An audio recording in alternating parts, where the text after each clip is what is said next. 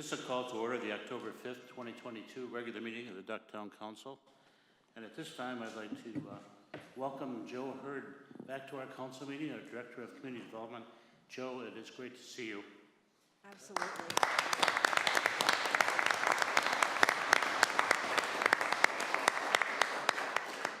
And we're going to make you work here on your first day back into the council meeting, but if you and your building inspector, Steve Mcmurray, would lead us in the Pledge of Allegiance, I'd appreciate it. I pledge allegiance to the flag of the United States of America and to the republic for which it stands, one nation, under God, indivisible, with liberty and justice for all.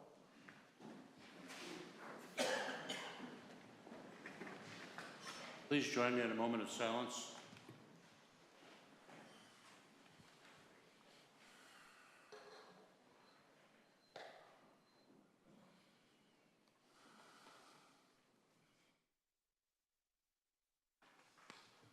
Thank you. We're now going to go to item number 2, public comments. And I have a list of 6 people that have signed up, plus we have many emails to read. But when you do come to the podium and I call your name, please state your name and address. And once again, you have a 3-minute time limit. And please don't be repetitious over many of the other speakers. And also to remind you, there are a public hearing this evening. If you wish to speak at the public hearing, you can hold your comments until the public hearing. And with that, I'd like to call Bob Hornick.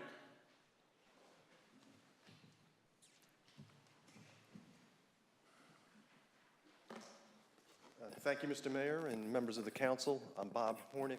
I'm with the Bro Law Firm in Chapel Hill, 1526 East Franklin Street, Suite 200 to be exact.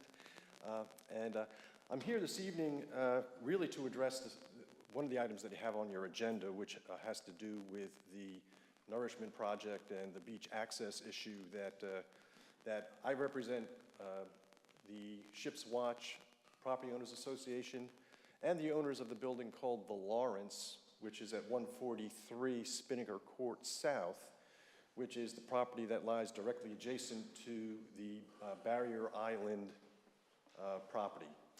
And I'm here this evening to express on behalf of my clients our concern and objection to any kind of arrangement that would allow for permanent, even if it's private, vehicular beach access through the Barrier Island property.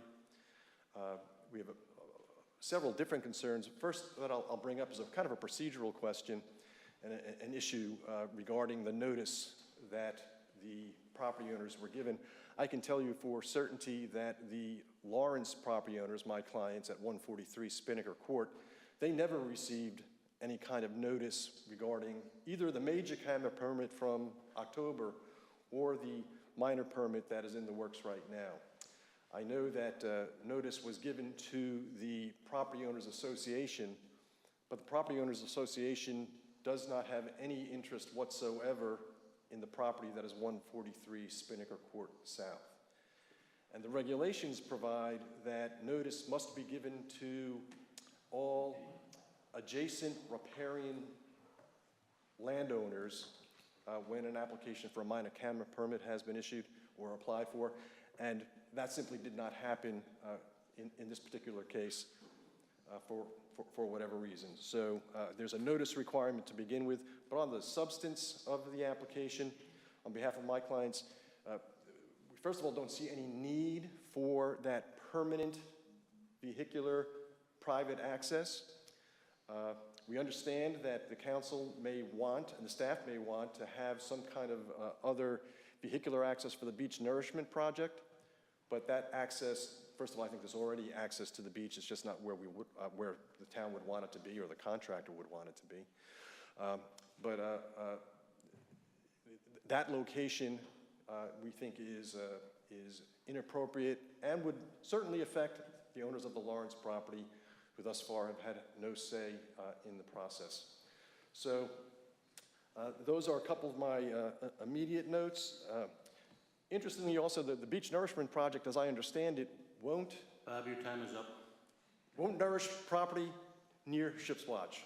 So that's just one of the issues that we have. Please reject the proposal for the beach access at Barrier Island. Thank you. Thank you, Bob.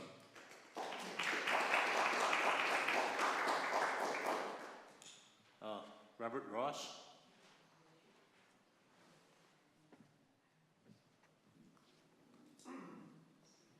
Thank you. My name is Robert Ross, and my home address is 104 Cyril Lane, Richmond, Virginia, 23229. Mr. Mayor, members of the council, and fellow citizens, I'm here as an adjacent riparian landowner. Specifically, my wife and I own 25% of the land and improvements at 143 South Spinnaker Court, Duck, North Carolina, also known as the Lawrence. My wife and I are both attorneys, but we defer to our counsel for the legal arguments here in North Carolina. Ship's Watch and the Lawrence have able counsel, and they will be addressing those. All right, for the record, my wife and I heard of this hearing and this proposal for the first time in the middle of last week. So we never received any actual notice, and I'll move on from that with time ticking. Lori and I have been coming to Duck and the Lawrence since the early 1990s, and we love it here at Duck. We raised our two children coming to the Lawrence for the beach, hearing the ocean, nature, as well as the wonderful fun in the town of Duck. We were here just a few weeks ago with our children and our grandchildren. We had a great time on the beach, flying kites. My granddaughter is about 2.5. She flew a kite for the first time. And running into the surf. She had a ball. So do we all. To our dismay, however, we heard last week that the town staff had been negotiating over the proposal with Barrier Island for over a year. We had no idea of any of this. During that time period, however, my wife and I purchased 2 additional 10% ownership deeds in the Lawrence, anticipating that one day each of our children would have a share at a safe, quiet, natural environment on the Duck ocean front. Had we known that the beach traffic and a vehicle parking lot in front of the Lawrence that overlooks this entire project, our decision may have been much different. We purchased here for the quiet, safe environment overlooking the beach and the ocean, not a busy, unsafe road like Daytona Beach. It doesn't take an expert to know that this project would damage the natural environment, adversely affect the animal life. I'm sorry, but your time is up. In closing, Your Honor, sir, we know that each of you will make the right decision for the town of Duck and the citizens. Thank you. Thank you.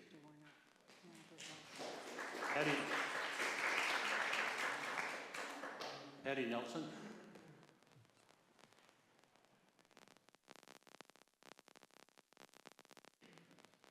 Good evening, town council members, the mayor, town manager, and the staff.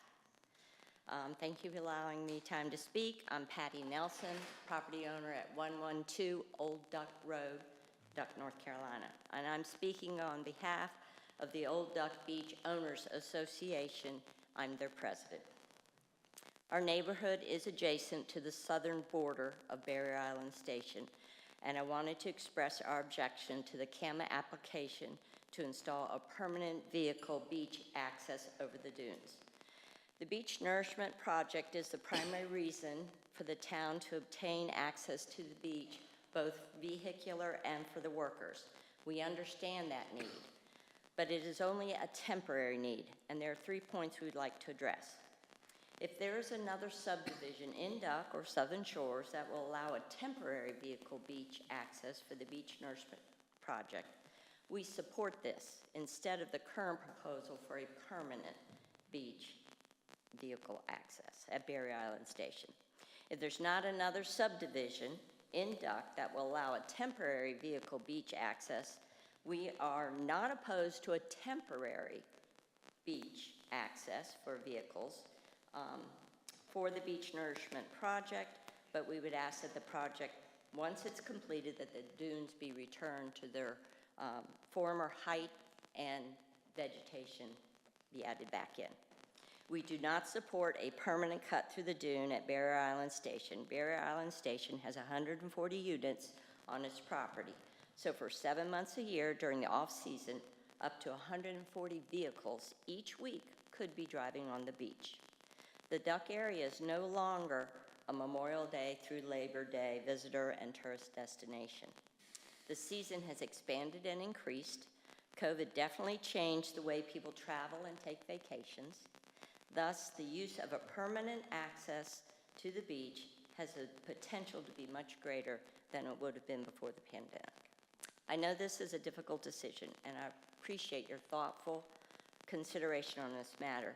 I do know that those of us who love our beach and Duck and spend time here throughout the year do not normally see many vehicles on the beach, except for the surf and rescue staff. Please do not allow a permanent vehicle beach access to be installed at Barry Island Station property. Thank you for your time.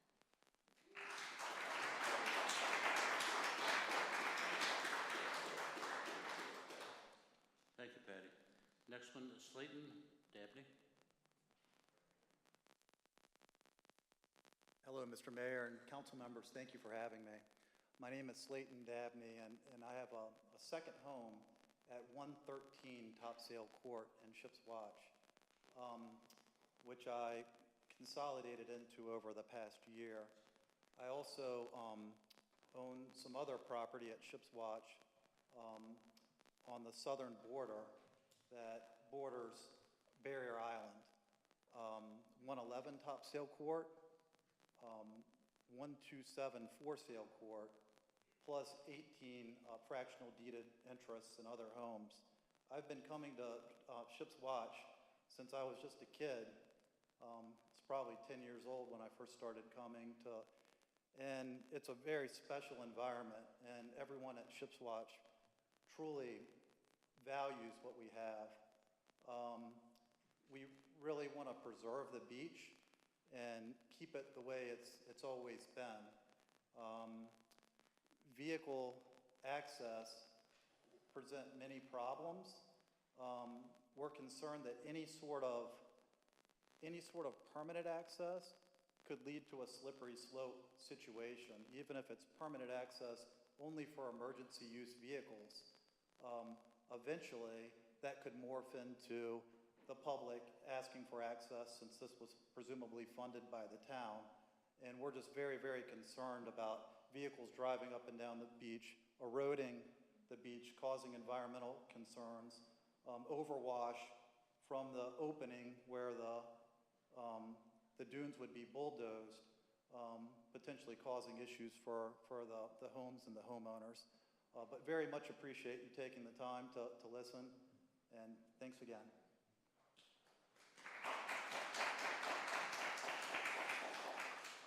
Thank you, Slayton. Next speaker is Keith Kittinger.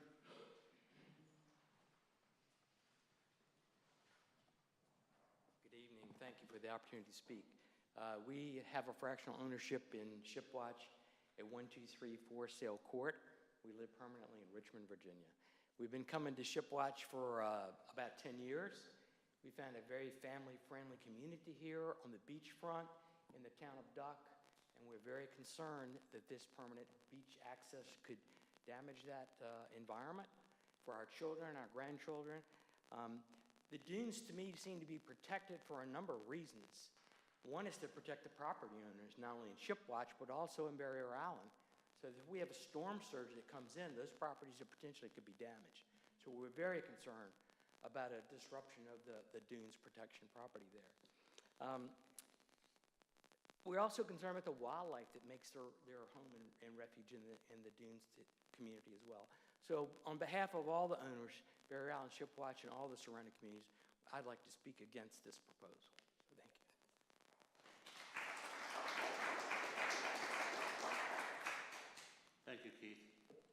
Larry Muncy.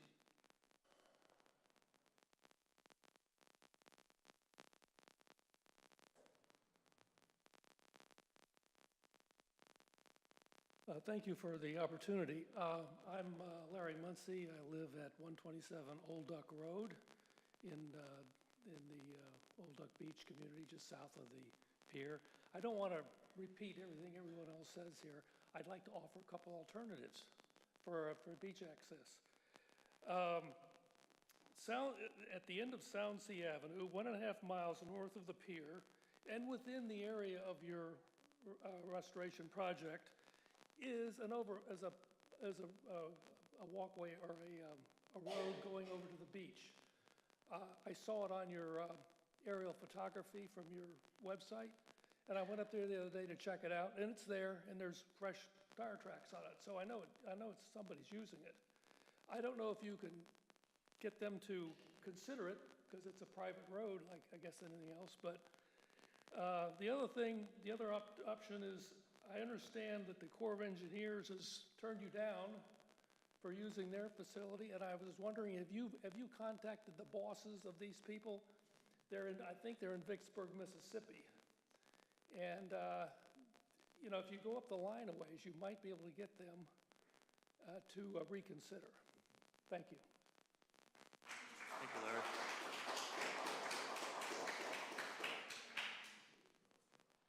Tom Perkins?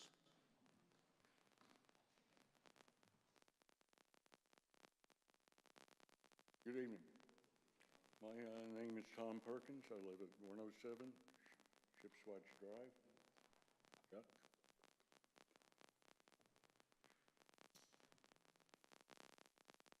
I thank you all for the opportunity to address you tonight.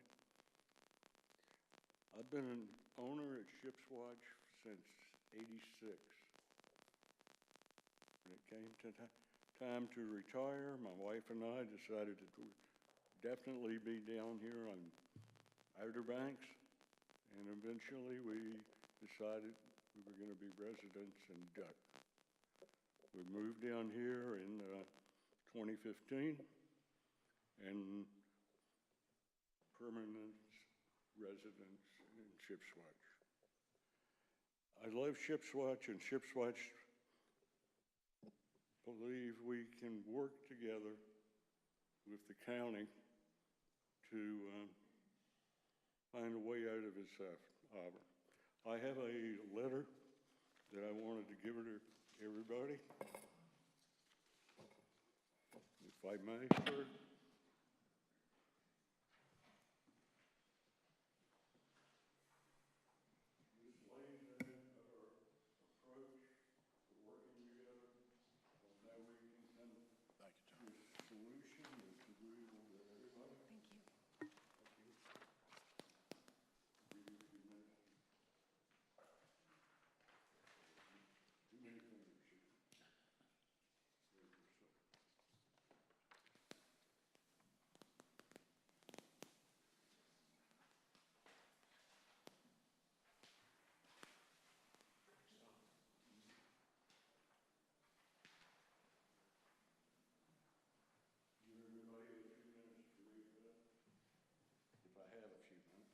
Tom, you may want to continue. Watch your time.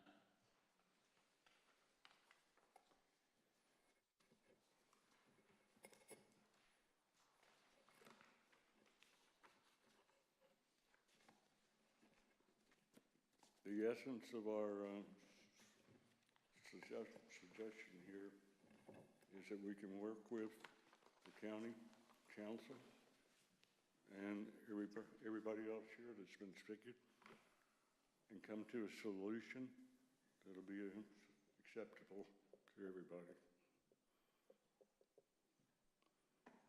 Any comments on the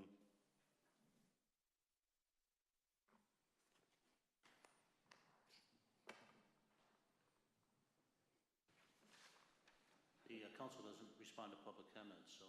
I beg your pardon? The council does not respond to public comments, and with that, Tom, your time is up. Thank you very much.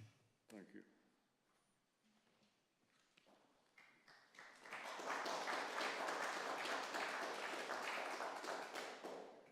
At this time, our Deputy Town Clerk will read some emails into the record.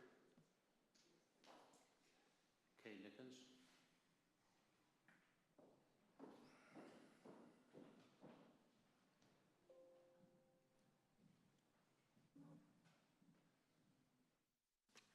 Good evening.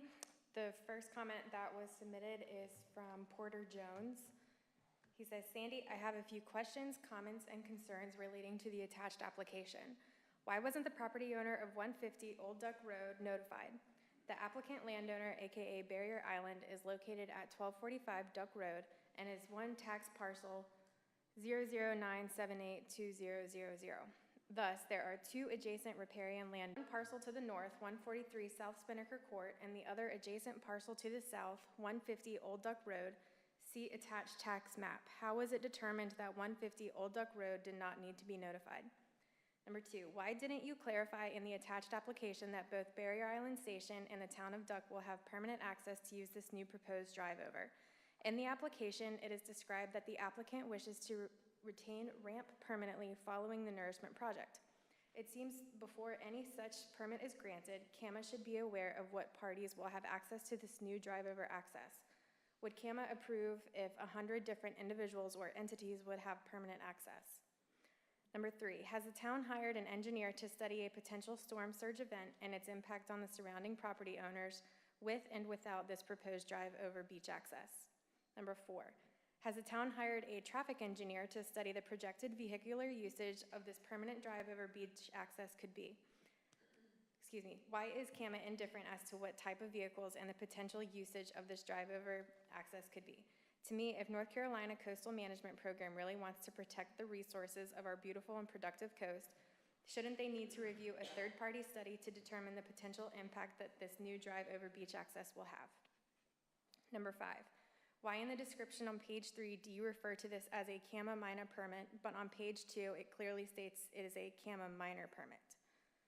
Number 6, has the town of Duck formalized an easement with Barrier Island in order to drive from Highway 12 to this new proposed drive-over access? Has that easement been recorded? Number 7, why has the town not secured easements and access points prior to starting the design for beach nourishment project? How was the town able to get general contractors to price and bid out the beach nourishment project without this access and easements formalized? Was the contractor's price based on not having this access point? Did they price the job out and without this access point? If so, what was the cost difference? In my opinion, the town is negotiating with Barrier Island from a position of weakness, as Barrier Island clearly understands that the town really needs this access point for beach nourishment project. Is the town of Duck compensating Barrier Island in any monetary or non-monetary way, other than allowing Barrier Island to use this access? Who is going to monitor Barrier Island's usage? What restrictions, if any, will be placed on Barrier Island's usage of this access? If Barrier Island is being compensated... Okay, time is up on that one. Thank you. The next one is from Ronnie Harrison of Carolina Dunes. For safety reasons, I am not a fan of personal vehicles on the beach.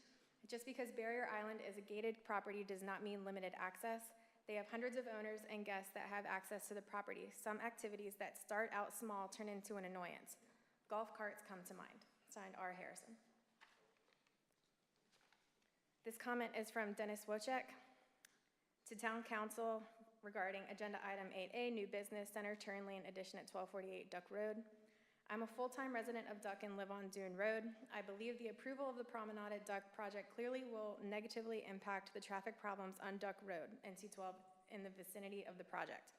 As I have stated previously, I believe the addition of a center turn lane servicing the southern driveway to the project is clearly warranted and the construction of such is feasible. In regard to extending a proposed center left turn lane to service the project's northern driveway, I have viewed this as problematic for various reasons. Even if it is determined that it is feasible to construct this left turn lane to the northern driveway, the installation of such does nothing to mitigate the problems caused by the inappropriate location of this driveway and the traffic pattern conflict of vehicles turning left from the driveway and from Dune Road. I request that Town Council ask BHB to consider the following suggestion. Investigate the possibility of working with the NCDOT to require the northern driveway of the Promenade project be designed and constructed as a right turn only ingress-egress driveway as shown below. eliminate any issues regarding extending the construction of the center turn lane to the promenade's northern driveway, be less expensive than a full extension of a center turn lane, eliminate the traffic pattern conflict caused by vehicles turning left from the northern driveway in Dune Road, still allow full use of the parking proposed by the promenade at Duck Project. It is thought that much of the parking in the north parking lot will be utilized by residents and employees of the project, which would minimize any impact a right turn only ingress-egress drive may cause. If the council would desire to discuss these issues, please contact me and I will be glad to accommodate the request. Respectfully submitted, Dennis Wojcik, 103 Dune Road. This comment is from Claire Del Gandio, President of Podeskeet Village HOA, and Robert Lee, Vice President of Podeskeet Village HOA. To whom it may concern, Town Council of Duck, we, Podeskeet Village homeowners, are writing to express our concerns on an issue being discussed at the Town Council meeting this Wednesday, October 5th, 2022. The issue of concern is under new business and relates to Duck creating a beach access on Barrier Island property. As we understand it, the Beach Nourishment Committee is looking for an entry point to get to the beach with large equipment rather than use the current Southern Shores access. We also understand that there is another subdivision in Duck that has granted temporary access for this purpose. We are opposed to creating additional permanent beach access for vehicles. We do not oppose the use of a Barrier Island access for the Beach Nourishment Project. In fact, we see additional safety and beach protection in keeping construction vehicles from traveling north from Southern Shores, but we do oppose making that access permanent. Our concerns generally fall into three categories: safety, the environment, and equity. Our beach is not wide, especially south of the Army Corps Pier. Considering safety, let's look at the town's publicly stated views on pedestrians from the Comprehensive Pedestrian Plan. Duck is a pedestrian-first community. This plan also states that no other mode of travel offers such a convenient and stress-free way to experience the activity of Duck Village, connect with local neighborhoods, and enjoy the natural beauty of the town's beach, sound, and coastal landscapes. Pedestrian safety is already a concern along Duck Road where sidewalks exist, crosswalks are marked, and police enforcement is feasible. If something goes wrong on a paved street, public safety responders have a relatively easy time getting to the scene and operating their equipment. Response and rescue on the beach is more complex and dangerous. What would response times be and what other specialized equipment might be required? Accidents happen on the beach. This past July, beachgoers were injured when a duck surf rescue vehicle overturned on the beach. One can only imagine the additional risk when vehicle operators are not public safety professionals. Will they be experienced beach drivers? Will they be over-exuberant and careless when they're on a beach outing? Will they be sober? Following on to that, there is a greater question of how police will be able to enforce vehicle operation on the beach effectively. Will this cost the taxpayer extra money and equipment and human resources? In addition to the enforcement, there would follow the concern of brush fires or rescue operations required from this kind of traffic. What kind of additional equipment might the taxpayer have to bear related to that? As to the environment, the beach features, beach vegetation, and beach creatures don't stand a chance against the weight, breadth, and power of motorized vehicles. As to equity, it is unreasonable for the taxpayers' money to be used to intentionally enhance the value of private real estate and rental income. The idea that the traffic would be minimal is undone by the reality that one property owner is given proprietary access to the beach while others bear the risk and related costs. As a reminder, the beach is public property. Okay, the time is up on that one.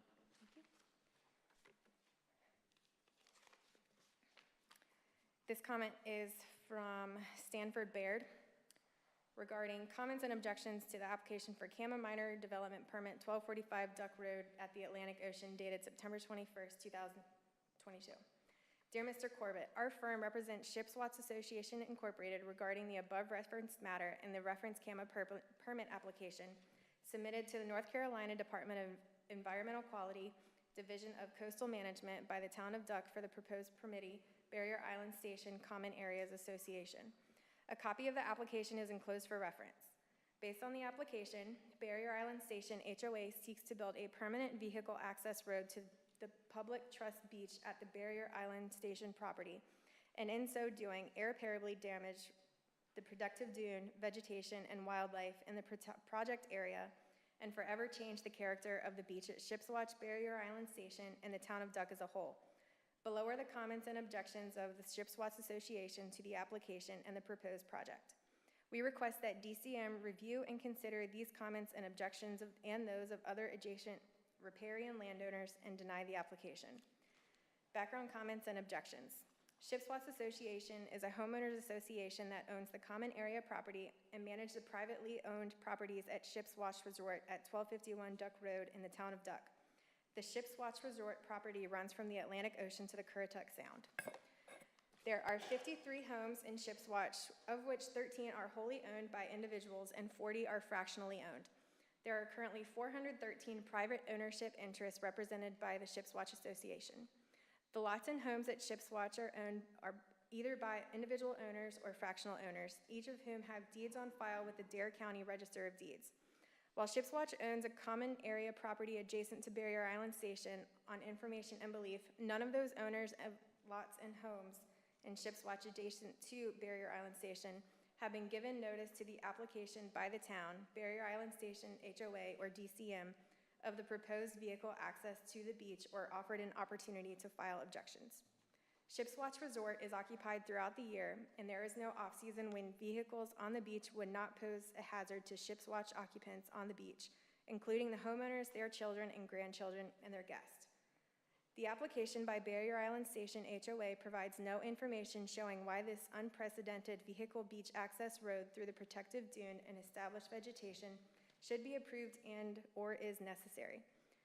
Barrier Island Station currently has 2 established pedestrian accesses over the dune line to the beach, one of which is a ramp designed for access by individuals with disabilities. The current Barrier Island Station pedestrian accesses do not breach the dune line. The proposed vehicle beach access road would cut through and destroy an expansive dune area and establish vegetation that is the habitat of various species of wild birds. Okay, time is up on that one.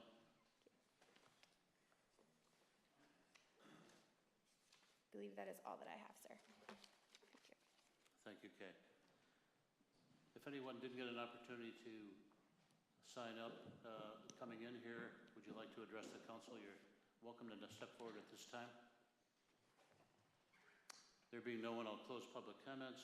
I will remind the public that if you're going to submit written emails to the council, to check the webpage. We have an explanation on how to respond to various issues that we're dealing with, and we'll give you the addresses to send your comments to. Thank you all for your participation.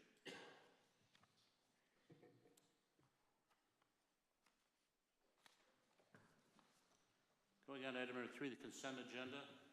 This evening, the consent agenda includes Resolution 22-15, which authorizes the town manager to reimburse Dare County for overpayments of occupancy taxes.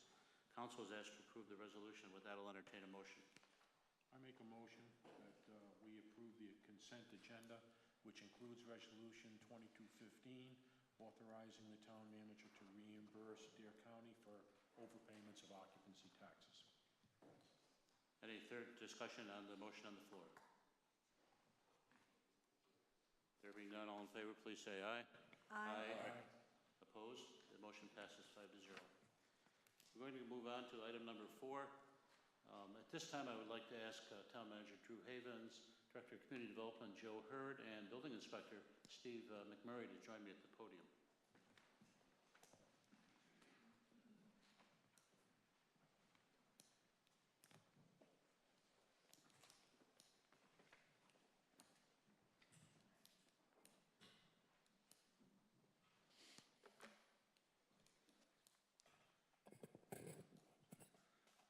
Several years ago, the council authorized our employees to be recognized for service to the town at 5-year intervals. And as such, we give the employee a certificate and also a gift certificate to a business of their choosing in Duck. And tonight, we're very pleased to recognize Steve Mcmurray, our building inspector, who's been with us 5 years. Congratulations, Steve.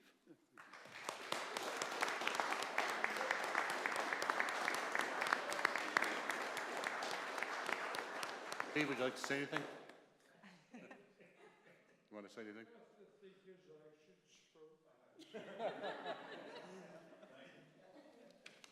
I'm sure many of you have seen him out on your projects. Time really flies. Can't believe it's been 5 years.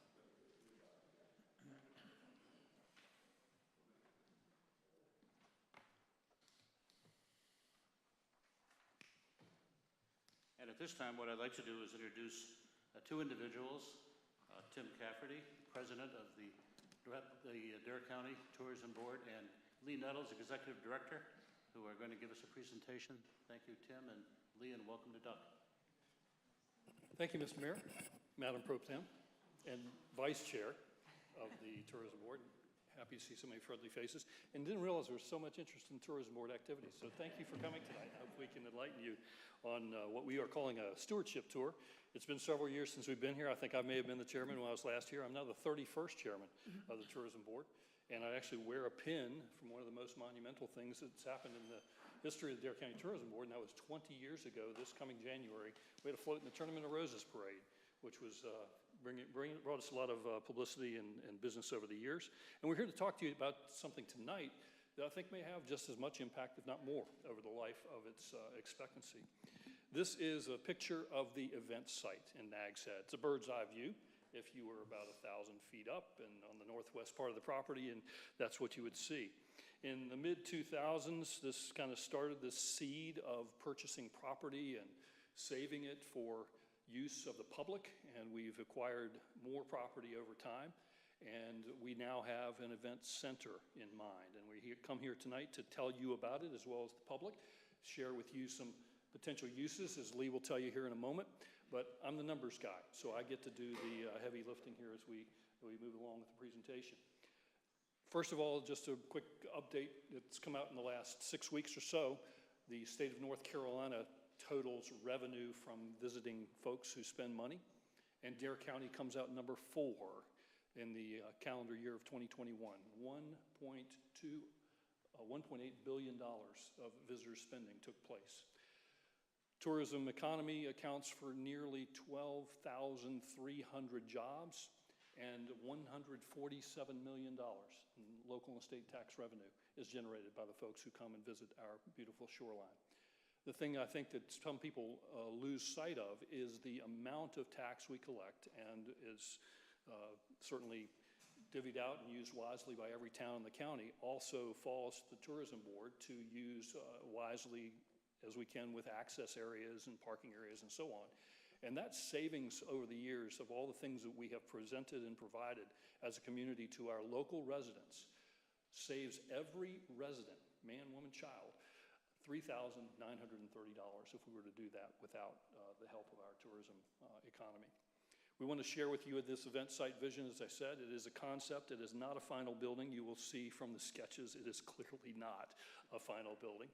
And we want to talk to you about the funding that's coming forward as well. I see our friend from the Coastal Times here. He always likes to talk about who, what, when, where, why. That's what we will do here tonight briefly to let you know. This is not a willy-nilly project that's come up in the last few months. We've been working on this literally for more than a decade. We had an advisory committee made up of a broad spectrum of people throughout the county. We've been all over the county sharing this stewardship to give you an idea what's going on, and we've had broad support, including the Dare County Commissioners, Chamber of Commerce, all of the towns, as well as associations such as the Realtors, Restaurant Association, Hotel, Motel, and Chamber of Commerce. And we've also seen some civic groups, and we want to make sure we're being as transparent as possible what goes forward. The Tourism Board, with our enabling legislation in 1991, is tasked with promoting other than in-season tourism, and that's what we think this is all about. We look at this to be a source of a draw, if you will, of the out-of-market visitors who will come during these months of October through March now, I guess is what we call off-season. But the lack of a large indoor facility has really limited that ability for us to draw groups and sporting events, which you'll hear Lee address here in a moment. The largest event spot that I am aware of here on the Outer Banks holds approximately 300. This event site and center that we propose would be 300 and more, up to a few thousand people who could possibly be housed in this. As we stand now with the event site, as you well know, we have tents when there's inclement weather. That's not the best thing in the world, and it's also not conducive to continual events. We also have people who are looking far in advance to book events, and we can't tell them. It depends on weather. And so there's a high infrastructure cost involved with that as well. This event center would lower the risk of all those things for year-round events that we all love, like the Seafood Festival and other things that happen. It would also bring us on the map, if you will, for things like galas, national speakers that might come to town, sporting events, even concerts, which you'll hear more about. And one of the most exciting things, I think, is you'll see when this facility sketch is put up there, we have a part of it that we're going to dedicate to what we'll call a culinary training center. Not just a kitchen where we can come and serve catered meals, but somewhere where our youth can come and study the industry that dominates our livelihood here, and that's restaurants. They can learn right on the site here. And the areas of concentration there has been with COA, and they've very much embraced this idea. Annually, if this is constructed as we see it, it will bring $25.25 million in a new spending to the area. It will operate at a deficit. Don't hide from that. It costs a lot to get these things done, but it will be more than made up with the tax revenue that will come forward.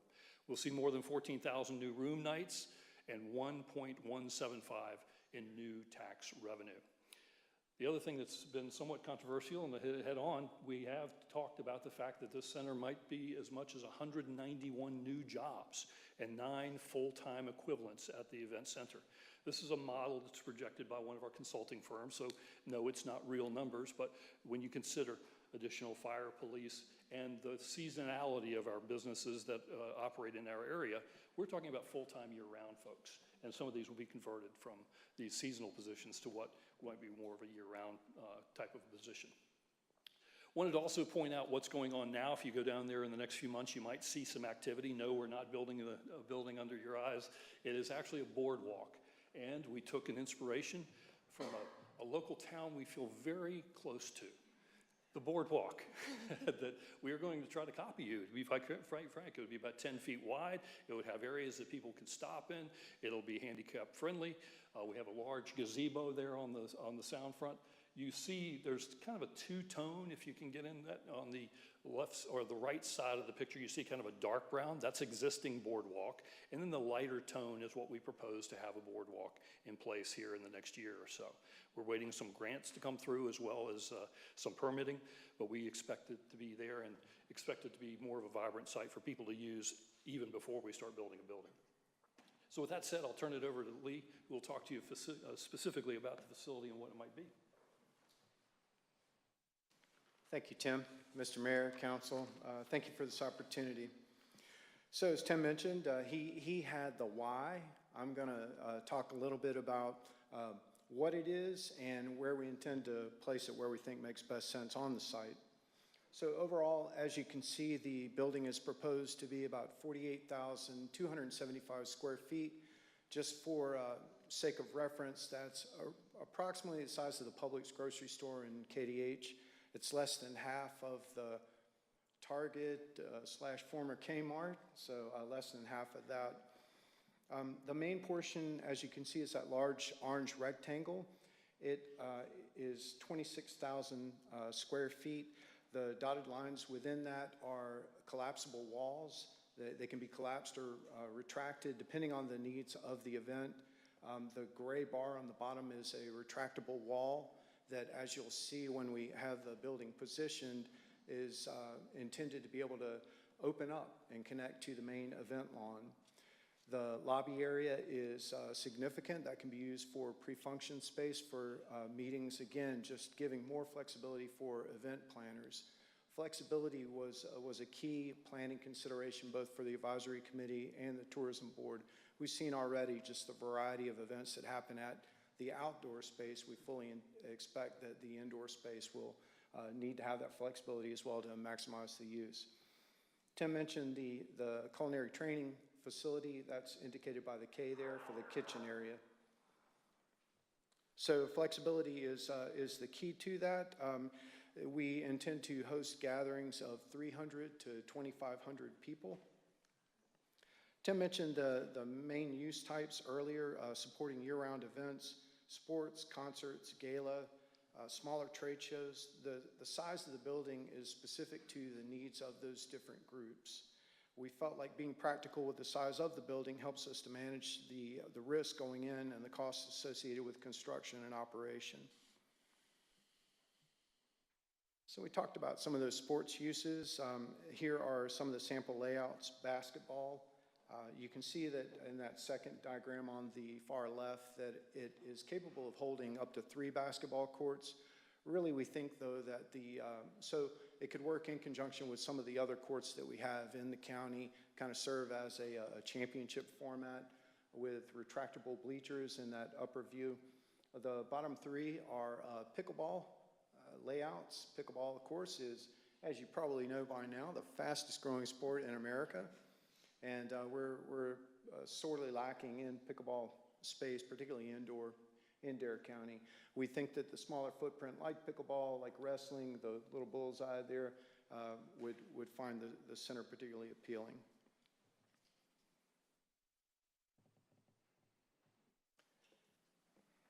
All right, so we're back to the site. Tim mentioned the boardwalk. The dark brown is the existing and the lighter brown is the proposed. You can see this is the site, both the original event site that Tim showed in that very introductory slide, as well as the contiguous properties that we've acquired over the years. The white building that's closest to the bypass there is an overhead of the Dairy Queen, and working back on that strip is what used to be a mini golf. We've taken out all the mini golf equipment, but the fill dirt remains there, and that's significant for our future planning. A ropes course out by the sound, it's over the wetlands, so it doesn't really impede our development. They are a long-term tenant. And then off to the right, you see the Pamlico Jacks building that's there. Then with the position of the event center, the blue building, the space that is closest to that main event lawn would be the back wall that I mentioned before that could be opened up and connect the indoor and the outdoor space. You can get a better idea of the parking. We are utilizing the existing parking. There are some new paved parking spaces that are included. We'll see this in the next diagram. One of the things that I'd like to point out, and one of the things that we heard in the public meetings that we've had, and certainly in board meetings as well, is just what an asset it is and how people appreciate the sound view and the natural aspects of it. With this design, roughly 75% of that sound view shed is preserved. We've also had meetings with one of the interest groups, a couple of the interest groups that are currently using the space off to the far left there at the Harvey Sound Access for kiteboarding, windsurfing, canoeing, that type of thing. And we want to make sure that both the boardwalk and the site continue to be open for public use.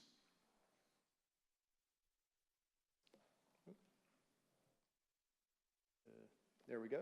And we zoom in on the spot. You get a better idea on the parking areas that I mentioned before.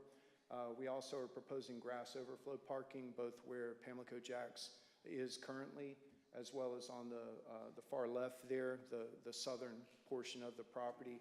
We already use that for overflow parking. That gets us pretty close to the parking requirements that the town has. Each of these issues that you see before you are significant, and pretty much every one of them has the potential to derail the project. But having a shared concept, having a shared vision for the space allows us to have those discussions instead of trying to push 3 or 4 options forward. We're all kind of coming at it from the same direction. So we have a concept, and we would certainly appreciate the council's support of it. The event center satisfies the tourism board's legislative mandate of attracting overnight visitation during the less than peak months, but it does a lot more than that, we believe.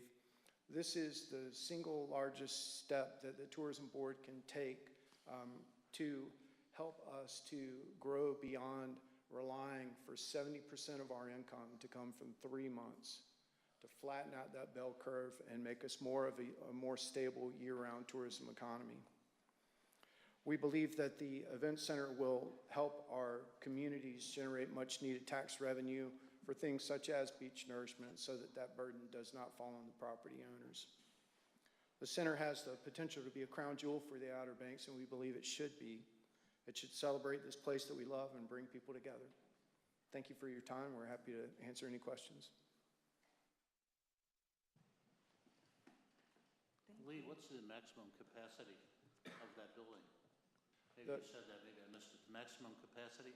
We're projecting for, or intending for events of 300 to 2,500.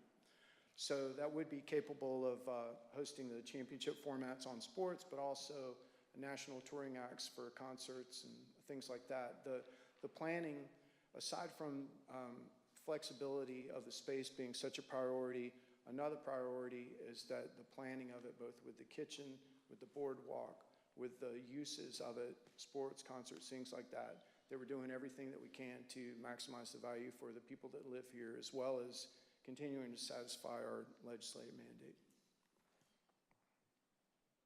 Do you see today a lot of inquiries to the Visitors Board with respect to people looking for venues like this today? Pardon me? I'm sorry? You get a lot of inquiries today of people looking for venues like this? Well, yes. I mean, I would say that one of the original prompts for this facility was simply the local galas and things that had maxed out. Taste of the Beach, it had overflowed and wasn't capable of being housed indoor. We had other galas that spilled out. The Chamber recently had a national speaker that they had to bust into 2 sessions because there wasn't a space to hold everybody. And we're making a go of it at the event site. It's booked in the spring and the fall solidly, but you know, then you get beyond that and the weather's just so unreliable. And having worked with the Seafood Festival for so long, they plan year round, as I'm sure you all do with the Duck Jazz Festival. And then you're just hoping and praying that the weather cooperates. So having a facility like this will take away a tremendous amount of the risk for event developers and allow them to do what they do instead of this to the weather gods. Do you have a projected timetable? If everything, so I guess that would be, this is going to take a bit of time. We would need to move into a final design process. We really wanted to start by trying to hopefully build community consensus. We've had discussions with the town, and they understand and recognize that there will be text amendments requested. That they developed the ordinance without regard for an event center of this kind. So we had the mayor and one of the commissioners on our advisory committee, so everybody's recognized that from the start.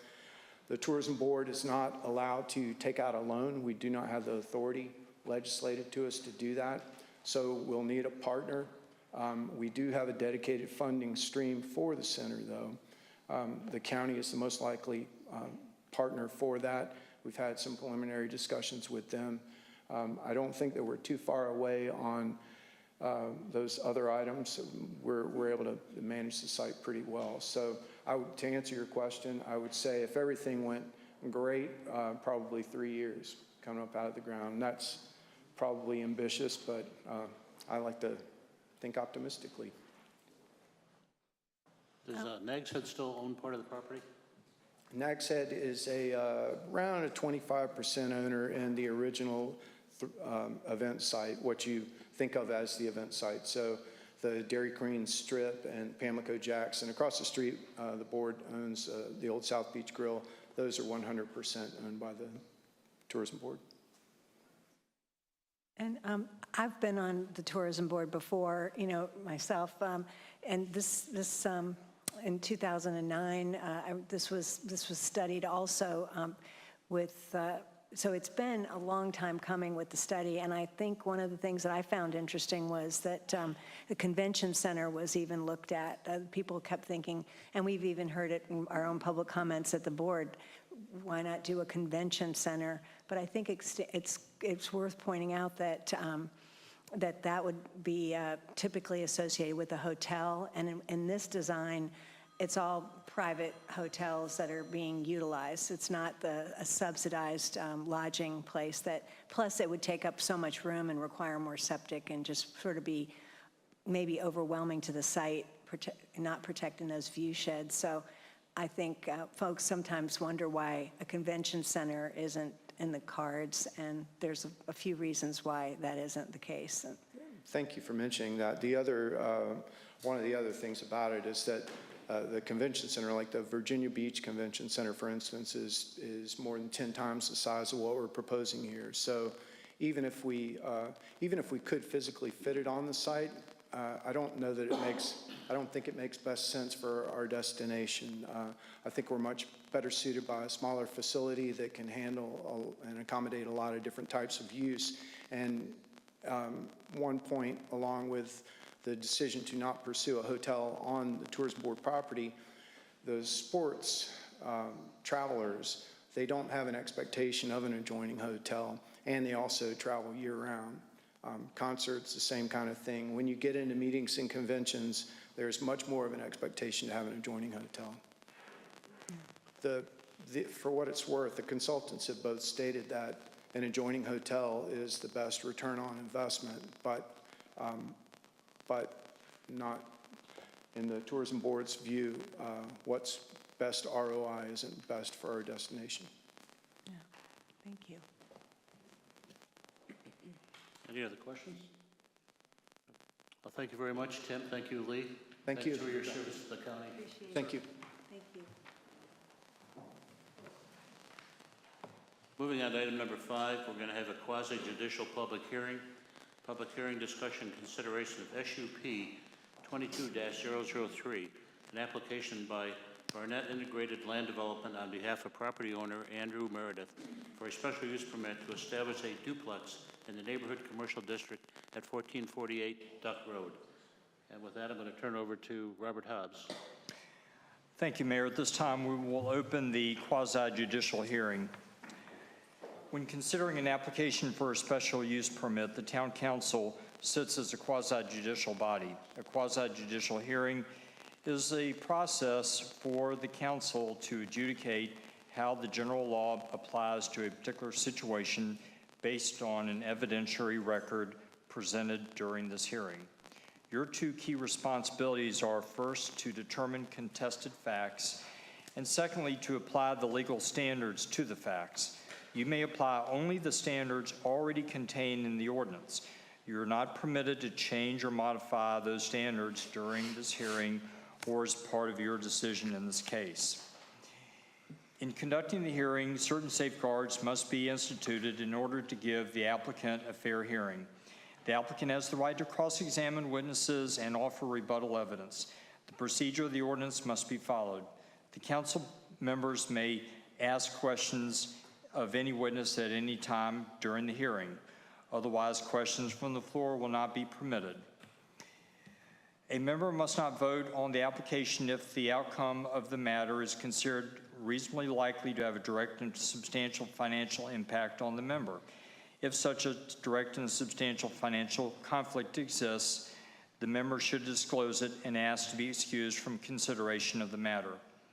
If any members present have had any contact with anyone prior to this hearing in which the particulars of the application were discussed, or if you received letters, email messages, phone calls, or other contact from anyone concerning this matter prior to the hearing, you must disclose those communications. You must base your decision on this application entirely on the facts presented during this hearing and disregard the particulars discussed with the applicant or another party. A member must base his or her decision on the evidence presented during this hearing. Any member who has developed a predetermined opinion or biased on the outcome of the application before the hearing must not participate in the decision on this application.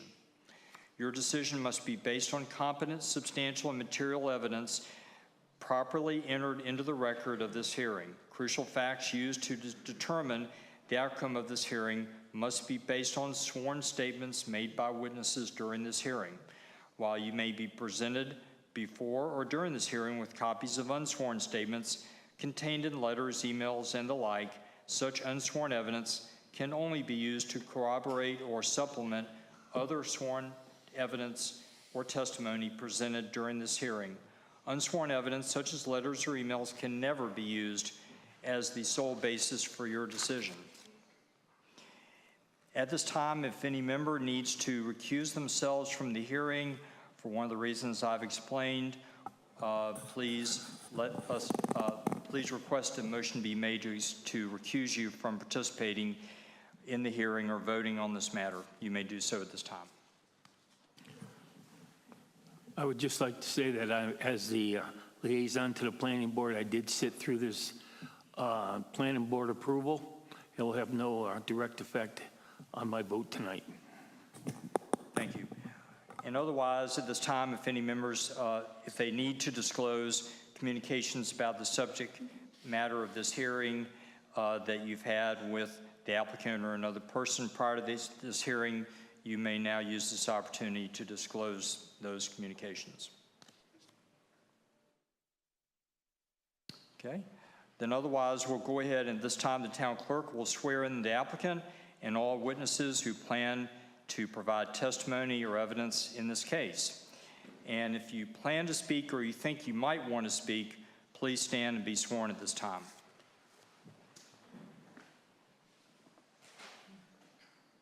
Raise your right hand, and after I give the oath, say, "I do or I swear."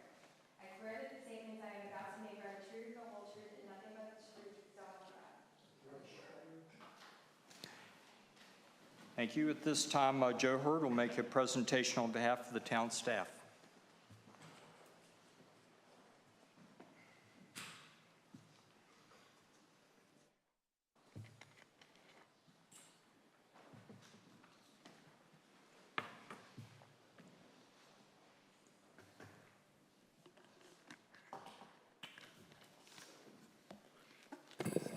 Thank you, Mayor Kingston, members of council, members of the public in attendance this evening. I just want to start off. I'm going to try to keep this short, but for the record, did need to note that this hearing was properly advertised in the Coastal Times. Public notice was sent to all adjoining owners as well as and that includes across Duck Road. There's a public hearing sign posted, and notice was also posted on the town's website and here at Town Hall, and all that was properly done within the time frames dictated by state law.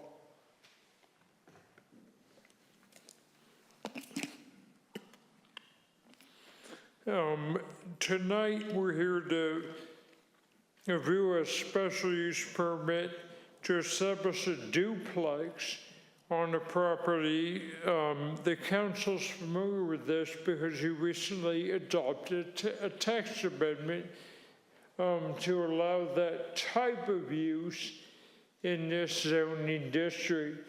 So this would be your first opportunity to apply it to a specific situation if you choose to do so. So what we have is an existing two-story mixed-use building with a one-story apartment upstairs and retail space down below. The applicant is seeking to convert the retail space to a three-bedroom apartment. And that is all we're looking at tonight, really. There are no site changes proposed. There are no changes to the building itself other than interior to accommodate the layout of the apartment. So you would not see any physical changes to the property. What we have up before us is an aerial map showing the property. Again, the property itself is a little less than 8/10 of an acre in size. It is on the sound front, as you can see there to the left in this picture. To the north, this property is Beach Realty and construction. It's also zoned commercially. To the south, you have a single-family residence, but it is also zoned commercially, so that could convert at some point in time in the future if the owner ever desires to do that.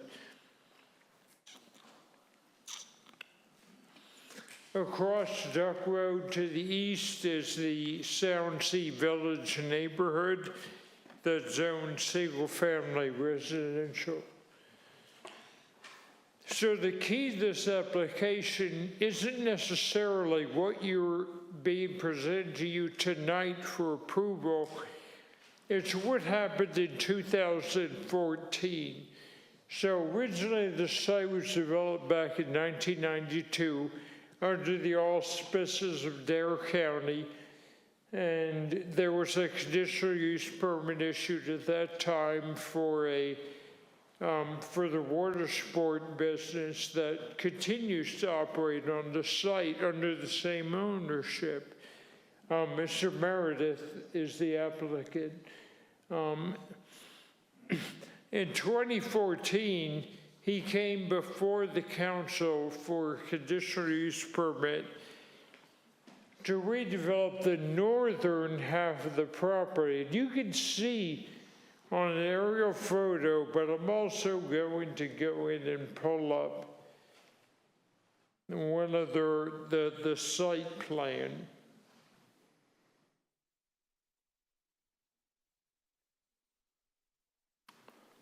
And let me,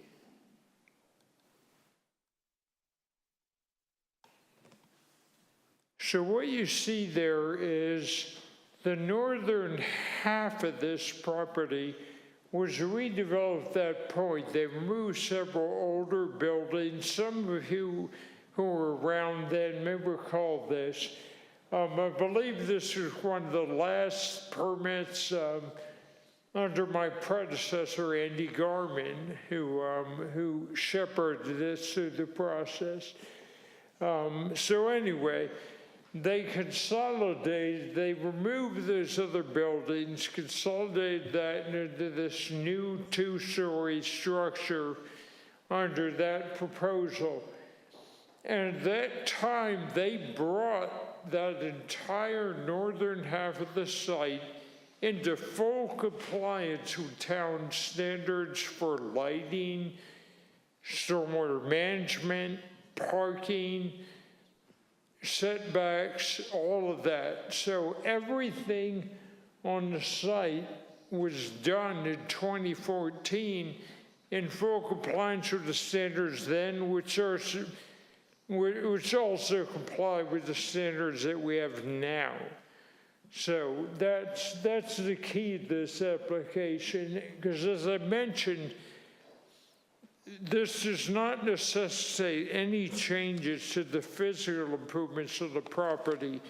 So I've given you in the staff report a rundown of all the variety of different standards that we look at when we evaluate a project. But really what this came down to was on page 4, which deals with the parking requirements. And the previous retail use, and what's approved for right now, required 6 parking spaces. A 3-bedroom apartment only requires 3. So they're actually reducing the maximum requirements, the minimum requirements on site. So they have 24 parking spaces on site to accommodate the existing uses. That's more than enough to accommodate the proposal, which only requires a total of 21. I'm not going to highlight any of the other standards, but we'll be glad to answer any questions if the council has those. So I'm going to jump over to the criteria that the council's asked to look at. And you have to make findings on these 4 different criteria. The first of which is that the use meets all required conditions and specifications of the ordinance. As I mentioned, that occurred back in 2014, and the planning board found that the proposal complies with finding number 1. Second, that the use does not materially endanger the public health or safety. What we noted here is that the applicants are working with the Dare County Environmental Health Department on the permitting for that. That is a condition that's being recommended for approval. So obviously that's one component of public health. And looking just at other things, generally a 3-bedroom apartment is going to generate a lot less traffic than a retail use. So if anything, what they're proposing will be even safer to the public by reducing the amount of trips to and from the site and within the site. The planning board also found that the proposal complies with this finding number 2. Third, the use will not substantially injure the value of adjoining property. Again, as the use is being converted to a residential use, it's actually more consistent with a majority of what's around it. And so staff found that, and pardon me, the planning board found that the conversion of this unit and the proposal complies with that third finding. And fourth, the use will be in harmony with the area in which it's located and general conformity with the land use plan. And again, the planning board, you have some detail in the staff report, but the board found that, for the reasons stated before, that it complies with that finding number 4 as well. Therefore, at their public meeting on September the 14th, 2022, the planning board voted unanimously to recommend approval of this special use permit subject to the following conditions. So they've recommended that the council consider these conditions. First of which, the applicant must obtain approval from the Dare County Environmental Health Department. Second, the applicant must submit required application materials to obtain a building permit for the interior improvements associated with the conversion from retail to apartment. And third, final inspection must be successfully completed and certificate of occupancy obtained before occupation of the apartment is allowed. That's all I have for you this evening, but again, would certainly be glad to answer any questions the council members have at this time. Any questions for Joe? Thank you. No. Thanks, Joe. Does the applicant have any questions for Mr. Hurd? No questions. Okay. Thank you, Mr. Hurd.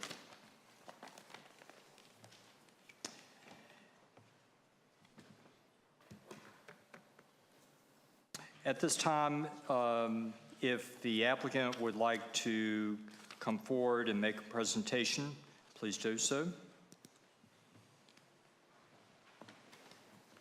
Good evening again, Mr. Mayor and members of the council. I'm still Bob Hornick. I still work and live at the same address, and it's good to see you again. I'm not going to go through the whole shooting match because Mr. Hurd and the staff's report, I endorse everything they said. You may recall that we were here a few months ago in connection with the text amendment and kind of went through the program of the reasons behind the request and what the plan is moving forward with the property.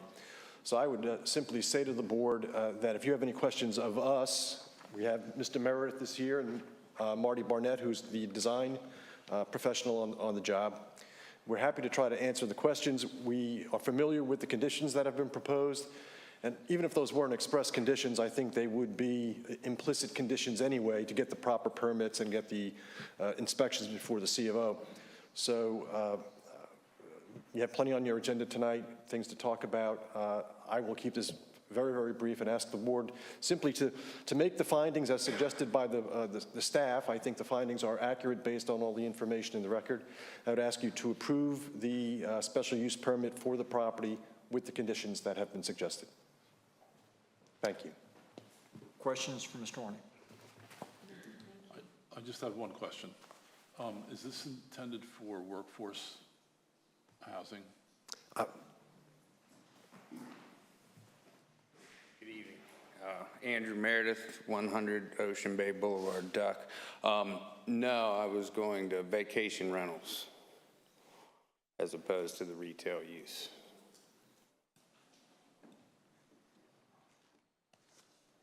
Okay, that's it. Okay, any other questions? All right, thank you. Thank you. At this time, if there are any members of the public who'd like to address this application, if you'll come forward one at a time, state your name and address. Please remember only one person will be allowed at the podium at a time.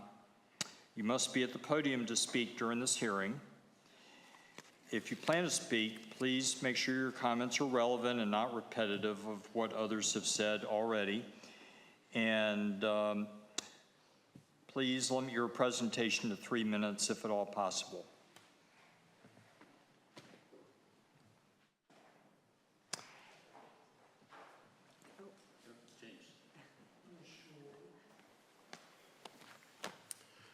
Good evening, Mayor Kingston, members of the Town Council.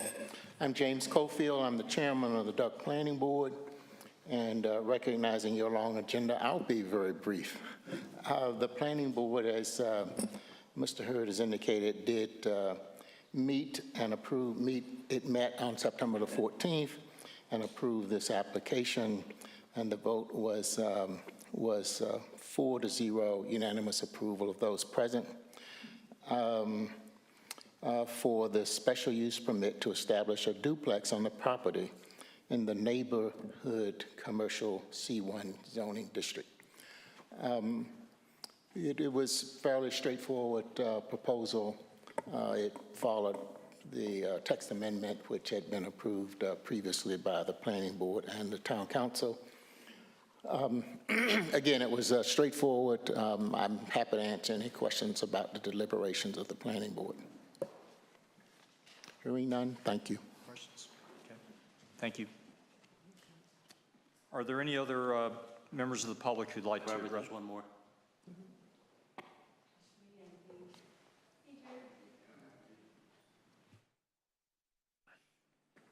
My name's Deanna Beecham. I permanently reside in Mechanicsville, Virginia, but I own the house that's immediately adjacent to this property at 1444 Duck Road.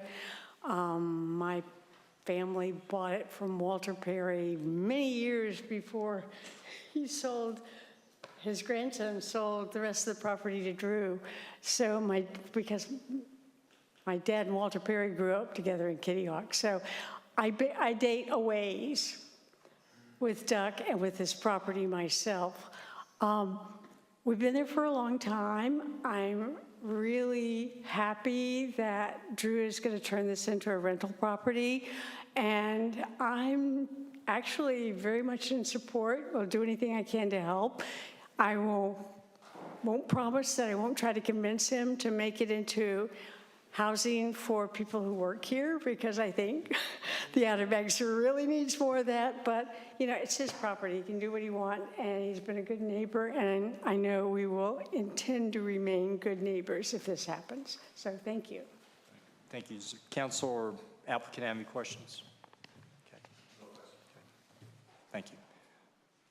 Other witnesses, if you'll come forward, please. Okay, seeing none, does the council have any other remaining questions for staff or others? Okay. Then at this time, we will close the public hearing. You have before you the draft or proposed special use permit with the conditions that have already been discussed. And so if someone is inclined to make a motion after deliberation, you can certainly refer to the draft special use permit and reference it with regard to the findings of fact that you're required to make and any conditions that are set forth there as far as the approval. So at this time, you may deliberate, and we'll proceed. Thank you. Thank you, Robert. This time we're open for any deliberation. I think the proposal seems very straightforward and is endorsed by the neighbors and seems to be fitting with the surroundings, and everything seems to be in good order. I have no problem whatsoever with the work that's put into this thus far, and would like to make a motion that we approve the order granting a special use permit with the findings of facts and the conditions that we've outlined this evening. Any discussion on the motion on the floor? There being none, all in favor, please say aye. Aye. Opposed? The motion passes 5-0. Item number 6, legislative public hearing. We have none at this time. Item number 7, old business items deferred from previous meetings. 4th of July parade debrief. Fire Chief Donna Black. Thank you. And Lieutenant Missy Clark. Kay, did you load it on here? Did you load it on here?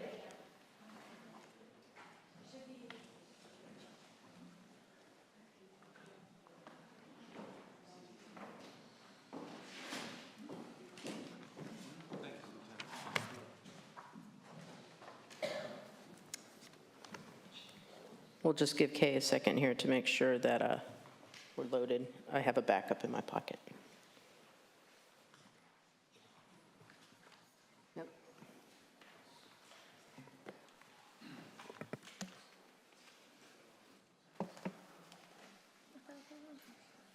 You put it on the meeting moment, right? It's after action. There it is. Okay.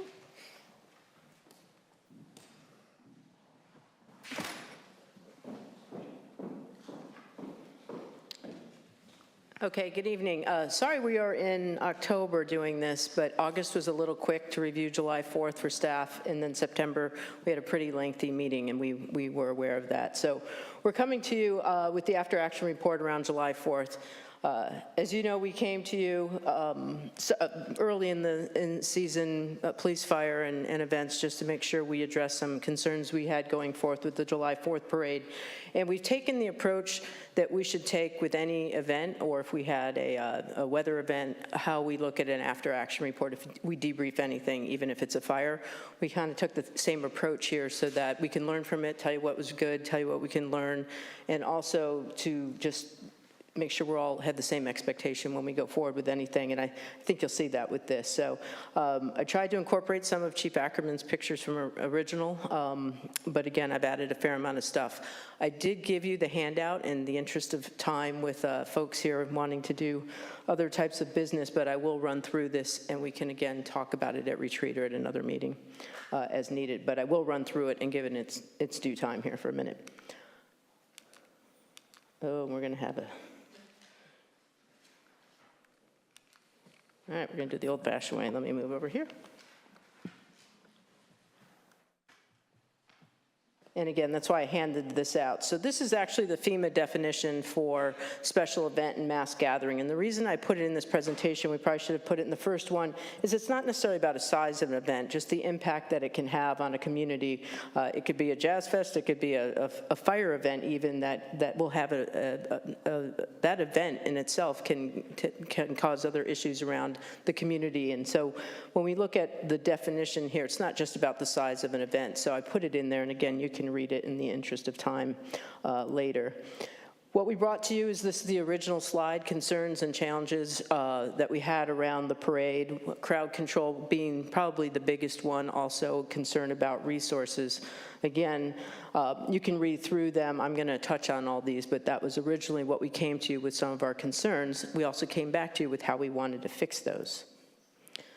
So an overview, we know July 4th is a big event for us. It's on one of the busiest holiday days of our summer. It's a busy week for us, and we acknowledge that. We acknowledge that up front. We've been doing it for years. So to address that, we had several planning meetings, which I'll touch on, and also we do an incident action plan. We do an incident action plan for any major event. We have one for the Jazz Festival coming up this weekend. It's available to you if you'd like to read it, but that's just an overview to let you know we do that with every major event. The objectives within that IAP are here. Again, you can read at your leisure. We had 10 department head meetings around July 4th this year. We really took it seriously, what we brought to you, and to make sure we did our best to address our concerns and to make sure you were comfortable with what we came up with. Between March and June, we did that. Then there's multiple meetings within our area of responsibility. So Christian and Betsy did their due diligence. Public safety met a lot. We met with staff, vendors, mutual aid, et cetera, getting ready for the event. We made mutual aid requests for law enforcement, fire, and for Dare County EMS. So what I'm going to present is just a few slides on our strengths and areas for improvement, and I've put in a couple of public safety pictures here for you. Of course, they're the strengths, and they're not areas of improvement. So for the first one that we identified, as it's always going to be a concern for us with a big event, is the lack of adequate public safety resources for responses during the event or in the community at any time. And this is anywhere, quite frankly, anywhere USA. We want to make sure we have enough resources on hand, whether it's fire, law, or EMS. How we address that is we had Roanoke Island Fire Department staged at Duck Fire. We had Southern Shores Volunteer Fire Department south of the parade, also in and at the end of the parade. We had an increased EMS presence. We added a gator and put that on Oceanfront Drive off of Scarborough, between Scarborough and Christopher. We had a supervisor at the command post, and then we had EMS, as we usually do, also staged at the command post. We also increased our volunteer firefighter presence at the event. We encouraged our volunteers that sometimes maybe volunteer for Christian and Betsy, or maybe not participate because later we encouraged them to join us. So we did those things, and we were able to up our response. And then in red here, I will address some of the areas where we can still improve. One is the police can't get mutual aid, and Chief Ackerman has spoke about that, and Lieutenant Clark can chime in if she'd like. It's a busy day. It's hard to get law enforcement from the other municipalities or from the sheriff to help us out. So what that does cause is the night officers end up staying through the night and helping through the event. That's not ideal, especially if they have to come in that night. Something we'll continue to look at. Our fire resources are amazing. They've been helping us for years now. They are volunteer departments. They're not the municipal departments. So if they have a bad night themselves or they have a volunteer issue that particular morning, that could be an impact. And then, of course, we're always going to say this, probably just because we need to. Large-scale incidents, we still have limited public safety personnel. We understand that. That's a given. One thing we've been concerned about, probably the biggest thing we brought up with Chief Ackerman, was the lack of crowd control and that crowd communications. When you're spread over a mile, even though it's off the main road, communications are hard, but we have that big push at the end at Christopher Drive. And how do we control that crowd as they want to leave the parade when it's over? What we did this year is leased barricades for Christopher Drive. You all were in the parade. You saw them lined up there.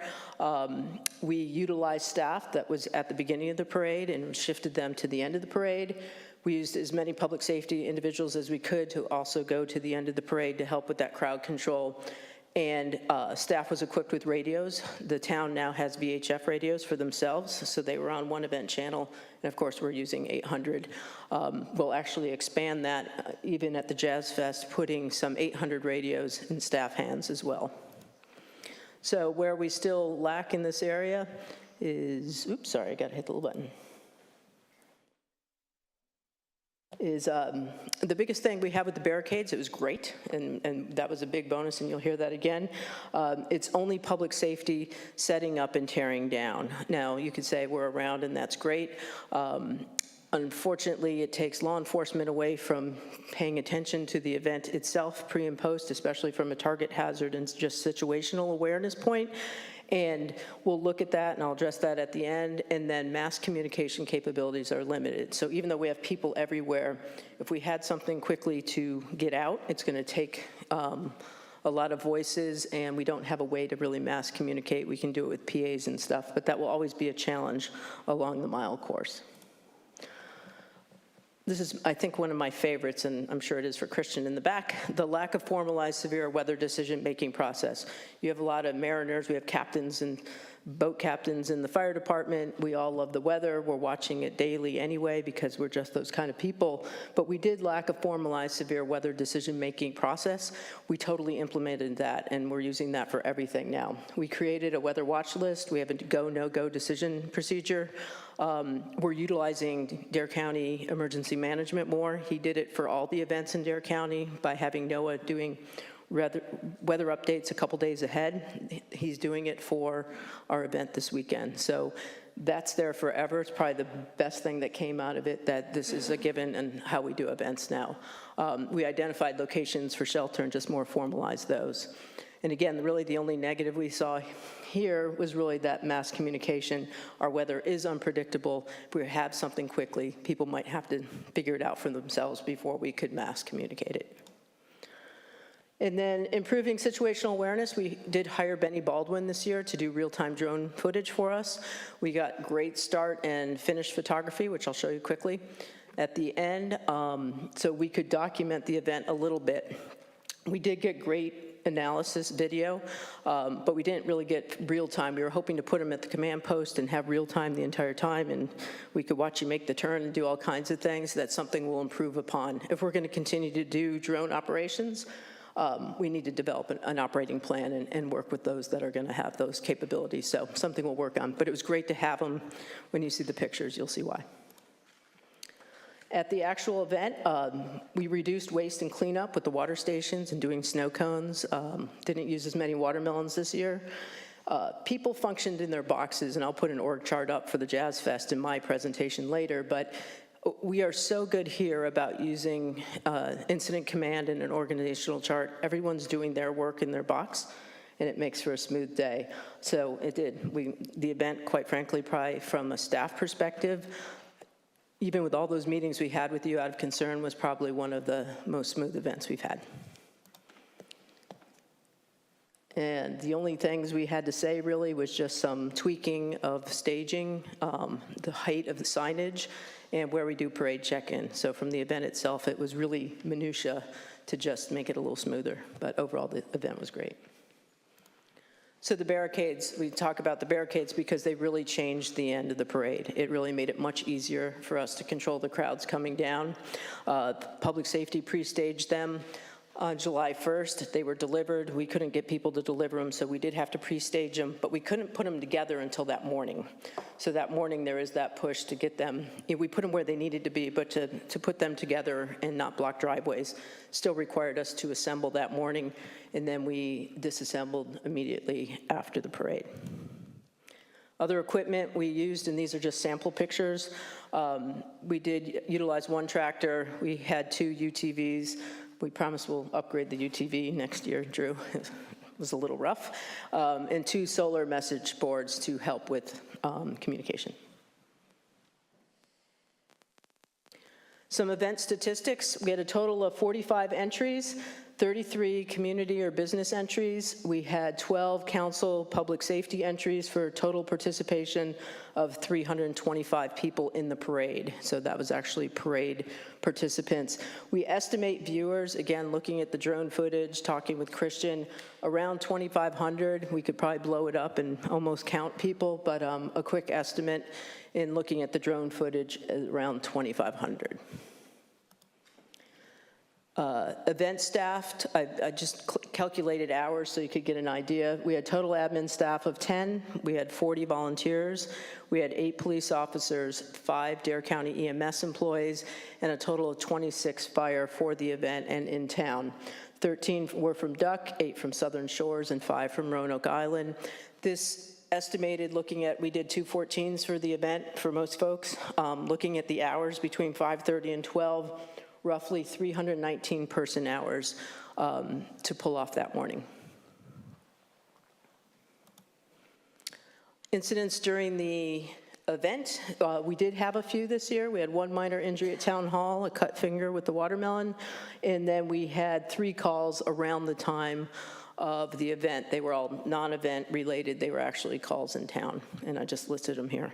There was no law enforcement extra calls outside of just the calls that were for fire and EMS.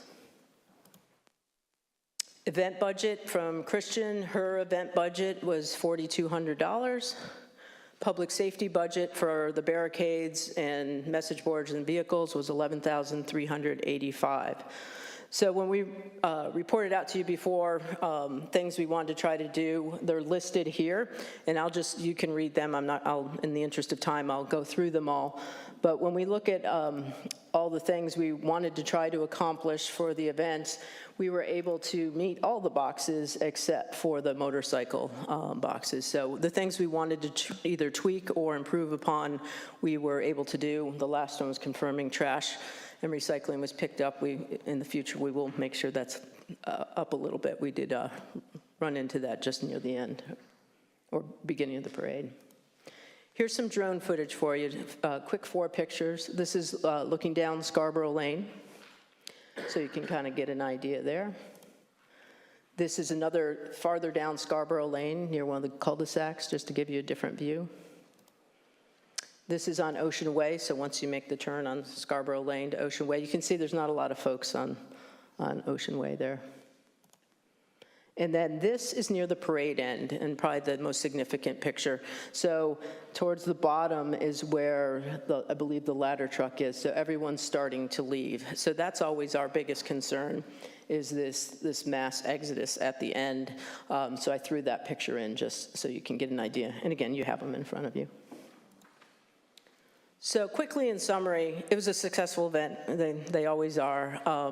The measures we implemented to try to make us feel more comfortable and try to do the crowd control piece, those measures really helped. They definitely made a difference.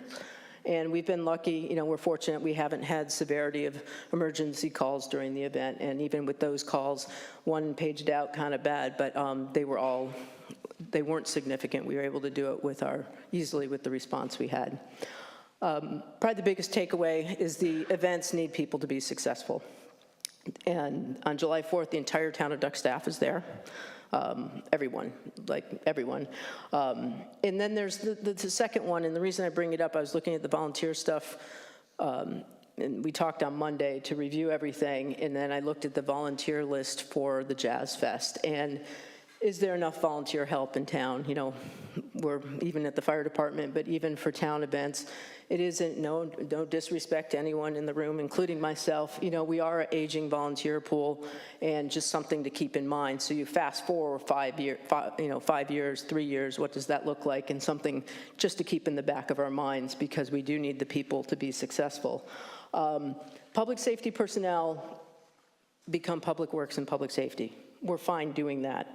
We just got to make sure that we're not taking our eye off the ball at certain times, especially law enforcement, when we come to these big events. And just a comment to be made there. And again, there's always the potential that we're going to have an event beyond our resource capabilities. We prepare for it, not fear-mongering, just, we need to be aware we could have something. There was an event in Indiana or Illinois that morning at a parade. I'm just glad it wasn't here. But we have to just be mindful it could happen, and we prepare the best we can for that.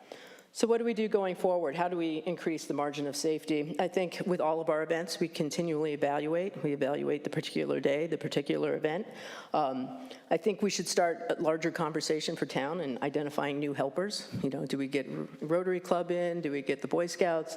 I think we can be creative in how to get extra help for some of our larger events. We'll continue to monitor threats and hazards. And then what are the financial alternatives? So if we need brawn at the morning of and right after, do we hire some, physically fit folks that are willing to help out and take maybe a little off our volunteers and maybe a little off public safety? So I think there's things we can look at going forward, but just being aware, looking at our pool. So with that, I'm pretty much done. I have one other slide because I think it's important. Tonight is the last night is thanking Christian. for all she's done with all the events. We will miss her. I know her time's winding down here, but I wanted to make sure collectively that we thanked her. And at that point, I'll take any questions. Again, you have information with you. I think one other tool I really want to use, and Sandy's going to be all happy, is using Crisis Track. We can use it for weather events and things to really absolutely capture the work we do, the staff hours, the equipment hours, to really look at what are the costs of an event that aren't necessarily something you're writing a check for, but what all of our events cost. And we'll start practicing that as we go forward. But that's all I have, thank you. This is Christopher Drive and Duck Road at the end. So you can kind of, this is an easy picture, but you can kind of see that flow of folks crossing Duck Road, just so you have an idea there. You all are usually back at the town hall. That's all I have unless you have questions. Thanks for your time. Donna, I got one for you. Sure. I guess more of a comment. This is not a real expensive project for the town. It certainly plays well and the people love it. Is there anything that we could contract out, like putting up the barricades and taking down the barricades, and take some of that away from public safety? It doesn't seem we could probably get some contractors to do that. If you did that, that would, I think you'd make staff happy. I think even looking at volunteers, you know, the work you have to do on site, I think if there's an opportunity to find some folks that you just pay that day to help, that can take a little of the ease of the worker bee stuff off, yeah. I think it could make a big difference, sure. I mean, we bought the barricades, right? No, we leased them. That expense kind of goes away. We replace that with a contractor to put them down. The barricades were leased. We don't own them, no. And you had the assistance of the Southern Shores Fire Department.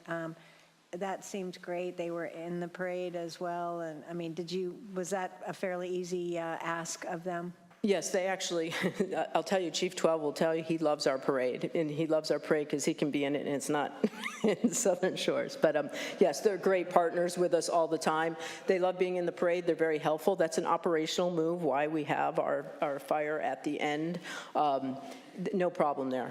They're always willing, and they're also covering for us on the south end. Yeah. The other comment, thank you actually for asking that question, is we are limited in what public safety can participate in the parade. Usually we've been the honor guard and things like that.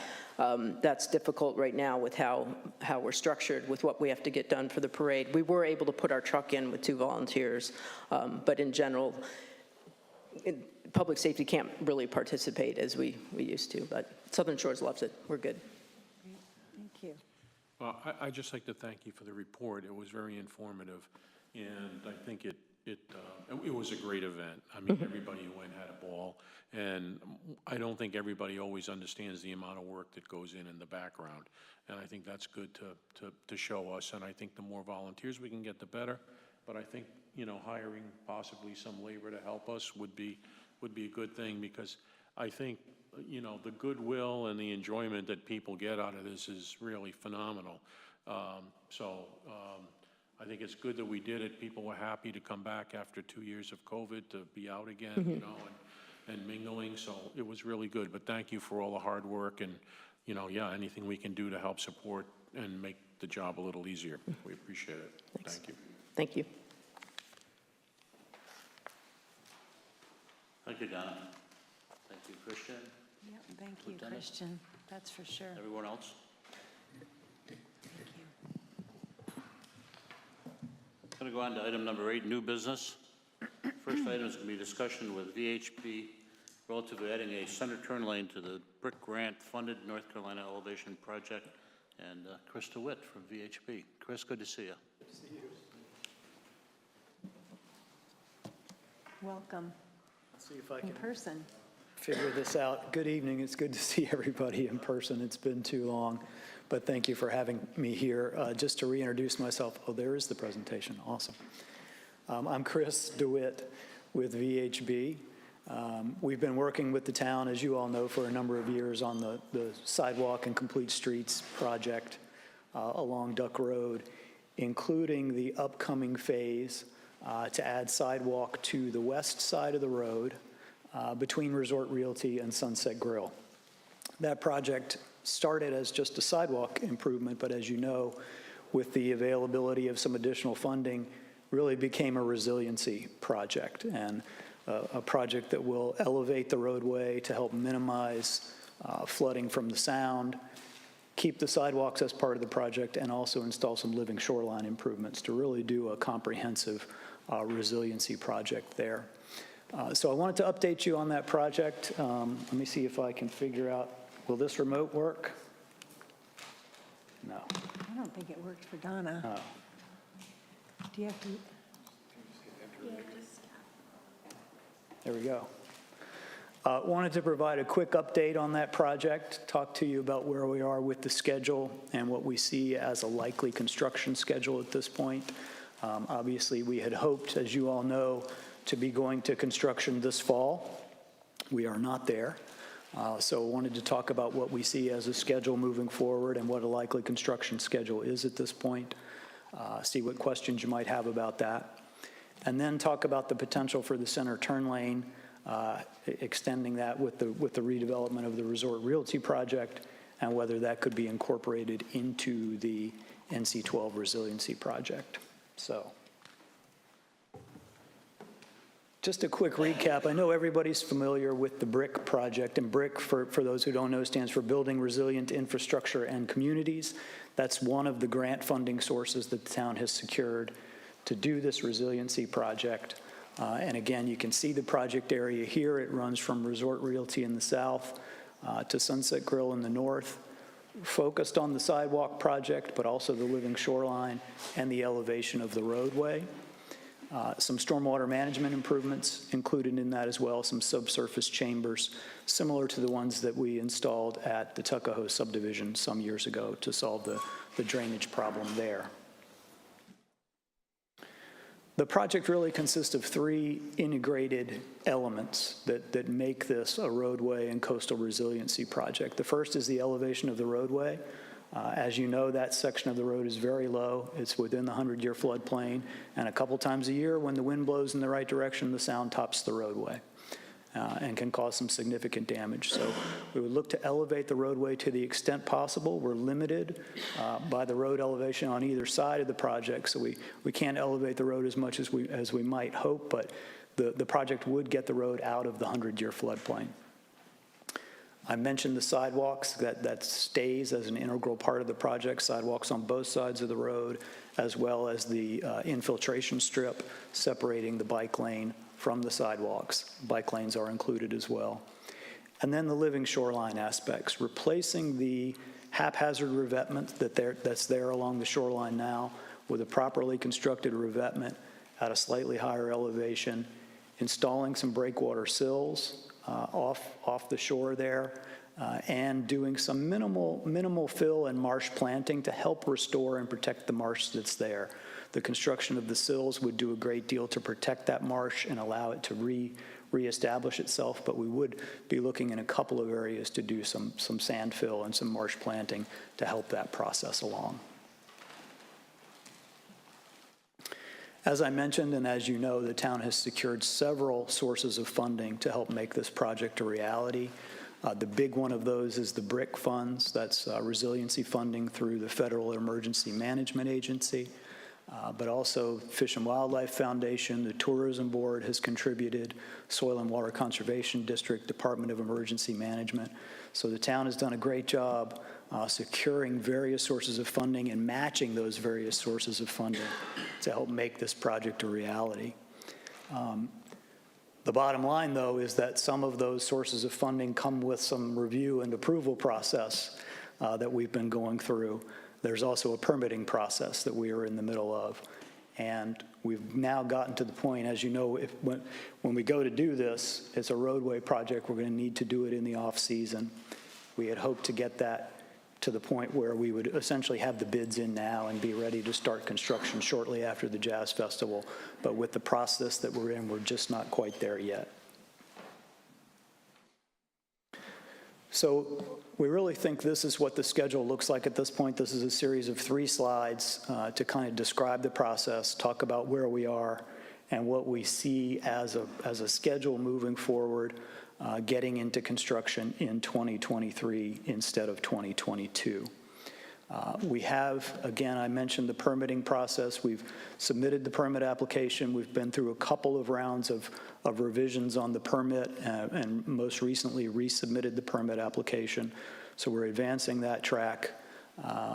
We also, concurrent with that, the FEMA funding, the big chunk of money in there, the BRIC funding, requires, because it's federal funding, requires an environmental document consistent with the National Environmental Policy Act. So the EA that you see there stands for Environmental Assessment. That's the environmental document that we need for FEMA to finalize their approval and get us into final funding and construction. We have submitted the EA. We've gotten a couple of rounds of comments from FEMA, and we are in the process of another revision to the EA. And then FEMA is also still working on their final approval for the funding. We really see that occurring later this year, both of those things, approval of the EA and approval of the final funding. We suspect that the permit will be denied, at least a portion of it, because the sidewalk will add some degree of new impervious cover in the 30-foot CAMA buffer.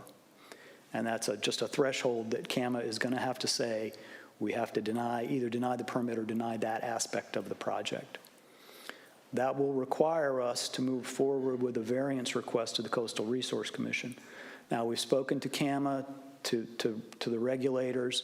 We think we will have a good deal of support going to the CRC, the Coastal Resource Commission, that we'll have support for that variance, but it's a process that we're likely going to have to go through. We would make that application at the beginning of 2023. We expect that permit denial near the end of 2022.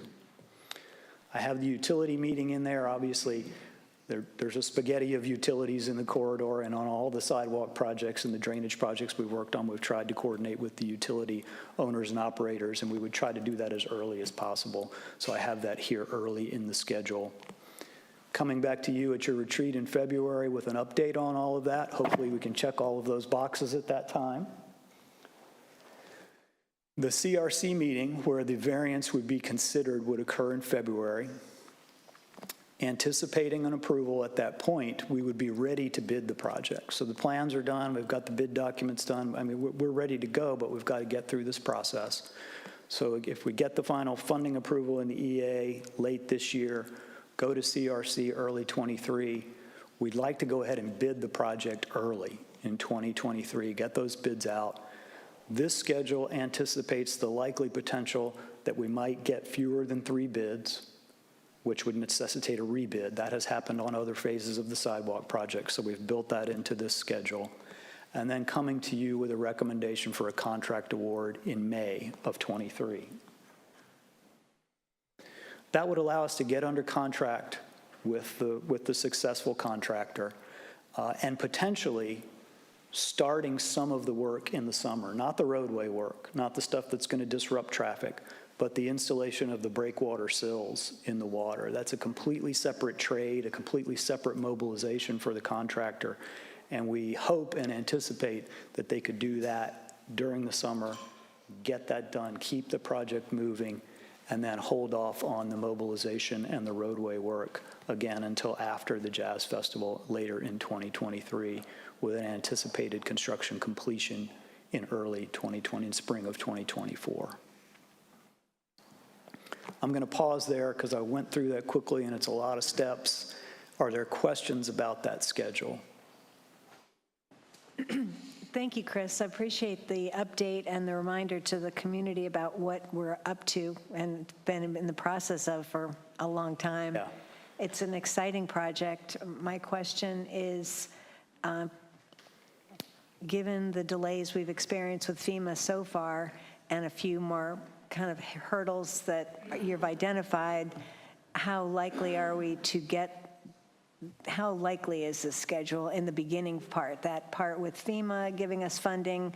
You know, CRC has to have a meeting and give us a variance. Yep. That is more local, you know, I would say North Carolina based, but that FEMA funding, are we, they've got a lot on their plates now in Florida. Is it and the same group? Yeah, we in the town are in frequent communication with FEMA about this. And this time frame is consistent with what they have told us is their expectation. We can't guarantee that November approval will come, but we anticipate it will. If that slides a little, if that funding finalization slides a little, it's still workable within this schedule. But this is the target that they seem to be working toward. I will say that when we talked to them early on, I can't even remember how long ago it was now, and told them we wanted to be in construction now, FEMA said, well, maybe we can probably do that, and the state representatives were going, no, based on our experience, that's not going to happen. So I think the state is not surprised about where we are. We are surprised, and I feel bad that I haven't pushed it enough, frankly. But we are where we are, and this is what FEMA is saying is their target. So we're hopeful that approval could come in November. If that delays a little bit, I don't think it delays this overall schedule. Thank you. And it is worth noting that the BRIC grant is fairly new for FEMA. I'll call it new, even though we've been at it for a bit of time now. We are one of the #1 projects in North Carolina. Have you seen any other BRIC grants been released in North Carolina, being released, or are we still sort of the new, kind of uncharted? Good question. I don't know the answer. Okay. Yeah. Chris, on your, Thank you. Yeah. Chris, on your first slide, we're likely going to get a denial. Do they have to deny before they allow a variance, or can't Yes. you can't go in for the variance at the same time? No. We have to get the denial before we can make the variance application. Unbelievable. Yeah. Part of the process. And why do we resubmit the CAMA permit on September? We submitted it, and they made some comments, found it incomplete, made some comments. We revised, we submitted again. They gave us some more comments. So it's just a review process that we're going through. This is the most recent resubmittal. It's not the only resubmittal we've done. And the environmental assessment, is that done in North Carolina? Is that a North Carolina process? That's a federal process. That's okay. Yeah. Okay. Chris, will this include, all of this activity, include a request to add a center turn lane? Let's hold, and we'll get to that in just a second. Okay. Okay. Other questions about the schedule? Perfect segue. So as we've gotten to this point in the project and talked about the schedule, obviously we have been and are coordinating with the redevelopment proposal at Resort Realty, making sure that our project meshes with theirs, that things like stormwater and grading are addressed concurrently, and that the two projects can work together and understand each other's schedule. And I know this issue of the turn lane has been discussed as part of that review process. At our last meeting with the town, we were asked to take a look to see if we, the town, wanted to add this turn lane extension to the overall BRIC project. Is it feasible? What would it look like physically? What would the impacts be on properties, on the project, on the time frame, on the budget? So we've taken a look at that. I should start by saying we haven't conducted a traffic study. Now, we have engaged our transportation engineers, our traffic engineers. They've been involved in the discussion. They helped create the concept plan that you're going to see in a minute. But we haven't done a traffic analysis. What you've got here is an interesting section of roadway where the center turn lane starts to taper in front of the Resort Realty property and up to Dune Road. And you've got the driveways, the commercial driveways there, and then you've got the residential access at Dune. So it's a dynamic section of roadway where the section of roadway changes. So the driver's perception of what's going on changes. And you'll see in the aerials, and even when you're out there using the road, that sometimes it feels like that turn lane in front of Resort Realty is a full-width turn lane, and I can just use it, but it's not. It has started to taper south of the Resort Realty property and is narrower than a lane in front of Resort Realty. So what we've looked at is, could we, first of all, extend the turn lane north to the southern entrance of Resort Realty? What would that take? Second of all, if you're going to do that, if you're going to go to that step, does it make more sense to take it to the northern entrance? If you're going to take that step, does it make more sense to take it all the way through the Dune intersection, start the taper north of Dune, so that you don't have a taper situation in front of a residential road and a commercial driveway? Get that taper out of the way that's creating this confusion, where people might stage in inadequate space, might try to use as a turn lane even though it's not. So keep all of that in mind as I go through these following slides. I will say that although we haven't conducted a traffic study, if you were to look strictly at turning volumes, likely turning volumes into the commercial development, into and out of Dune, a turn lane would probably not meet strict, what we call warrants. The numbers just wouldn't be there. If you look at the roadway manual, you say this number of left turn lanes requires this number of left turns requires a left turn lane. You're probably not there. However, that same roadway manual recognizes that there are special circumstances in which a turn lane might be justified to address sort of funky situations like this one. The town has discussed this issue with NCDOT, and they've essentially said the same thing. They said, well, we don't have final plans, so we can't give you a final decision. We haven't conducted a traffic analysis. You probably don't meet turn lane warrants, but if you wanted to do this, we, NCDOT, probably wouldn't be opposed to extending the turn lane. I think that's a recognition on DOT's part that you're dealing with one of those special circumstances where a turn lane might be warranted, even though the volume of turns doesn't strictly meet the numbers. I'm going to go through a number of graphics here, an existing conditions aerial, and then a concept that shows this idea of extending the center turn lane all the way through the Dune intersection. And I'll emphasize a couple of times that if you extend the turn lane north, regardless of how far north you go, whether you go to the south entrance, the north entrance, or all the way to Dune, the whole section of taper shifts north with the turn lane. We can't leave the end of the taper, which is kind of right at Dune right now, we can't leave it there and widen the south end of the turn lane because there's a 115-foot taper length requirement. So the whole roadway section shifts north with the extension of the turn lane. As I'll show in a minute, that's possible, that it's physically possible to fit that in.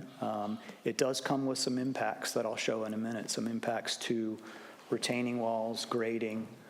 We can stay within right-of-way, but we would be constructing additional retaining walls. We would be doing some additional clearing and some reconstruction of the neighborhood entrance at Dune Road. I'll talk about that in a minute. Also, if we did this, if we added this to the plans for the brick project, it would require modifications to all of those checklist items we went through in the schedule. The permit application would need to be modified. The EA, the environmental assessment, would need to be modified. And the encroachment agreement that we've applied for with NCDOT would need to be modified. Now, if a decision were made relatively soon that this is what the town wants to do, we think all those modifications can be built into that original schedule that I showed you. They're minor modifications. We're adding a couple of feet of pavement, mostly on the east side of the road, to accommodate this shift in this turn lane. But it's important to note that those things would be necessary. So in addition to redesigning the roadway, we need to modify those documents. And you can see the likely costs here, both of the design and construction. So it's over you're adding over $100,000 to the brick project if you do this. And these numbers are, and I'll show it again in the graphic, these numbers are the full, extending it all the way through Dune, not just to the southern entrance. So the impacts and the cost would be less if you only extended it to the southern entrance. But I'll show you the thinking of extending it all the way through Dune. This is just a breakdown of that construction cost. And what you can see is the asphalt work, the roadway work, is a relatively minor part of the overall cost. We're adding a couple of feet of pavement, shifting the sidewalk east, adding a couple of feet of pavement again so we can shift that taper section north. But the big cost comes in the associated grading and clearing and retaining walls that would be required to make those improvements. Oops. So this is the existing condition there. You can see Dune Road and the two entrances to the former Resort Realty property. And you can see that the center turn lane starts to taper actually south of Resort Realty, and the taper ends just south of Dune, pretty much right at that crosswalk. And so again, if we extend that turn lane width north, that whole taper goes north with it. Just keep that in mind, and I'll toggle back and forth between these two images just to show that before I talk about the details. But you can see that taper here. If we extend the width of the turn lane up through the Dune intersection, that taper moves north. So, whoops, meant to go backwards. Just comparing those two images. So the taper is south of the crosswalk here and north of Dune Road here. As we were talking about this with our traffic engineers, I raised the idea with them, there's been some discussion about getting the turn lane width all the way to the southern entrance. And there's, okay, yeah, that might be a good idea because people turning in there are going to try to use that turn lane, even though they're in the taper. They're going to try to use it as a turn lane, and they're going to be sticking out in the travel lane. Vehicles are going to try to pass them and are going to go in the bike lane. Not a great situation. Again, it's a weird, to have that taper with all those entrances is just a weird, special circumstance. As we started thinking and talking further, we thought, well, it's probably a cleaner break if we get that full width all the way through Dune and the taper starting where there are no driveways and no residential streets to conflict with. This actually shows some storage north of Dune so that southbound left turns into Dune would have some storage as well. Again, the turn lane volumes probably don't warrant that, but this is a special circumstance. And so if you were going to extend this north, this would be one consideration. I know it's difficult to see on this graphic, and you can't see my cursor. We have a red line in there, and you can see the label, existing edge of pavement. But what it shows is that most of the widening to do this occurs on the east side of the road. There's more right-of-way there. The blue squiggle lines that you see north and south of Dune are proposed retaining walls. So in order to get that width and minimize grading and avoid impacts to private property, we would be constructing some new retaining walls. Those are the big pieces of the cost, of the construction cost. Again, the additional pavement is not as significant as the retaining walls, Monica. How high of a retaining wall are you proposing? Just a couple feet.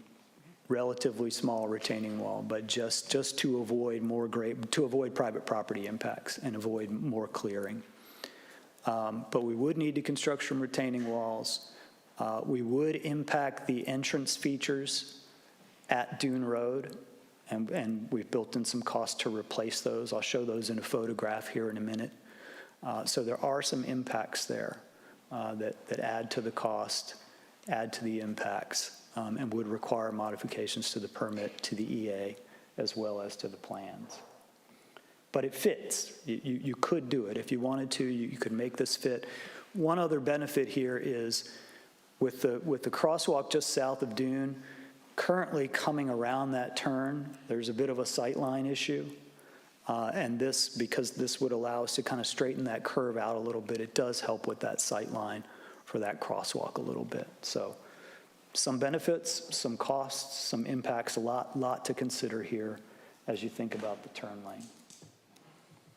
I'm going to go through these ground level photos and then open it up to questions, and I can toggle back to the plans and talk about some of this. But I have circled the neighborhood entry features that would be impacted and would need to be replaced, as well as, and I'll zoom, we have another photo in just a minute that zooms in on that tree. At least part of that live oak would need to be cleared if we were to do this full turn lane extension. And this is just a zoom in of that, again, showing the northern neighborhood retaining wall feature that would need to be moved, and then that tree that would likely need to come out because the road would be widened that way and the grading would impact that tree. The whole tree?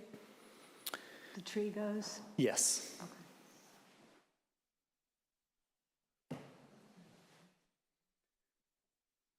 Questions about any or all of that? And I'm happy to toggle back to other slides. Chris, I have one for you. I understand the impact on dollars, obviously, between design and increased construction costs. I guess the real question is this now delay us another year with respect to doing the project? I mean, if you look at our time frame now, which is pretty tight, because we know there'll be slippage, yeah. Is this going to create more slippage with the major change to the project? I don't think so. If a decision is made soon, if we can do this soon, we're talking about the quickest way to get the permit mod in. We might be able to do that immediately. And the permit mod would be very minor. We're adding a little bit of impervious in the 75-foot area of environmental concern. We're not adding any additional in the 30-foot buffer, which is the real area of concern that's causing the likely denial. So the modification of the permit is minor. The modification to the EA is equally minor. We're taking out one more tree, but otherwise not changing the environmental impact of the project. So if council made a decision to pursue this relatively soon, we could get those mods taken care of and built into the schedule that we showed earlier. But if, again, that we need to act now if we're going to do this. Excuse me, I have two questions. Will this affect anything with the brick grant first? No. However, the funding, the brick grant funding and all of the other funding that I showed on that one slide is adequate to cover the project as currently designed. This is additional cost that the town would likely have to $100,000. have to take on, but nothing in it would affect your approval of your brick grant. Okay. The brick funding, that FEMA might say, well, extending a turn lane isn't brick eligible, we're not going to pay for that, but it wouldn't affect what they are going to pay for. Go back to the time schedule. I think it's the first slide.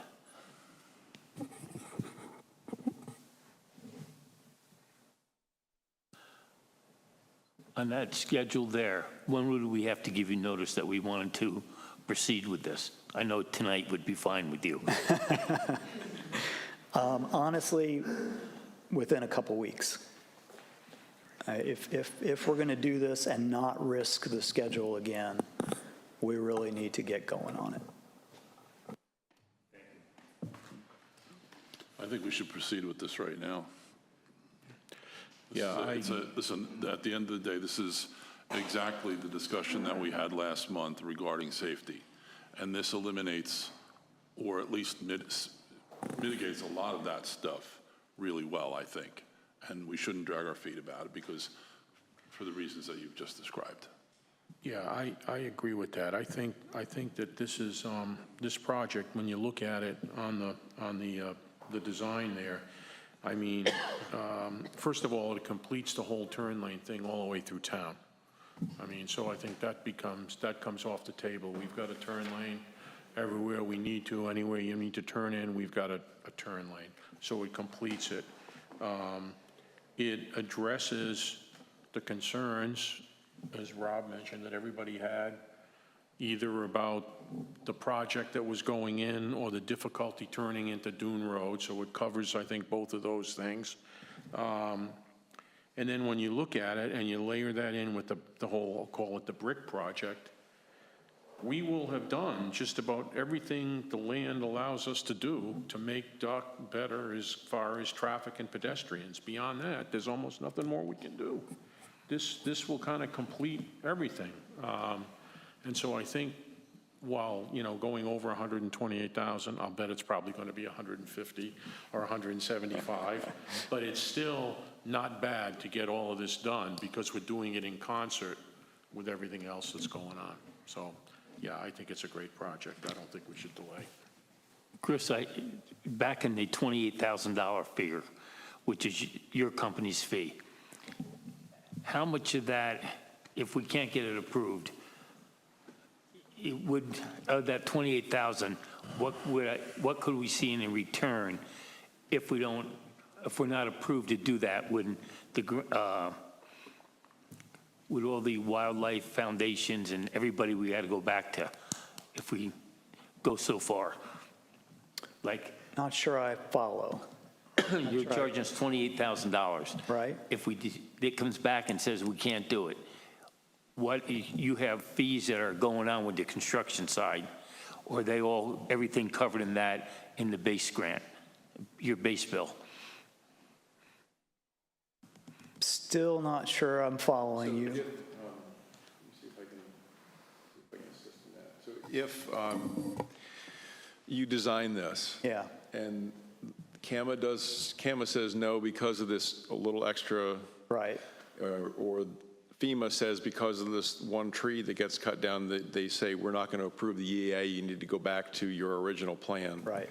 I think what Mr. Whitman is asking is that 28,000 then sunk cost or lost money. Yes. Short answer is yes.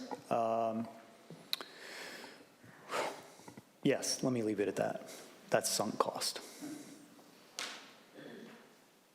So ideally, what you'd like is kind of a decision tonight to move forward with the study, which would include all the application changes, correct?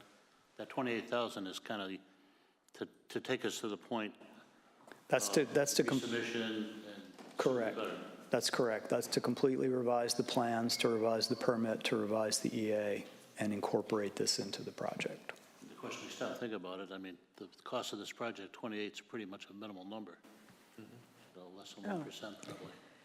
Especially when you factor in how much the BRIC grant's been able to, we've parlayed so many great grants together and came out ahead of the game, way ahead of the game back when we were just going to do the sidewalk, when the BRIC opportunity came along. So I think it's a very valuable investment for the town and addresses the safety concerns that we heard so explicitly from the residents of Dune Road.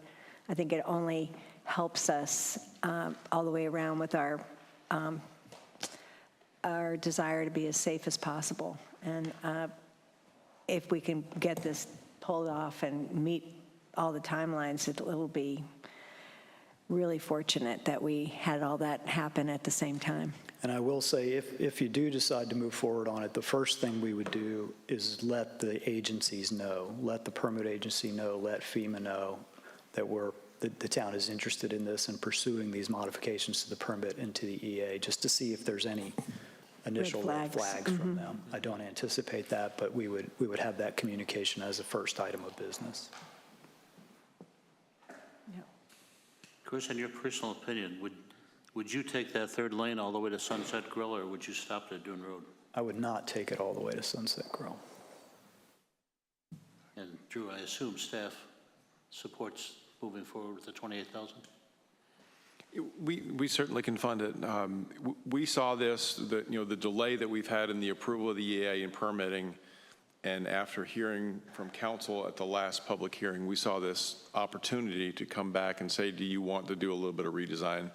I think I just was talking to Ms. Barnes. I think when we get to her presentation in the finance report, we may add an option 4 for the use of the ARP funds that actually would pay for this. So it's another option the council can take. I'm confident that we could we can find the money to do this. And if we need to come back to council and say, help us find the money by going into a little bit of fund balance or, overspending our contingency, we'll work that out. So I think we're at a point where we need to make a motion to move forward. Yes, sir, I think that would be appropriate. Would anybody like to entertain a motion? I'd like to make a motion that we proceed with the feasibility of adding the third lane to the brick grant in that area around Dune Road. I think that the motion's got to basically assign VHB to do the study. To have VHB do the study for the third lane. So have VHB make the modifications to the environmental assessment, CAMA permits, and plans and designs for this roadway project, and run it through all the regulatory agencies and proceed to construction. Correct. Okay. Robert, is that adequate, that motion? Did you get that okay? Everyone on council understand the motion then, and is there any further discussion? I'll just say I'm glad you could jump on it, and I think the timing is fortunate for the town. Yeah, and thanks to the town staff for keeping this front and forward and bringing it to us. Really. If there's no further comments or discussion, I'll call for a vote. All those in favor, please say aye. Aye. Opposed? Motion passed 5-0. Thank you very much, Chris. Thanks, good to see everybody. Hope to see you this weekend. Yes, good. Oh, yeah. Going on to new business, item B, discussion consideration of approving a notice of intent to extend the Series 2021B variable rate special obligation bond for the portion of the beach nourishment funding to be reimbursed by Fema. Drew? Just because I'm going to be throwing around a bunch of numbers and letters and all sorts of other things, I want to try to keep on track with slides. So you'll recall that when we went to do the financing for the currently planned beach nourishment project that's under contract, we issued 2 series of bonds. So what I'm here tonight to talk to you about is extending the Series B, the 2021 Series B bonds, which funded the portion of the project that will be reimbursed by FEMA. What I'm asking tonight is for you to authorize me to sign a notice of intent to extend the Series 2021B bond and subsequent notice of the extension of the bond.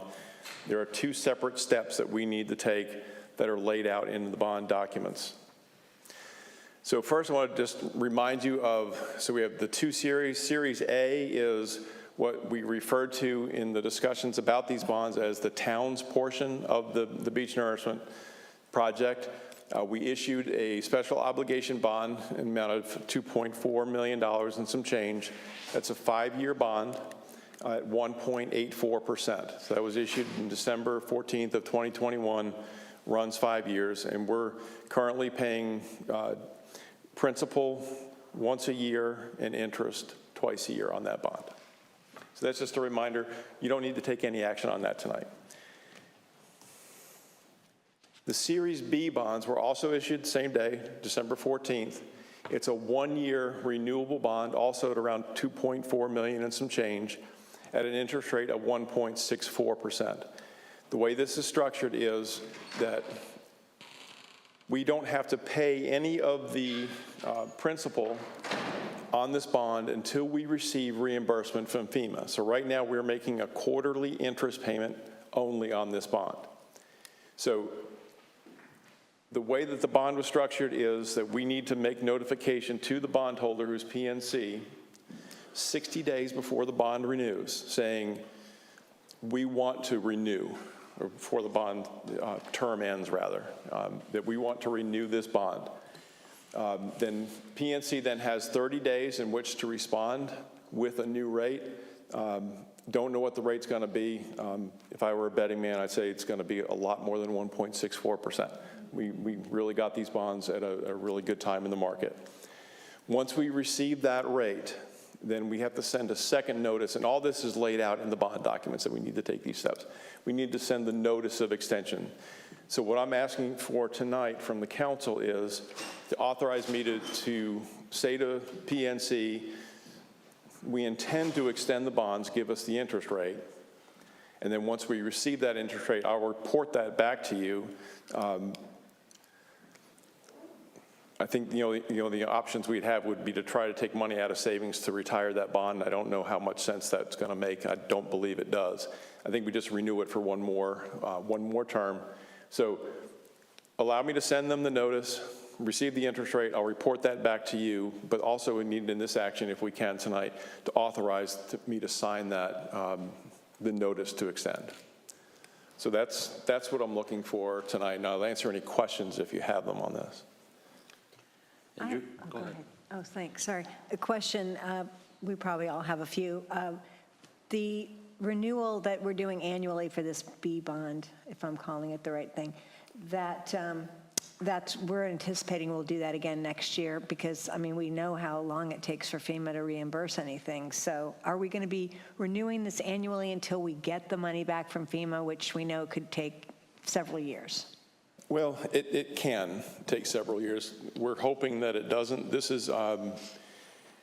bond has 2 renewal periods built into it, and after that, we would need to renegotiate. Okay. So this would be the first, and then we'd have one more opportunity next year. That's correct. And kind of see where we're at, and That's we've correct. been anticipating doing this again September of next year. Right. Okay. And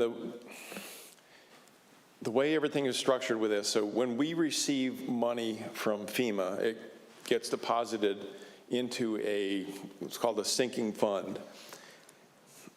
Only FEMA money goes in there, and then when it's time to make a payment, they get all that money out of there. The bondholder, gets it. So FEMA money comes in, it goes to the bondholder. So while we might not get 100% of the funding back from FEMA by this time next year, we should have a fair amount of it. So we'd be able to retire at least some of this debt. And that would be, yeah, and they would just charge us on what we had left. Correct. Yeah, the principal would just reflect the interest would reflect the outstanding principal. Correct. Drew, in the bond document, is there any ceiling or is there any benchmark rate mentioned? No, it's just, okay, it's pure negotiation, okay. Right. And because I figured that. I'm sorry. And because it's renewal, we don't have to go to local government commission, correct? Correct. There's no LGC approval required. This will go on the LGC's agenda as a note, so that they will be aware that we're renewing. But we don't have to do any formal filing with them other than that? Correct. Our financial advisor, the Carters, the DEC will take care of that notice to the LGC. But no, we don't need to make any notice to the LGC. The financial advisor really believed that we didn't even need to bring this to council for action. I'm not going to sign something like this without council approval. Right. Makes sense. Any other questions? No, I'd like to make a motion that we authorize the town manager to sign a notice of intent to extend the Series 2021B bond and subsequent notice of extension of this bond. Let's just hold for a minute until Tony comes back to see if there's any further Sorry. discussion on the motion on the floor.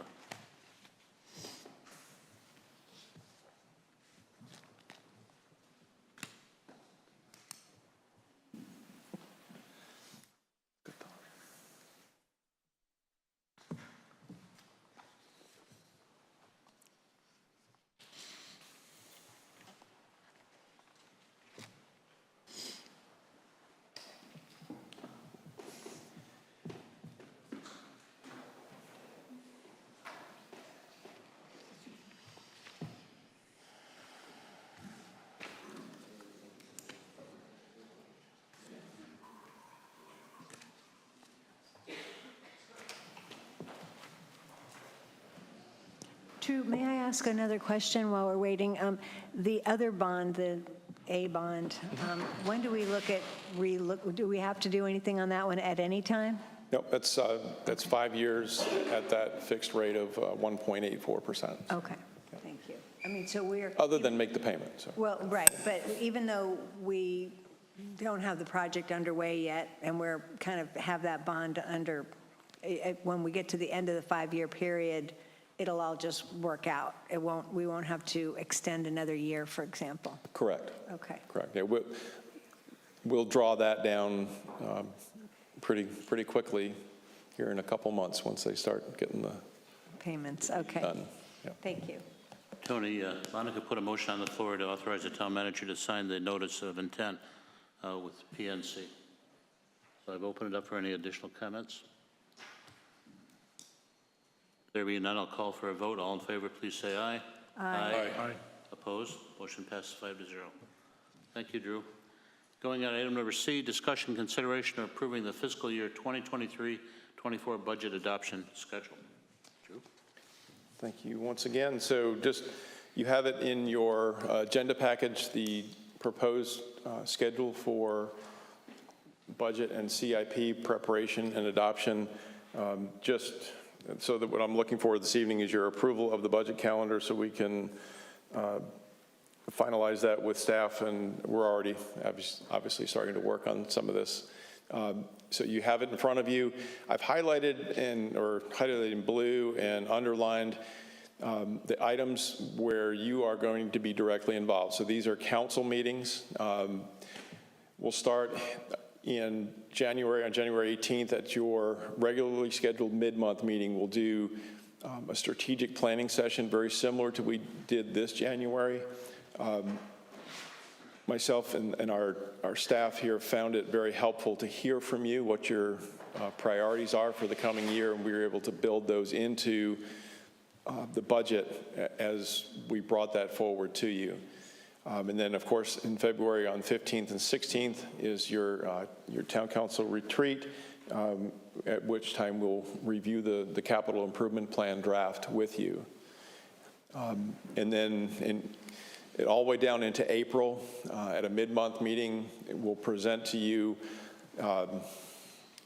we call it a draft budget. It's going to be like you've seen in the past 2 years from me, which is here are all the expenses that we would think we'd like to do based on what you have indicated are your priorities, what we estimate the revenues to be.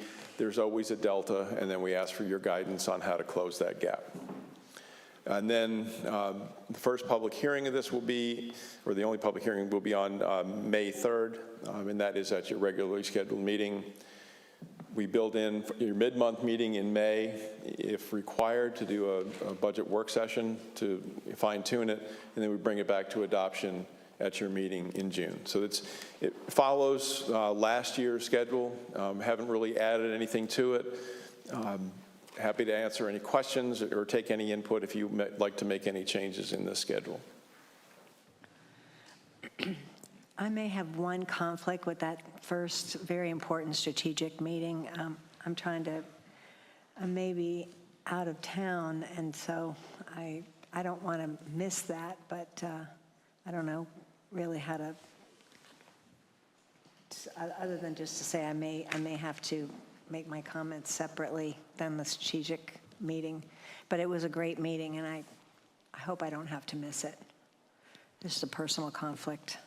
And there are ways that, I know this past year, I think Mr. Mooney missed that, and I was able to get direct input from him, so certainly, and it's better when you can all collaborate and be in the same room together, but if you can't, certainly, I'll spend the time with you to get your ideas. Thank you. I hope I don't have to miss it.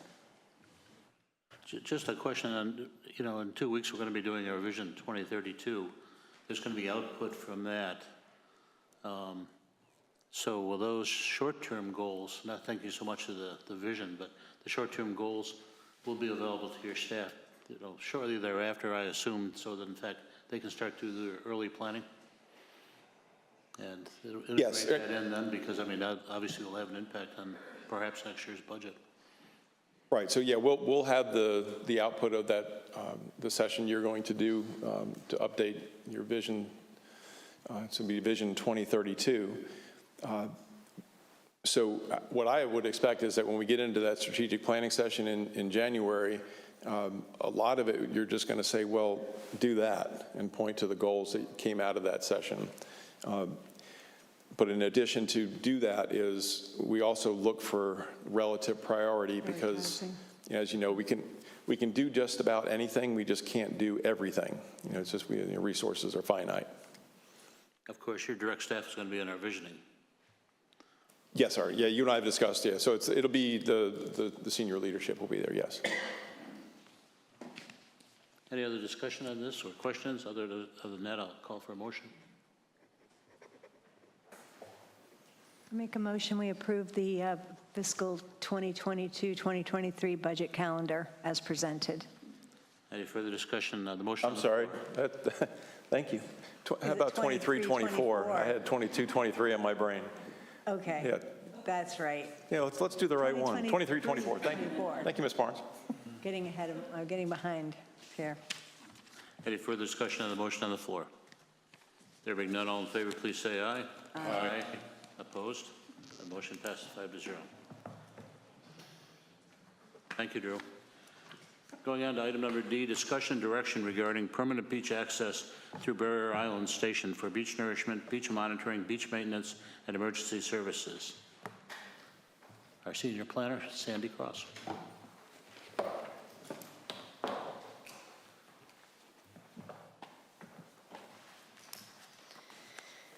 Good evening, Mayor Kingston and council members. I'm going to do my best to try and stay focused on this mic since the last few times I've managed to end up all over the place.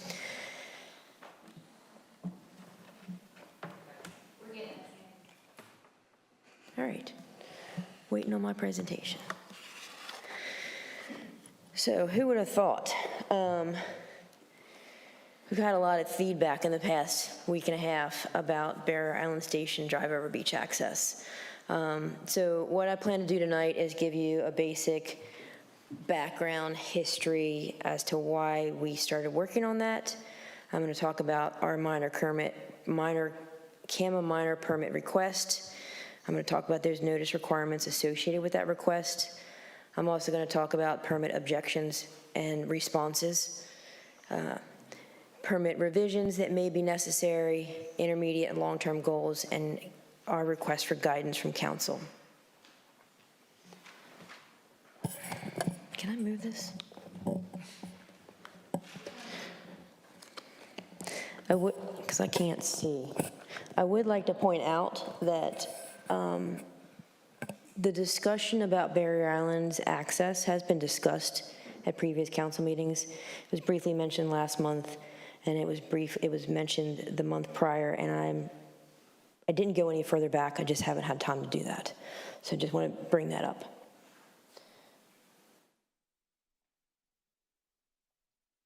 Oh, what am I doing?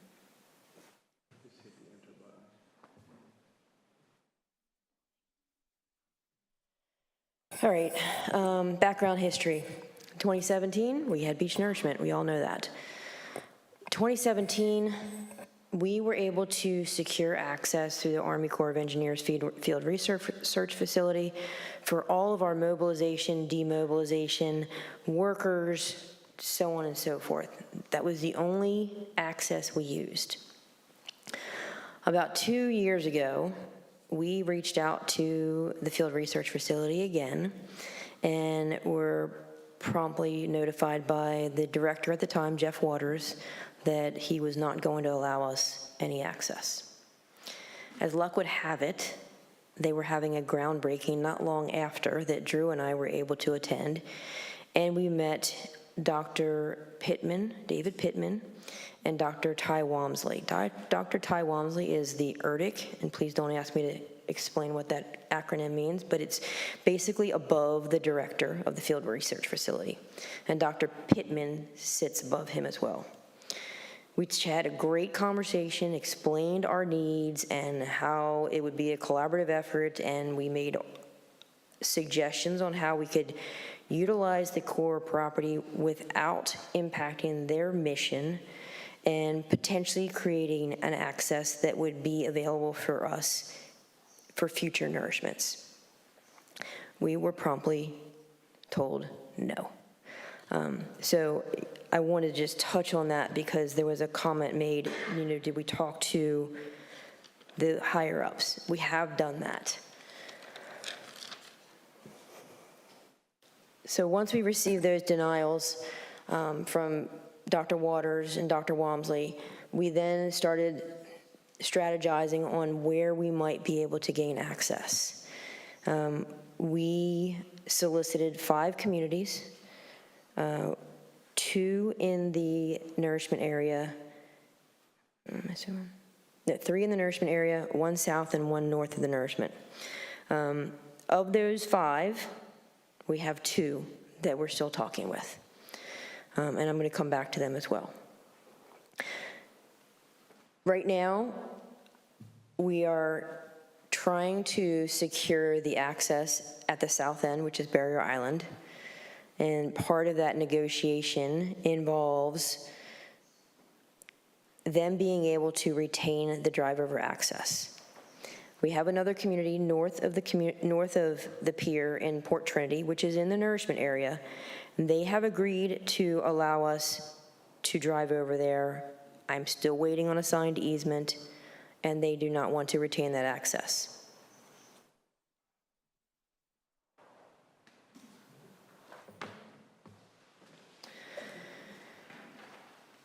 The contractors have indicated that they would prefer to use Barrier Island Station.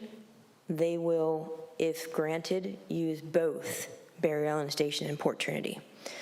So what we've done recently is we applied for a CAMA minor permit to allow us to retain a beach access at Barrier Island Station for permanent use. This is something that is permissible under the CAMA Coastal Resource Regulations. And I've put this definition in your packet, in the staff report. This is primarily for the public, in case they haven't seen it. One of the limitations that are noted in the CAMA regulations is that such access ways shall be no greater than 15 feet in width. There were some comments, and I'll get to some objections later, that we were going to be having a 40-foot wide dune cut. That's not the case. Over the length of the installation shall be done in a manner that will preserve the dune's function as a protective barrier against flooding and erosion by not reducing the volume of the dune. I want you to hang on to that, volume of the dune. There were also a couple other comments in some of the emails that we received about whether an environmental assessment or environmental statement was required, or why wasn't that prepared. This is a CAMA minor permit. This is part of the Coastal Resource Regulations that defines what you can and cannot do in areas of environmental concern. A Hatteras ramp does not require an environmental statement under the state regulations.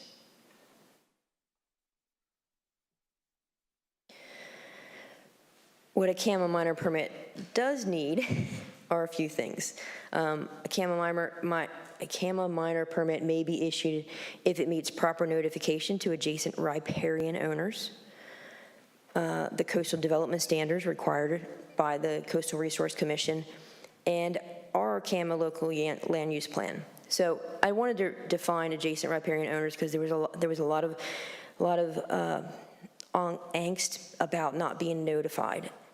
Adjacent means a person who owns land on the bank of a natural water course or body of water. So only if you are directly abutting a water source and also directly adjacent to the project location.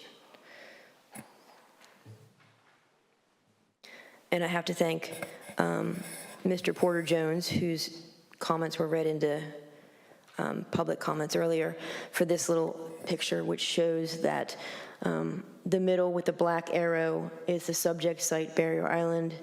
To the north is 143 South Spinnaker. That's the adjacent riparian owner. And to the south is 150 Old Duck Road, which is also the adjacent riparian owner to the south.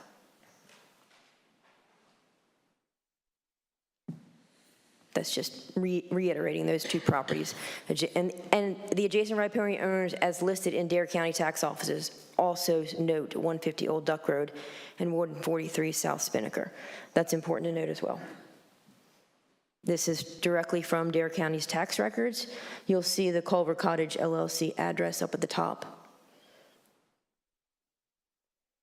And you'll see that 143 South Spinnaker Court is listed as Ships Watch Association, Inc.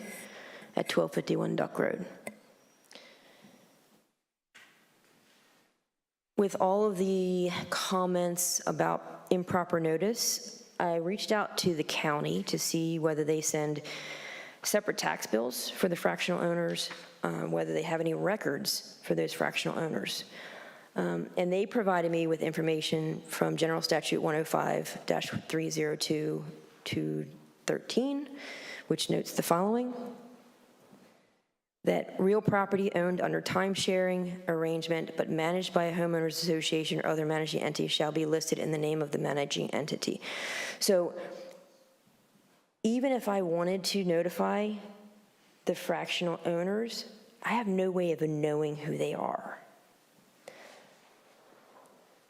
I will say, as luck would have it, after reading 157 of 158 emails, I found the owners for 143 South Spinnaker. But what happened when we sent out this letter? Ships Watch Association President Tom Perkins received a copy of the notice and the permit application that we submitted, and he was able to provide this information to I believe probably 400 of his fractional owners, as noted earlier tonight by some public comments. And we got, as I said, 158 objections as of like 2 days ago. There's been a few more. The primary objections were improper notice, overcrowding on the beach, significant risk to beach goers, a couple comments, impaired drivers are going to kill people or hurt people. Damage to the dune system, and it was noted several times that there was going to be a 40-foot dune cut, increased erosion, increased risk of overwash. Decreased property value was repeated in almost all the emails. There was a note, there's a standing agreement with USACE, which is the Army Corps of Engineers. These are the most common objections.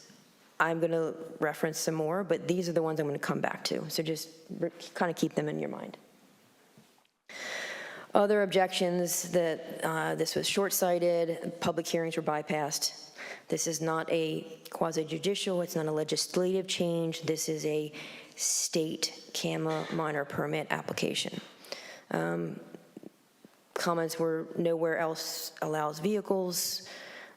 That's not entirely accurate because there are beach driving permitted in Nags Head, Kildova Hills, and north of us in Corolla.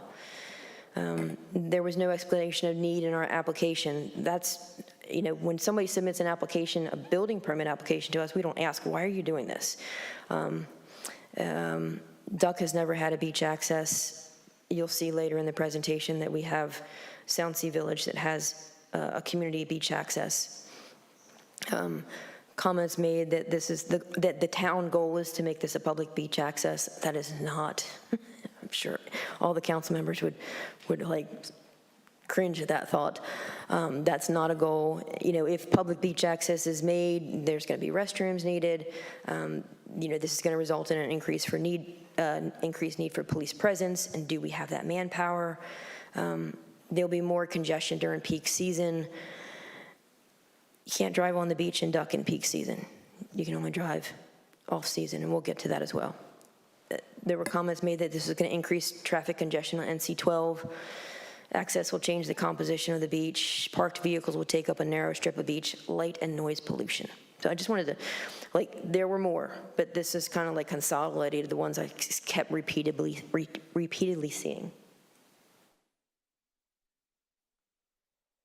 Couple responses to some of these objections.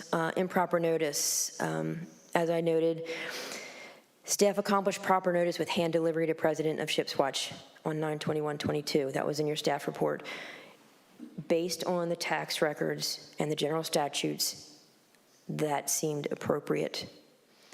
We also emailed and certified delivery to Culver Cottage, which is the property to the south. And I had a meeting with them on the following Monday on September 26th. Overcrowding was a common theme. Beach driving is only permitted between October 1 and April 30th, per Chapter 94 of our ordinances. That was also in your staff report. Chapter 94 spells out, and I'll repeat this probably again, spells out criteria for driving on the beach. Right now, we don't see any overcrowding as a result of the drive-on beach at Sound Sea Village. They have 103 properties in their community. I heard earlier Barry Island Station has 140 units. I spoke with the general manager of Barry Island yesterday, and he said that they have 115, but if you add in Building 200, which is a separate entity, it actually comes up to 133. So there's a disjoint of 7 somewhere in that number.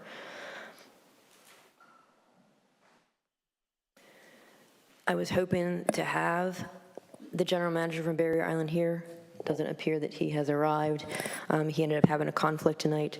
But I also asked him if Barrier Island's intent when they have this access is to advertise this for increased rentals and to improve their revenue stream. And he said the only intent they have is to provide this as an amenity to their owners. He said, I would love to be able to boost revenue in January and February, which is just not possible here. So another objection was danger to beachgoers. I asked Sergeant Clark in Chief Ackerman's absence to check and see if she could find any information from the other communities that allow beach driving to see if they have had any incidents, any pedestrian and vehicular conflicts. And she spoke with Nags Head and Kildova Hills, and Kitty Hawk doesn't allow driving, so they're not really relevant. But they didn't have any recollection of any pedestrian vehicular conflicts other than a report 2 weeks ago in Nags Head that alleged that speeding was occurring in Nags Head, but the police were unable to substantiate it. So is there a potential for that? Absolutely. But Chapter 94 of our ordinance limits speed. It limits the time of year and the time of day that you can be out there. And it affords beachgoers the right of way in all instances. With that being said, if this were permitted or if council wants us to move forward with this and we develop this access and we find that there are issues, you can always add further restrictions. Something we don't do now that Nags Head and Kildova Hills and Corolla do is require permits for beach driving. People can drive in duck on the beach from October 1 through April 30th without a permit.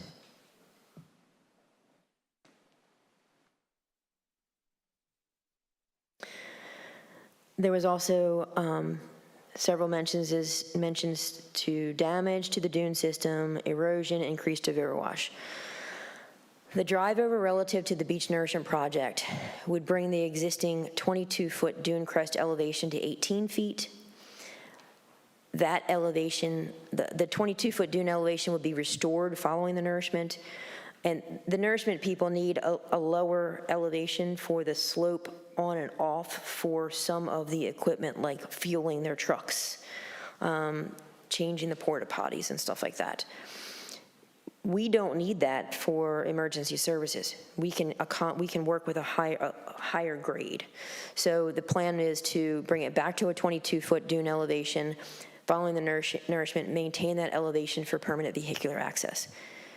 With that scenario, the volume of the existing dune will be maintained with some contour modifications to keep it drivable. And I actually have some drawings from our town engineer that they provided me today, and I'm going to just pass them around and just give you a quick, I don't have them on the presentation because I didn't get them until after 5. Can you just pass them down? I'm going to pass a couple out.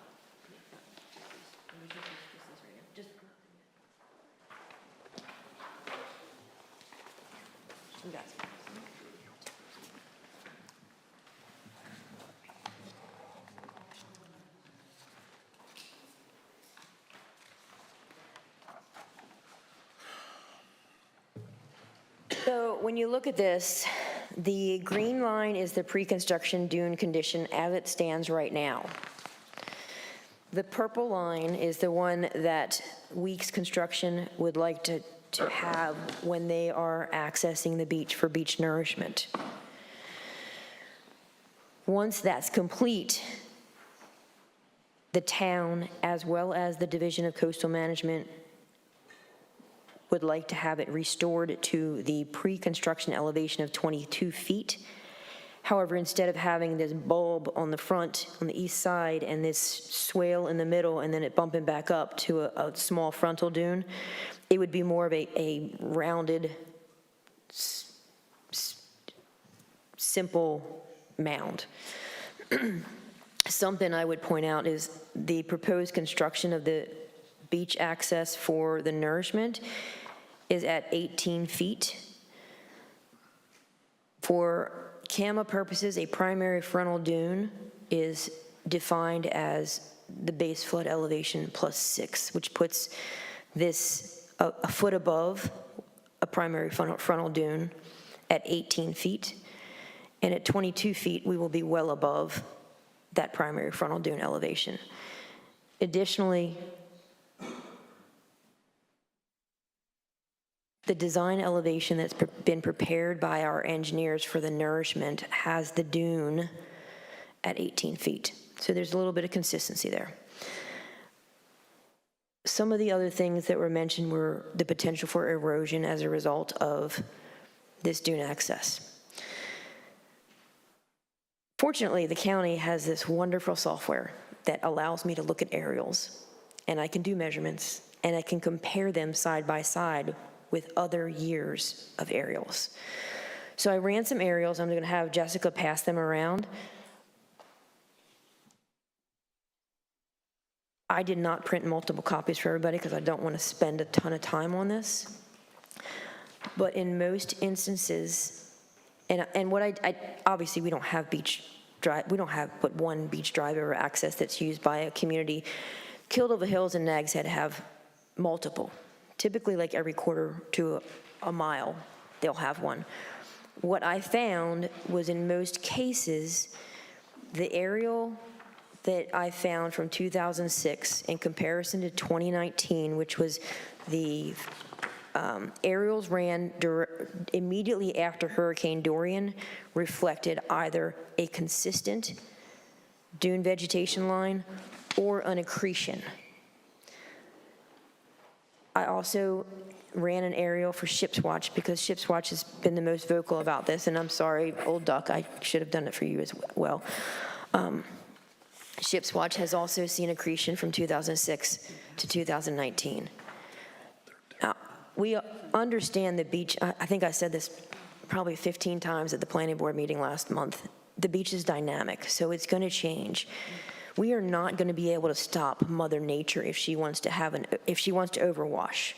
But what we do as a community is we have a beach management plan that allows us to plant beach grass, that encourages sand fencing in communities.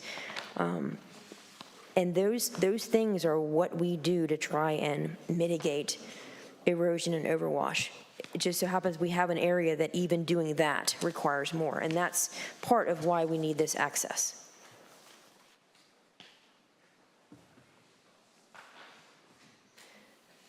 Before I get into decreased property value, we have been using Sound Sea Village beach access, and there's also an access at Station Bay for about as long as I know Sound Sea Village since I've been here. Station Bay probably shortly thereafter.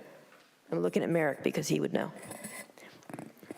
But what we have done as part of our use of those properties is we've always maintained sand fencing and made sure that they're planted because we need to make sure that they're maintained and preserved for access for emergency services. I digress.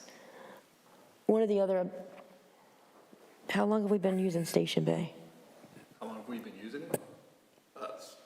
23 years around now. Okay. So both Station Bay and Sound Sea Village are areas where we've been sand fencing and planting to preserve the dune and around that access for emergency services. Station Bay's been there since the hotel was built. Okay, so it's been there a while. All right.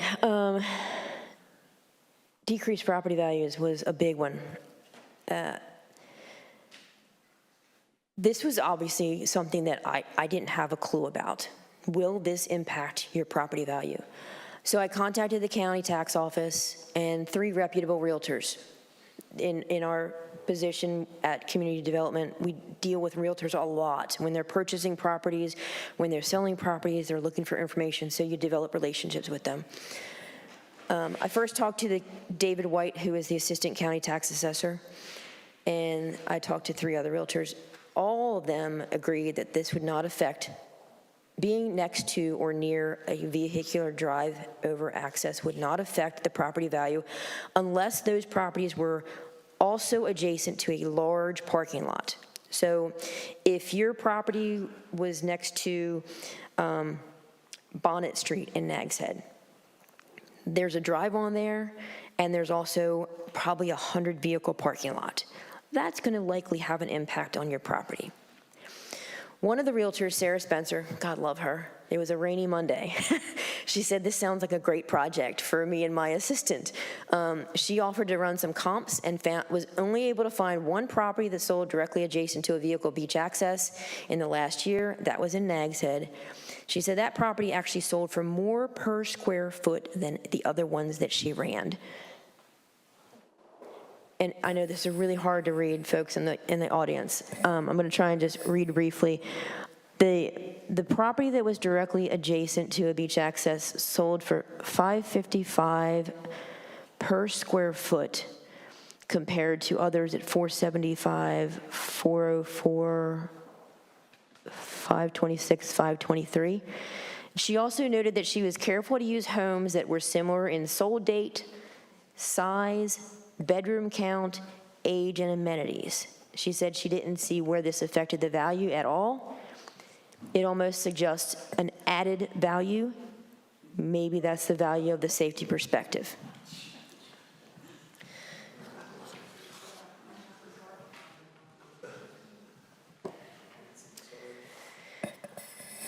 Continuing on, other objection responses. We have other access options. We are currently, yes, we do. We are currently awaiting a signed easement with Port Trinity to allow a temporary one-time access through their community for nourishment. This is not a long-term solution to our access problem. This is a one and done, probably not going to be able to use it in 2027. We have a standing agreement with the Army Corps of Engineers. Yes, we do have permission to access the beach through the Army Corps of Engineers Field Research Facility. In 2017, we also had permission to access the beach for nourishment. That option is not available in 2022. The Field Research Facility mission supports the Department of Defense. Past Field Research Facility directors have expressed a desire to further restrict or eliminate our access, and future administrations can not be relied on for that access.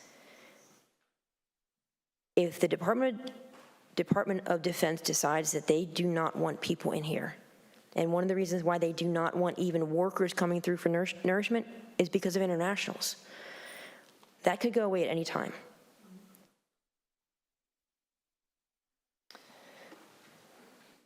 I know I put this in your staff report, but for the audience, I want them to just grasp this. If we were to lose this access at the Field Research Facility, and we don't have access at Barrier Island Station, the next closest accesses to the south are at Hillcrest, and to the north are at Sound Sea Village. They're both 2 miles away. I have Merrick here. He can answer questions if you have questions when I'm done my presentation, but I asked him, I was like, how long, if your vehicle is not on the beach in July with the jet skis, and you have to get onto the beach for an emergency situation at Ship's Watch, Barrier Island, how long is it going to take you to get there? He said 20 to 30 minutes at a minimum. Now understand, we have guards on the beach and we have four-wheelers on the beach. But if there's a situation where someone is drowning and we can't find that body, it's going to take us 20 to 30 minutes to get somebody out there on a jet ski to locate, negating any chance of survival. I might be over,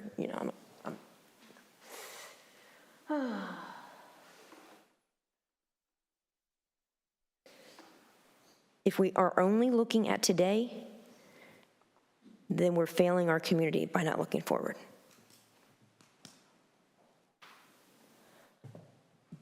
I mentioned earlier, a CAMA minor permit can be approved if it's proper notification, if it meets the CRC regulations, if it's consistent with our land use plan. I bring this up because transparency. We have one of our primary goals as community, as environmental stewardship. We are looking to protect our pristine environment. We're looking to protect the beaches, the sound, our natural coastal habitats. There's no denying that. We also have a very active and engaged community. They're here right now, and 100 plus sent in emails. That's what makes this town work the way it does. We also have a responsive, responsible leadership. And part of that involves providing a service to the entire community, all of Duck, not just one or two communities. We have to look at the big picture when we're looking at this situation.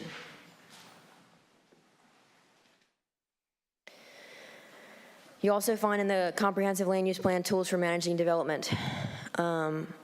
We have in that document that we are going to remain open to partnerships and opportunities for increasing access to the ocean.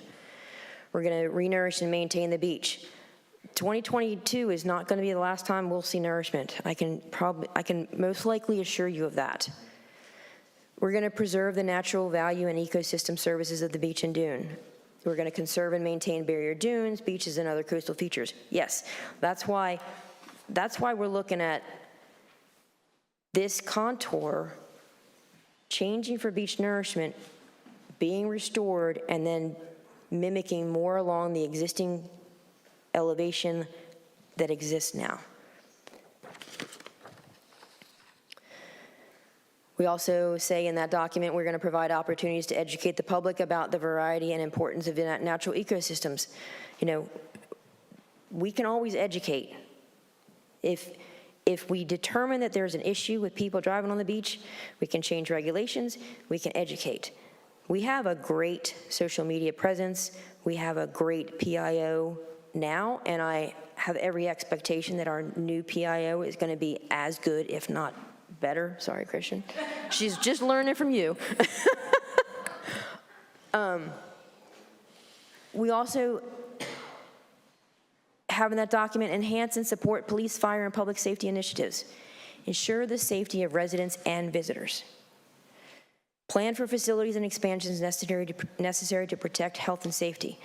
If we don't plan now, and we find ourselves in a pickle in a year or 2 years, 5 years, we might be in a quandary as to how we protect our visitors when they're out on the beach and something bad goes wrong.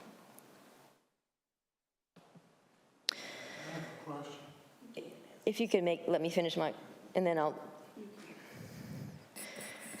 So what are our immediate and long-term goals? Our immediate is access for beach nourishment workers. I know there was an email that went out from the forum that said that without this access, the equipment will all come up from Southern Shores. That's still going to happen because Barrier Island is letting us use it for access for their workers and their foremans and for refilling fuel trucks and stuff like that. They're not conceding to mobilization and demobilization. So the only place that's been able to get that is Trout Run in Southern Shores. So when they get to Duck, you're going to see pipes running up the beach. If we don't have this access, you're likely going to see day workers doing the same thing up and back. Long-term, additional emergency services, surf rescue, beach maintenance, access. We may have access at the core, and yes, that's close to Ship's Watch and Barrier Island, but it doesn't hurt to have another to improve your services. And if we lose that access, we will diminish our services substantially. This would also provide an access for future nourishment projects without all this sweat and headache that I'm going through right now. So it's just, there are things to consider.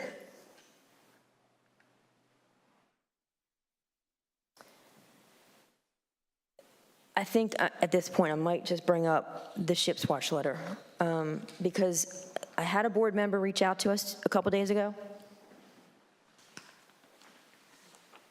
Greg Ellis, and I'm sure that this is what had precipitated ship's watch letter. They would like to have, they would like to work with us to provide access, so that it only happens, every 5 years. I applaud this effort. It's not likely going to assist us with this nourishment. And I don't know how we get around that. There's time constraints as we quickly approach the contractors coming up through Southern Shores. But that's something that council should certainly keep in mind.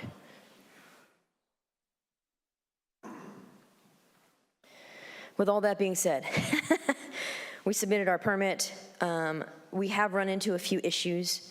One of them is notice, as presented by a lot of the objecting parties. While staff believes notice was proper, because of the vocal community output, we do believe that we will be re-notifying the property owners directly adjacent, and there are, I believe, 10, or not quite 10, I have a list. 2 of them, one of them is here, right? Mr. Ross is here. With that notice, we will be providing a revised drawing that is more consistent with the drawing that I passed out to you today. Simultaneously with that, the major CAMA permit is going to be requesting a minor modification. As part of major nourishment projects, notification is typically only sent to the adjacent property owners of the fill project. So in our case, it would be the Army Corps of Engineers and whatever property is the northern end in Sanderling. In past permits, the Division of Coastal Management has not required notification to adjacent property owners for temporary access. So they didn't require notification for the temporary access to the adjacent property owners to Barrier Island. We are making that request, and notice will be sent to those adjacent riparian owners properly. They will have, in their case, because it's a major permit, they will have 30 days to object. And if the permit modification is granted, there's a process, which I spelled out in your staff report. But I'm briefly going to say that again. If the permit is issued, objecting parties will receive notice as to what their options are. They can appeal that decision. They have 20 days to make that appeal. For a minor CAMA permit, you have 10 days to make that objection. Once the permit is issued, objecting parties are notified and advised of their options, which is to appeal within 20 days. Both of these notices will include plan and permit revisions. I'm going to stop there and just keep going.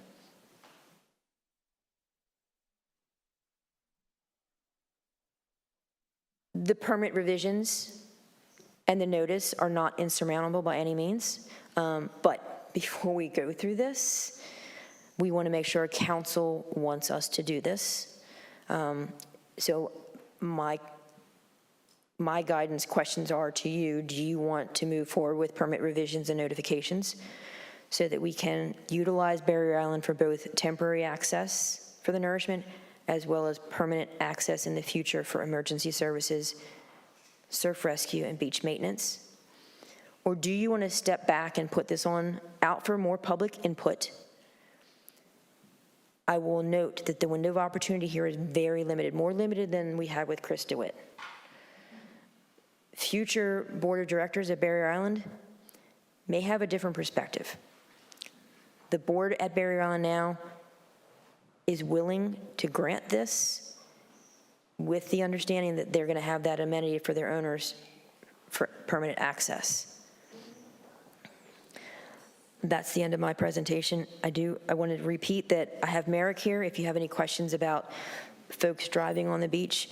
We did pull some numbers in terms of, the number of permits that are issued in Kildare Hills and Nags Head. I've got a comment from a new planner up in Currituck who lives in Currituck who said that, off-season beach driving is typically pretty minimal because we have a narrow beach. And Merrick and I go out pretty regularly in the winter, and I would have to concur with that statement.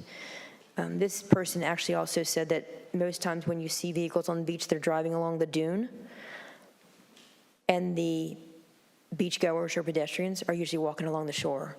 So your conflicts are typically not direct, but there's the potential, and that's something you need to weigh. And I think that's going to conclude my comments. Maybe just check one more thing.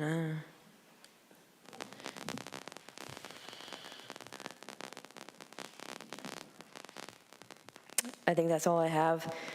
If you want, I don't know whether you want to entertain questions. I have a question, Sandy. What beach accesses do we have right now for emergency services? Right now, we have the Army Corps of Engineers Field Research Facility at the pier. Okay. We have Sound Sea Village, and I have some pictures and contours I can pass around. They might have been passed around. What about Station Bay? Station Bay is one of the accesses as well. That's just south of, actually that is on the Sanderling Resort property. I'm just passing around a couple pictures with some contours of the existing access at Sound Sea Village. There's pictures behind it to give you perhaps a better perspective or less perspective, depends on how you look at it. Station Bays with what property? Station Bay is actually located at on the south side of the Sanderling Resort at 1461 Duck Road. But you have to access it through Station Bay Drive, so it's a private street. Sandy, a couple points of clarification and also a couple comments. First of all, on the core, over the years, I've had many conversations with core directors and above about an access on the north side. Give us an access on the north side, we will no longer come through your main core. And that answer was always no, and you'll be lucky if you can keep what you have. So that's just a little bit of clarification, but those that think the core is open to a lot of discussion and a lot of, suggestions that we might have, they're certainly not, they're not open to that. Secondly, you approached 5 different organizations about access and got only positives from 2 with Yes. respect to beach nourishment, correct? Yes, and Barrier Island was a second attempt.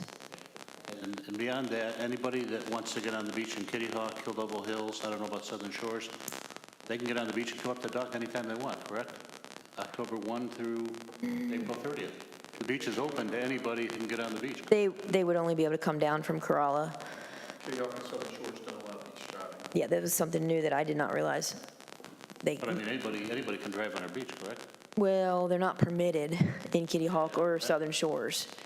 Kitty Hawk and Southern Shores does not allow beach driving at all. All right. Anybody can drive on the beach in Duck, is what you were asking, correct? Yes. Yeah. Anyone can drive on the beach in Duck, you access it from Corolla. That's right. Or the Sound Sea community, they can drive out on their access. It's gated, and they can Mike. drive there. Okay. You need to stay right here with me, please. And actually, the situation with Barrier Island is kind of like the only positive situation we've ever had from any development. Any development can put in a beach access, right, with a CAMA permit, minor permit, correct? So I would say that if the town were not involved in this permit, we may not be sitting here talking about it. Barrier Island could, at any point, submit a CAMA minor permit to do exactly what we are proposing and not provide us with any access. So what this provides us with Barrier Island going in with them and having a access, which becomes private access on the exception of the town. Private gated. Protection into the future from the standpoint getting to the beach with beach nourishment, beach maintenance, rescue services, whatever. Yes, And so this really is our only opportunity in the short term to be able to have that type of access. Just clarifying for me. yes, that is correct. Well, just to clarify that, from what I've heard from you as well, that Port Trinity has indicated verbally that they would sign an easement, temporary easement, to do this, to do the maintenance, but they would not be something that we would be able to use for public safety. Correct. Once the nourishment is done, that access will be restored to pre-construction conditions. And I would not anticipate being able to use that in 2027. I hate to say this, but the condos that burned down kind of pushed along the ability for us to get that easement, because there's actually like a vacant spot there now that we can get through. And we heard this evening from a representative of Ship's Watch, although you had 150 objections from Ship Watch, we heard one person say that they were willing to try to work things out with us. But what I'm hearing from you is that that isn't enough. We don't have enough time to really address that. And I'm wondering, as I sit here, how likely that would be based on all the objections we've heard from Ship's Watch about that. As much as I would love to think that there would be cooperation in Ship's Watch to make that happen within a very, very short period of time, you're talking about 400 fractional owners. And I don't know what involvement they all have to have in order to have a 15-foot wide beach access that would need to be implemented within the next 30 days or so. Sandy, is Soundsea Village being used for, could it be used or is it being used for beach nourishment at all? No, they were one of the communities we solicited and were adamant not to have use there. Okay. If we did the Barrier Island access point, 5 years from now, could they say, well, yeah, you can still use it for emergency vehicles, but we're not letting you use it for beach nourishment? Agreement. Well, we would have an easement agreement that would implement the things that we would be allowed to do. And understand that this is not, we're not mobilizing or demobilizing here. This is simply to get people on and off the beach to work. And to fuel and stuff like that. But yes, I understand that. I'm just thinking in the future is we need to move nourishment further north in the Duck, which I think we might have to. Well, and that's another long-term, you know. Right. So another question I would have is that, I mean, I've been coming to Duck since 1982. And honestly, I've never seen a vehicle on the Duck Beach. I'm sure they are there because I don't stay on the Duck Beach all day long. But I guess my question would be, why do we even allow driving on the Duck Beach? Why don't we just ban driving on the Duck Beach, period, and then we don't have an issue? Soundsea.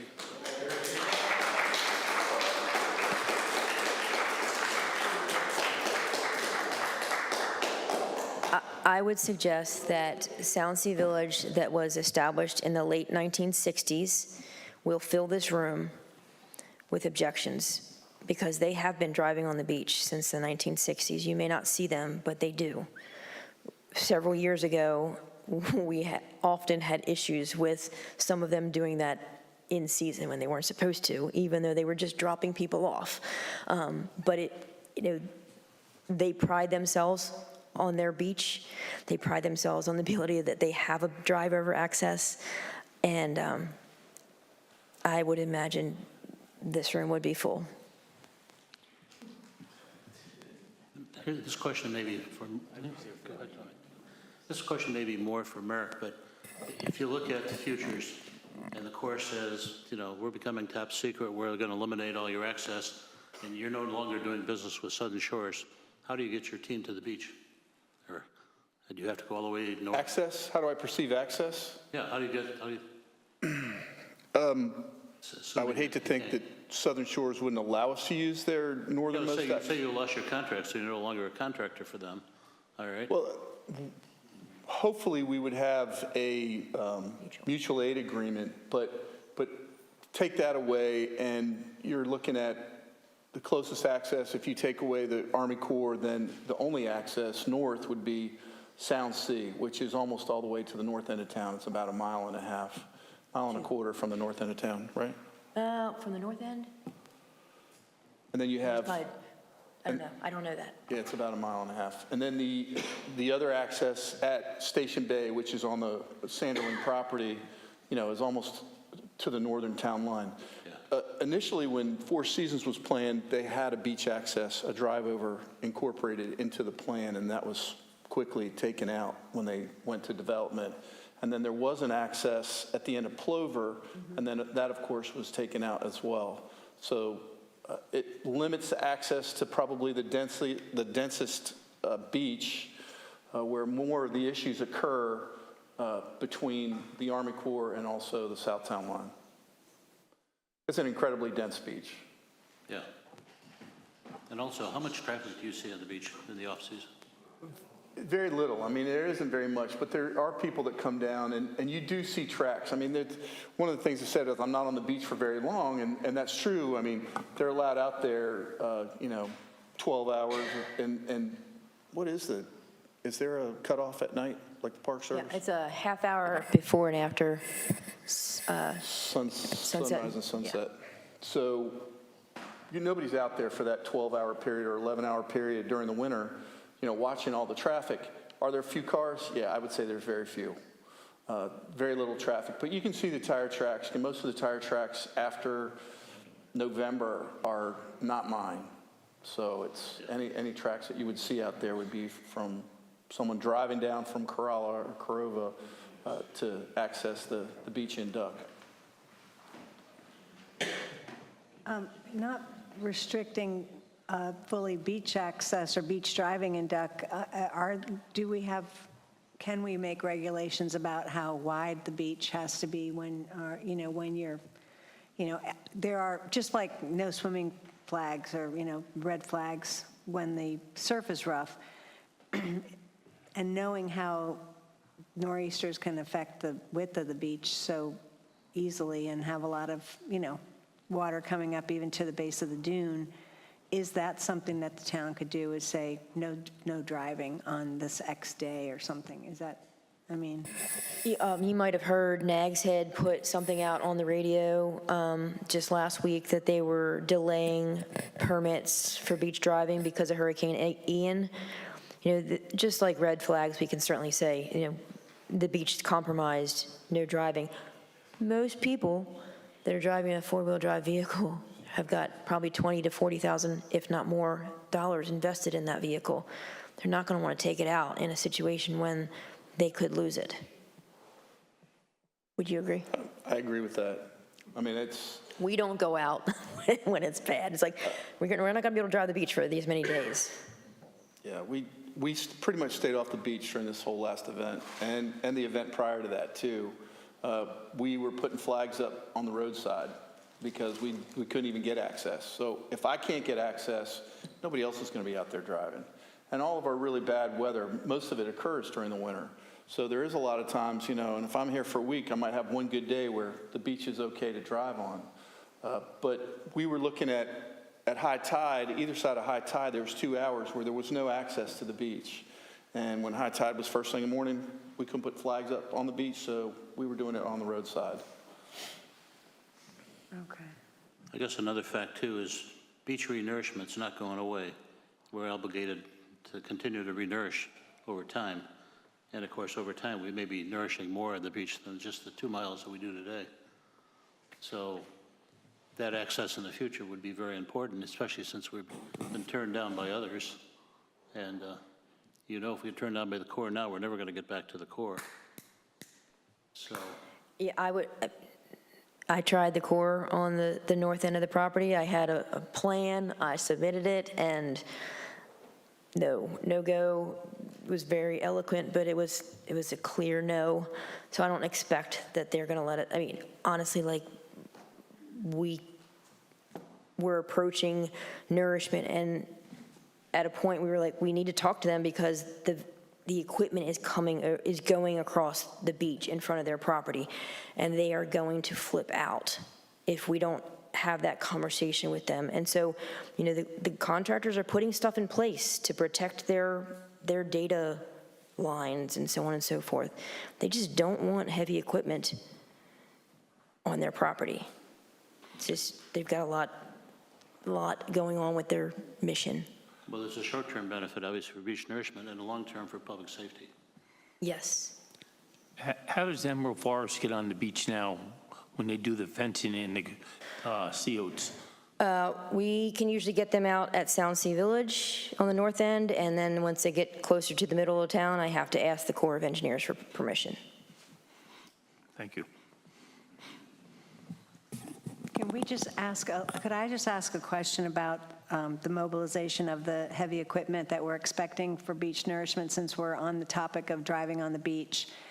I'm envisioning all the bulldozers and the heavy equipment in sort of a parade fashion, maybe we'll know the day and we can all get out there and observe it, parading down from, up from Southern Shores. It's going to take all the stuff and the pipes and all that heavy equipment, because we don't have any way to get it on the beach, is all going to be parading from Southern Shores all the way up our beaches, past Army Corps, which they're sensitive to with their instrumentation. Is that going to, are we looking for that mobilization? Do we know anything more about it other than just kind of what's in my brain about? That's about a pretty good depiction of what it's going to look like. It could take a couple of days. Yes. I wouldn't imagine it will all happen at one time. It won't. It leapfrogs.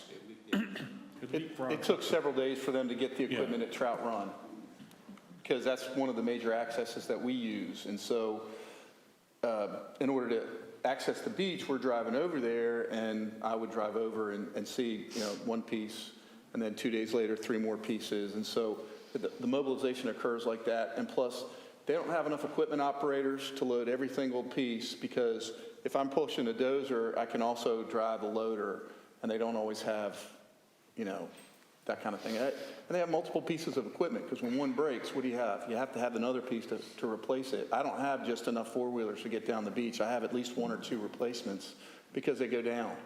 And it's the same thing with them. And I've seen the operation quite extensively. So we'll be looking at a lot of heavy equipment traffic pretty much during the whole nourishment project, going from Southern Shores all the way up to the nourishment project, past everybody's beach. It's getting towards the end of their project, and a lot of stuff's going to break. And then they have to just let it sit on the beach, as they do, because they're not going to take it off at night. So they're just subject to. So I kind of just wanted to paint that picture for the entire, everyone to think about, that we're going to have a lot of driving on the beach. Yeah, long term, the town needs to be thinking about a location that can provide mobilization and demobilization, and that's going to be a hard conversation with any community you have. Because everyone said no. This is not time for public comments, sorry. I was going to just make a suggestion for you all to consider, and then I'll sit down. Have you ever thought about eminent domain to create a permanent path for your purposes? Doesn't allow for that. I don't believe general statutes allows for that. The nuclear option, eminent domain. Sure, that's always. Is there any other questions or, if not, Barrier Island will only agree to do this if it's permanent. If it's not permanent, they're not going to agree to do it. Is that my understanding? Correct. Okay. Everybody wants something. Yeah, I understand that. It's a negotiating technique. Yeah, I'll give you this, you give me that, and he goes back and says, look what I got for you guys. We will maintain that going forward, yes. Absolutely. Okay. What about the one in Sound Sea Village? Do we maintain that one? Yes, we do. Okay. How about the one in Station Bay? Yes. Yes. Okay. The Station Bay one's relatively simple to maintain right now, and Right, so is Sound Sea. Yeah, I don't know if you've seen Sound Sea I access. haven't. I know Station Bay, but not Sound Sea. Yeah, well, Sound Sea access is actually fairly easy for us to maintain. And even the president right now, the board is able to jump right in and help when we're, trying to clear stuff and make it usable. Well, if there's no more I just comments. I have one comment. We should, I think, look into and start to develop a permit process, so that if people want to drive on the beach, they've got to come in here and get a permit first. And we maybe restrict the number of permits that are allowed to be out there. And this might keep some of that population down. But I think that's something that we should look into. Like, let's let, you guys can talk to Nag's Head or Level Hills, whoever, they issue permits down there, correct? So all of their accesses are CAMA access, so they're public. Whereas none of the accesses we have currently or are planning on are on public property. And so that nothing would be public, and that's just, I'm just stating that out so you know. And that's probably one of the bigger issues, is that's why they have so many, is because of the CAMA accesses that they do have. They have so many drivers, is that what you're saying? No, that's why they have so many accesses. Oh, accesses. So it's because of the CAMA accesses, and that they got money for those CAMA accesses and created them because they had the property to do it. Yeah, but nonetheless, can't we issue permits just for the people that are in Barrier Island Station? Or Sound Sea. Correct. Sound Sea. I mean, You're going to need to get them from Sound Sea Village, too. Right. Yeah. Because you're on public property, even though it's a private direction. Are you all set up there? If there's no more comments and questions here, I'm going to put forth a motion that we, in fact, move forward with permit revisions and modifications and allow the staff to move forward and deal with Barrier Island. And now I'll open that for discussion on the motion on the floor. I have to agree with Don, because like they say, the Corps could shut us off at any time, and so could Sound Sea, and there's no way to get on the beach after that. Because I know that Sanderland, if they're having an event in that event field, they're not going to allow you to start having a parade of vehicles over their walkway there. Well,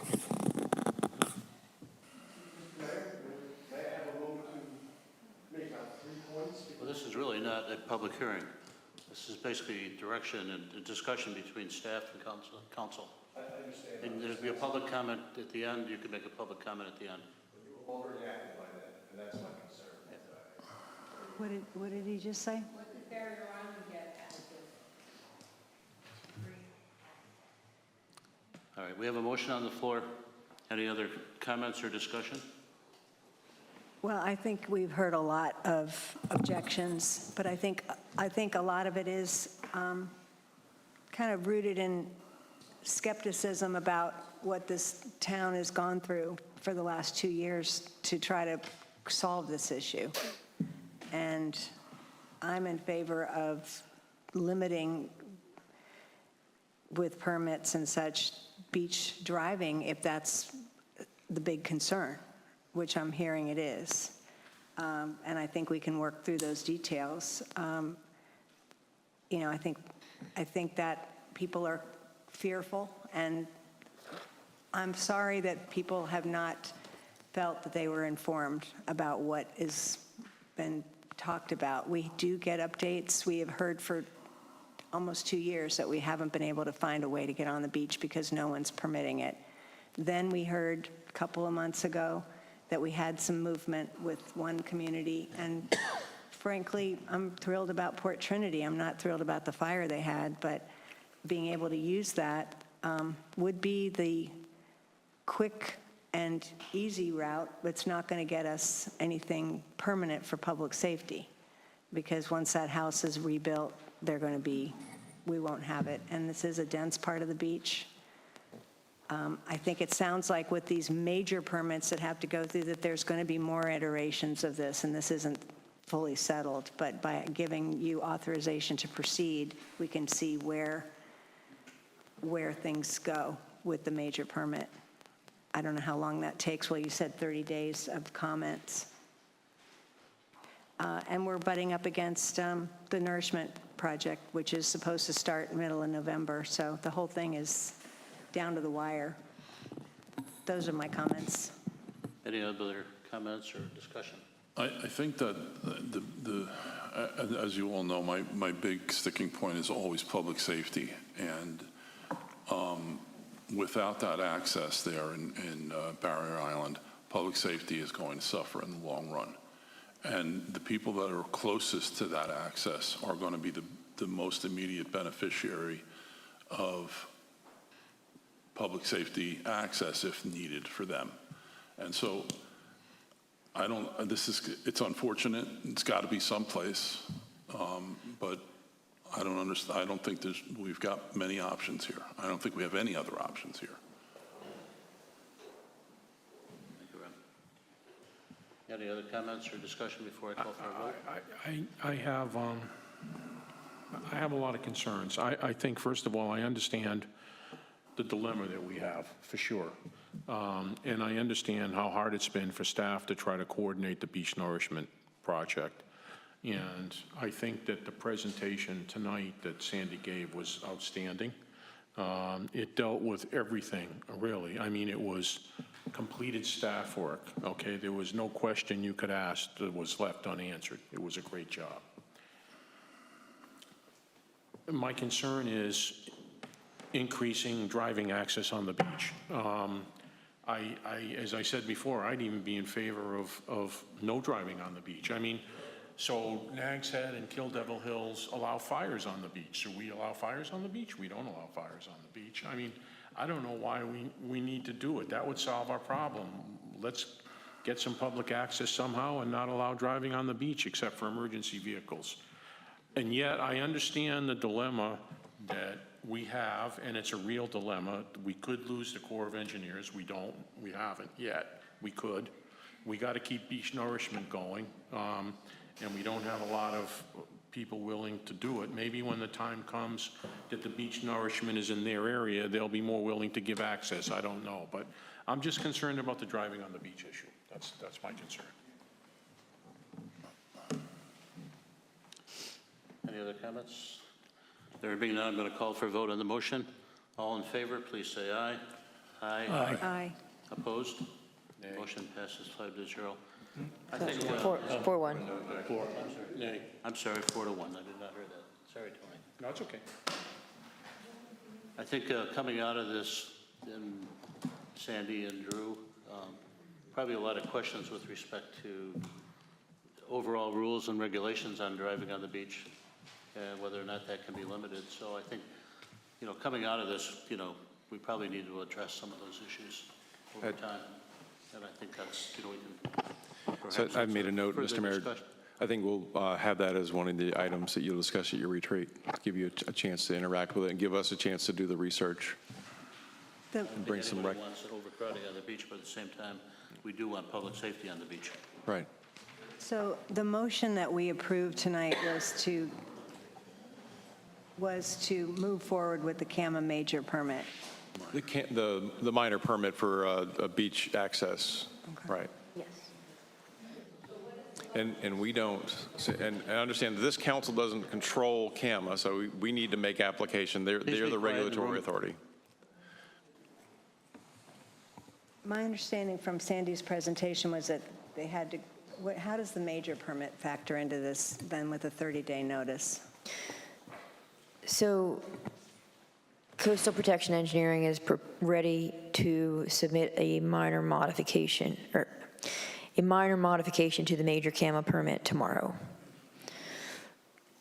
That will include notice to the adjacent riparian property owners, and they will have 30 days to object. If that minor major permit modification is approved, then they will be given permission to create the beach access for nourishment at Barrier Island Station, understanding that there is still some risk that the adjacent property owners will file an appeal. My expectation is that that the access will already be created at that point. If that appeal is granted and they stay the proceedings, then there could be some implications. If the appeal is denied, which may be, because if it meets the standard for camera regulations, the only basis they would have for appeal would be notification, which will be properly done this time. And I would suggest to Mr. Hornick and Mr. Ross, and I didn't catch your name, ma'am?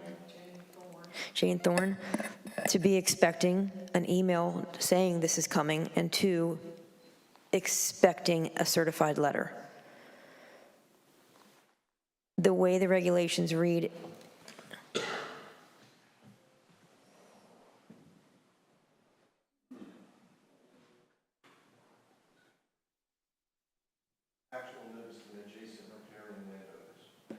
or there's more to it. There's more to it.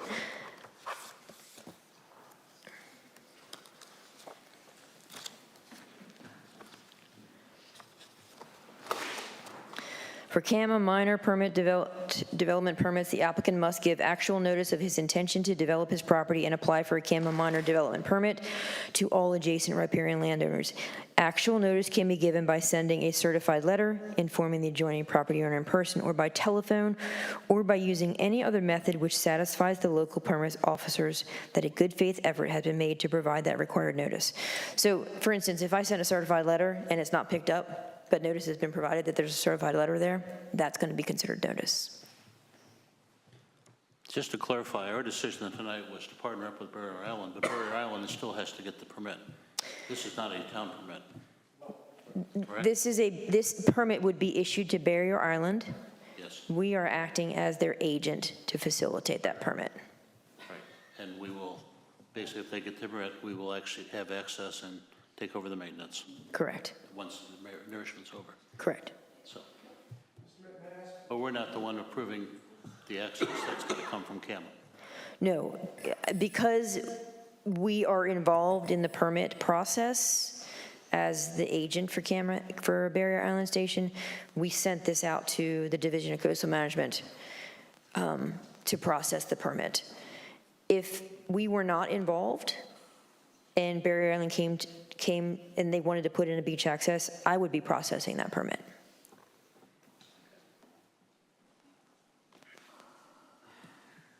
All right, we're going to go on to item number 9, items referred. Thank you, Sandy, by the way.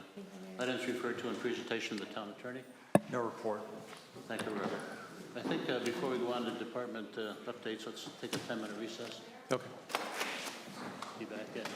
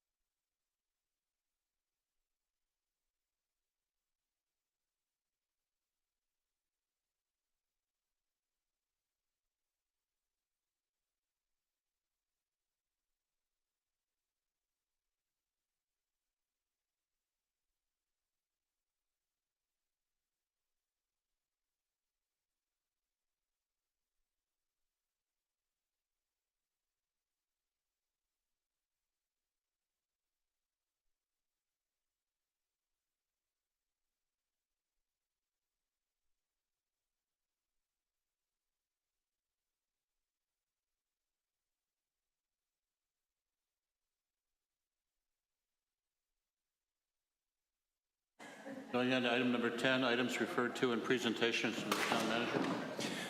Thank you, Mr. Mayor. We'll do the department reports. I'll ask Lieutenant Clark, Chief Black, Ms. Legner, Ms. Cross, and then Ms. Barnes.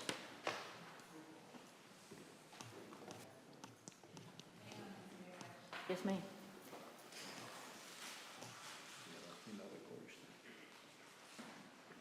I was warned that this could go a little long, and I see, as always, as soon as the cops come, everybody leaves. But I'll keep this brief. Just a few things to go over. Our traffic enforcement for September, it's 78 enforcement action. That does include warnings and citations as well. Motor vehicle crashes, pretty high for September. Those are numbers we usually see more in the summer, but unfortunately our four-legged friends, we're not using crosswalks. So that jumped those up a few. We continue to do the business checks. The officers are really active as far as like moving around, checking doors, going into businesses and interacting with people. Extra patrols. We'll start seeing those numbers increase as the year goes on, as we get into the winter months. Just people wanting us to check on things for them. We had one arrest that was related to trespassing at Tommy's. And as we look at the call volume, you'll see like the 2021 numbers, they were kind of down from the other years, but those are related to COVID, and now we're starting to see the numbers going up. We've actually had a fairly busy late August and September. Usually we'll see those numbers kind of start to go down a little bit, but we're staying a little busy, and I'm sure that's related to we've got more people staying longer periods of time. And we finally have our new traffic signs up, our speed-related radar signs. One of those is at the north end near Sanderland. The other one is around Seabreeze. But I want to just touch on real quick, we've got all these signs up, but what does that mean? What are we getting from that? One of those is, it gives us a total of 5 digital solar-operated signs. And from that, it provides a lot of feedback for us. If Drew calls and says, hey, I need something between September 1st and September 5th at these time periods, we can now go into this remotely. If Chief is away or I'm away, we can actually go to an app and pull up information that's going to give us feedback. It's going to give us what the speeds were at that time period. If we're getting complaints from the Sanderland area, look, we've got people going 50 miles an hour. We can pull up that information, and we can put parameters in there that's going to give us feedback. We can do charts, we can do graphs, and it's a really simple system to use. It gives us traffic counts. It alerts drivers. I know Councilman Whitman always wants to make sure he gets that little thank you for going the right speed limit, but it does give you automatic feedback. And it gives us the ability to change messages remotely at any time. So if the chief or I are out of town and we've got something that needs to change for whatever reason, there's some preset messages, and we can just go to that mobile app and change that. And the other thing, I don't have a slide about it. Right now, everybody's getting ready for Jazz Festival. We've got everything scheduled, working with Christian, who has put together this comprehensive plan, and everything seems to work well, and we're all looking forward to it, looking forward to the bands and to just having it back again and being a part of it. But if anyone has any questions? I guess, Go ahead. well, we heard a lot of debrief about the parade. And I'm envisioning that we're going to have more attendance at the Jazz Festival. I'm sure that there's been some public safety conversations, much like what we had leading up to the parade. Are there any concerns that you've identified that you are worried or like the public to know about in advance? Well, we always have people that are going out sick. We're down 3 people right now going into it. 2 with surgeries, another one's sick right now. We're hoping he will be back, but as always, we always have those little things that come up. But with that, we feel like we're adequately staffed. We've made arrangements for those and changed some things around, so we feel pretty confident. We've got a dog coming in that will kind of run through things, just check the area before we even get set up. So I think we've covered all of our bases and everything. We're looking forward to a smooth operation. Yes, sir. Those signs, the new signs that you put up, you've already gotten some data that shows that they're effective. Yes, sir. Is that right? Like people are, if they're not at the speed limit, by the time they get to that sign, they've already cut their speed down a little bit. So yes. I think they're a great investment. They are great, and we've got 5 of them now throughout town. Plus all the speed limit signs. If you were speeding in Duck and you say you didn't know, then your head was down doing something else. I mean, I think we've done everything we can. And even that, we've got the school bus signs out now that alerts people that this is where the school bus stops. I feel like we've done a really good job of putting that information out. Did the school, the transportation part of the school system, did they decide on making that bus turn into Settlers? Yes. So we haven't had any issues with that. They came in, we did a little quick study, met with the families that were involved, and came up with a plan, and so far it's been seamless. Good.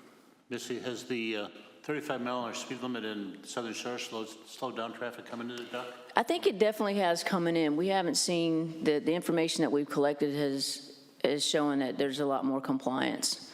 We still have right in town where it's 25, you'll still get those few, but honestly, the traffic has been so heavy still, we're not even getting a whole lot of what I would say higher speeds. You're always going to have people that are going to do that 5 miles over, but we're not seeing the ones doing 12, 13, 15, so. All right, thank you. Thank you, Lieutenant.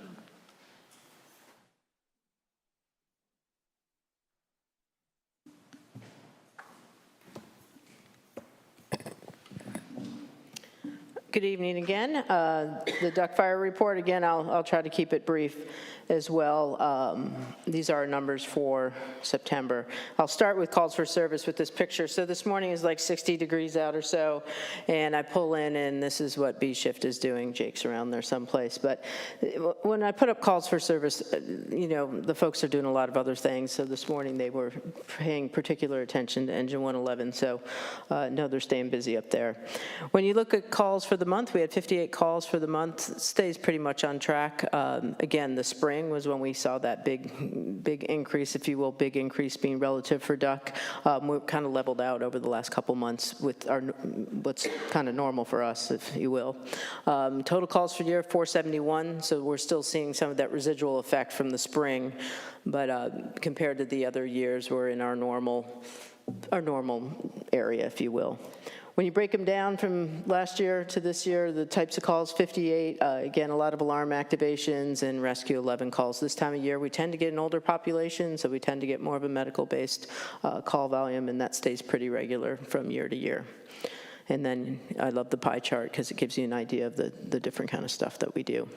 When you look at our training hours, you can see those went up from last month if you were paying attention. 265 training hours, 138 were career, 127 were volunteer. The volunteer number's up because now summer's over. They're starting to refocus, so we appreciate that. Obviously, we're getting ready for Jazz Festival, and I just put, this is the org chart. I don't expect you to read it, but those are the boxes of responsibility. So when you look at our, basically 2-day event, one particular day being Sunday, those are all the different boxes of responsibility, and that's what's so great about the entire staff working together and putting together our IAPs is we've got this down. I mean, we've got this down with how we break out the responsibilities so that, one, we try not to overtax anyone, but be responsible for your box, and we'll have a successful event. So I want to share that. Thursday night, September 29th, we did go to Martins Point for the structure fire. Just a couple quick pictures that Chief shared with me. They're just getting there in that picture on the left. It was incredible winds that night. I was there as safety officer, and the wind-driven impacts of this fire was very difficult for us to really do much with. When I was there, it was pretty much fully involved. And then the picture on the right is what would be, in your world, the left side, if you're looking at the street, our Bravo side, just to give you an idea, but pretty pretty devastating fire. It went up very, very quickly. So I just wanted to share that. And again, we all work together. They come to us, we go to them. It was definitely a mutual aid fire. Have they determined a cause for that yet? It's still under investigation. Investigations take a while. County Fire Marshal Steve Kovacs was out. He came out that night, but with something that far gone, it's going to take a little while. They'll start with initial reports, but they'll be working with the occupancy. Was that Mark's Point? Yes. Yeah, we could see the flames from our house. Yeah. There was a couple calls that went out because people could see the flames, not unusual. So we talk about fire, and next week is Fire Prevention Week. It's the 100th anniversary of Fire Prevention Week, started in 1920-22 to commemorate the Great Chicago fires. And they're actually doing a PSA that will be released, and I will push it out. They've asked fire service leaders from all over the country to do part of that, and I got to do a little blurb for it, so I'll share it with everyone when they release it. But they put out a report, NFPA did. They're a great organization. It's not just codes, but it's a lot of education. And right now, the fire report is we have less fires now than we ever have as far as U.S. home fires, but our civilian deaths are actually higher than they've been since like 2005, I think. Fatalities are, the highest since 2005. I did put it on the slide. And that's scary, right? And so what's causing that, and what is the education we need to be doing? It's how our homes are built today and what's in them. They're building fast. The message this year, it'll be on the next slide, is basically when you hear the alarm, get out. Fire won't wait, plan your escape. We have 2 minutes from the time a smoke alarm goes off to getting out. It used to be 7 to 10 minutes. And that's just our built environment and what's in the houses. So one, I encourage you all, if you hear your alarm, get out. But what education do we need to be doing going forward? And we're studying that. There's actually there's a great, I'll put it out on tweets and Facebook. There's a great summit next week, next Tuesday, that the U.S. Fire Administrator is doing to address some of this stuff.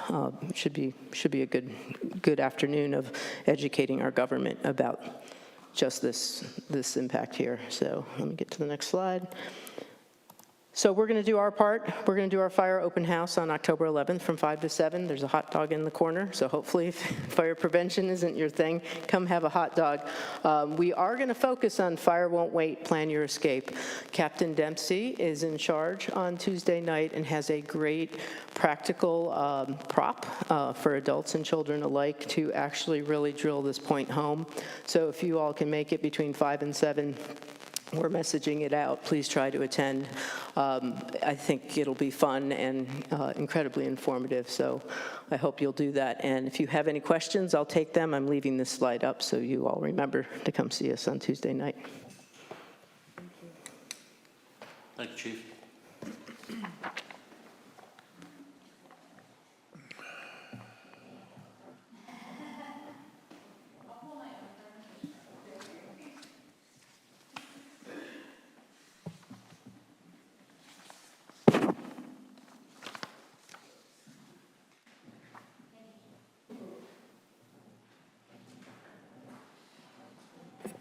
It's really Chief Black that's going to be the new PIO.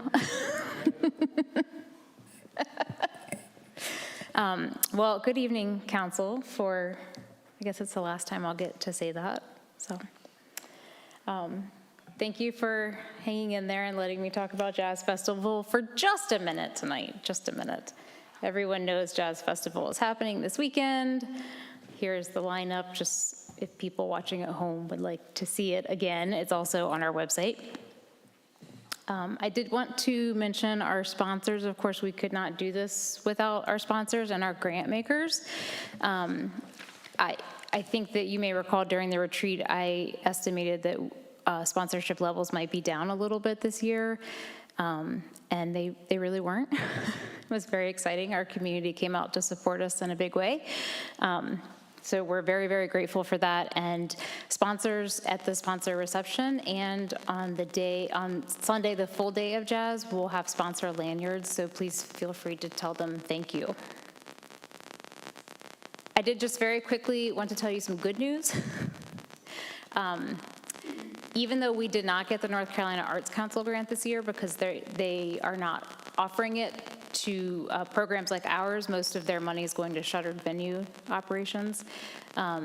We still are coming in at about what will come out of the general fund or out of our budget at about $42,000, which is pretty equal to what we've done other years. And that is even considering that lodging and food and transportation skyrocketed this year. So again, our sponsors really came through in a big way. You can see there that the budget is right around $97,000. That is excluding the staff match. I don't list that in here. We have 42% cash sponsorships, and then we have a large amount of trade sponsorships as well, which brings our total cost down. And we are expecting a sales revenue of about $15,000. So, all good. That's good news, right? So that's all I'm going to talk about tonight, because you guys know Jazz Festival is happening. This is my favorite scientific fact. Just as you know, I'm going to the aquarium, so I thought I would bring this up. The difference between an alligator and a crocodile is one will see you later, and the other will see you in a while. I will be doing both. I'm a crocagator. I just want to really thank the council. It's been such a pleasure to work with you and to work for the citizens of Duck, to work with this amazing staff that we have, to get to serve under Drew and really learn a lot about all things local government, but also my own management style, which has been really exciting. I will not be a stranger. I will be wearing a volunteer shirt probably the next few times you see me after the Jazz Festival, but I did just want to say thank you. Thank you, guys. Do you have any questions about Jazz Festival? Yes. It won't be too hot. We'll make it. Thank you for all you've been doing for us. Thank you, Chris. Thank you. I'll miss you guys too. You know I won't be a stranger. I've been voluntold already. Don't worry. You better.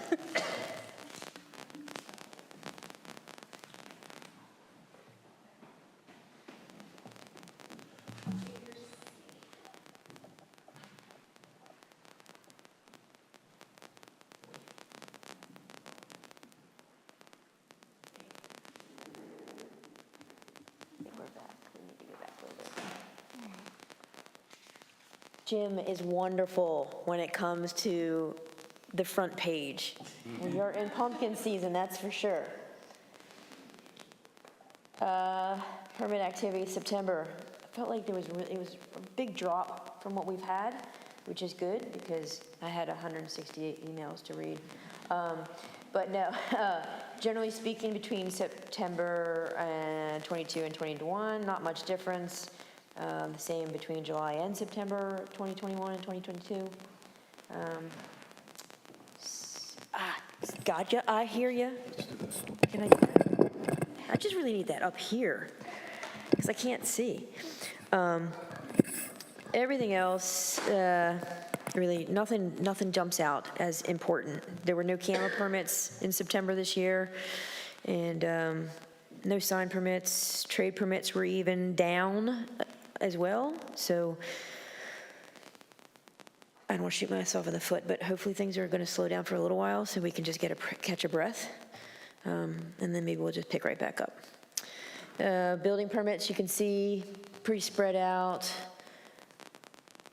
Mechanical permits, same thing. Not many, there are really not many mechanical permits on the north end of town.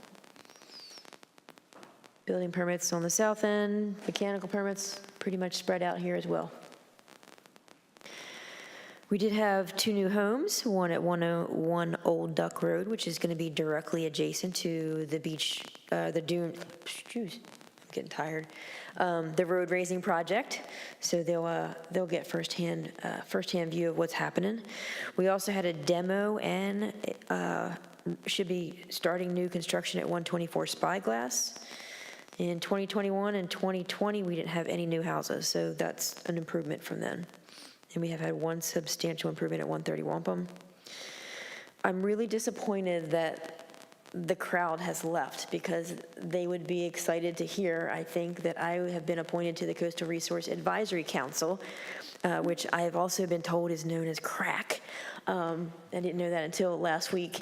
And these are the folks that actually help the CRC develop the policies that are implemented to protect the area's environmental concern.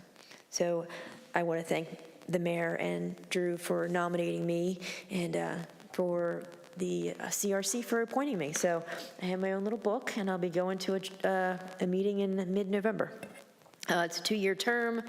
The Resource Advisory Council consists of 20 people, and qualifications are possess expertise deemed relevant to CRC. I'm a CAMA LPO for many, many years. Provide geographic balance, so apparently we were not represented up here, and represent a county or local government or a coastal stakeholder. So you got me now. Great. Congratulations, Sandy. Thank you. Just what you need, more responsibility. Jim is getting there. He's going to be filling a lot of big shoes. The Resilient Coastal Communities Program Phase 3 grant, we put out the RFQ. September 15th was the deadline. We have 3 submissions that we will be interviewing next week. And once we've finished our interviews, we'll make recommendations to council at your November meeting. Semi-annual bulk waste. Kay Nickens is fantastic about thinking forward. Probably about 5 years ago, Waste Management had some epic fails when it came to bulk waste. So as a result, town staff, before every bulk waste goes out and drives every street and actually records what's out there. In an effort to try and curb some of that staff time, she developed this electronic bulk waste request form that we put out that was mistaken as a mandatory requirement. It's not. We would like to see it get there, but for now, it's like an opening the door to that potential. We know that there's always still going to be people that are putting stuff out there, but if we can give an accurate depiction of what's out there before Waste Management gets here, they can provide the right resources and the right trucks, so staff and equipment. And actually, since we've been advertising this request form, we've had 40 responses, and we've actually run into a cap situation that we're working out right now. Beach nourishment, do I need to talk about that? Still finalizing authorizations for access equipment. Staging should begin in early November, if not sooner, depending on some of these easement situations that we're dealing with. Construction is expected to begin in mid-November. Originally, the project was expected to last 25 days. Now they are showing 45. I'm guessing that probably has to do with just the mobilization, demobilization timeframe and the potential for weather. And I'm sorry, Christian, Jim did not have a goodbye slide for you. So I just want to express that when I found out Christian was leaving, I almost cried. She's a great sounding board. She's awesome when it comes to how to get things done, how to get the word out. And if your message is not exactly the way it should be, she's good at balancing what you can tell and what you can't tell. And we are going to miss her tremendously. And I know we have some really good applicants, so I'm hoping that she will continue to help us get those up to speed when the transition happens. So, thank you. Any questions? Thank you, Sandy. Also, thank you for your presentation earlier.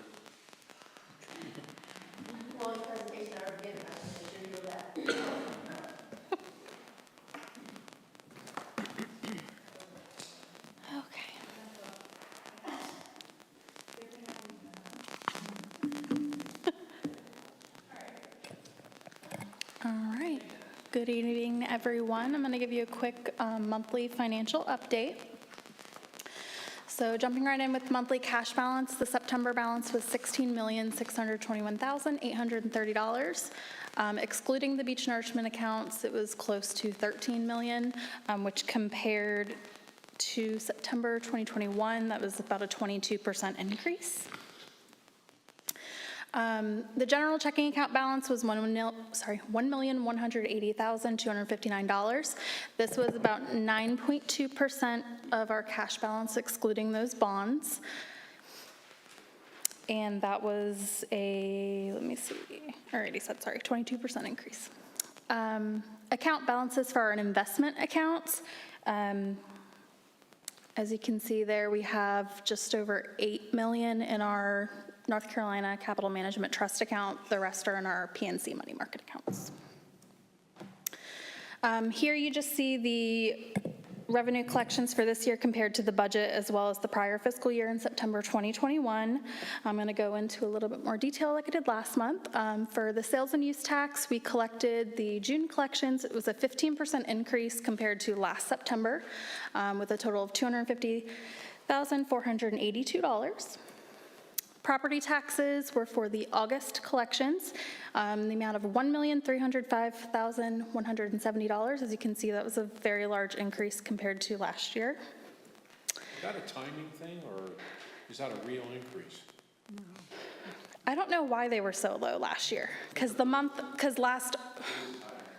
before that, it was like $40 compared last September. It might have had something to do with the assessments or something, I seem to remember. I thought that evened The out. bills were late last year. Yeah, that's true. Yeah, the bills might have been, and it's always just going to get to hopefully the finish line yeah. at just under 100%, so get it now or get it later. The occupancy tax were for the July collections. This was a 30% increase compared to last September, with a total of $562,661.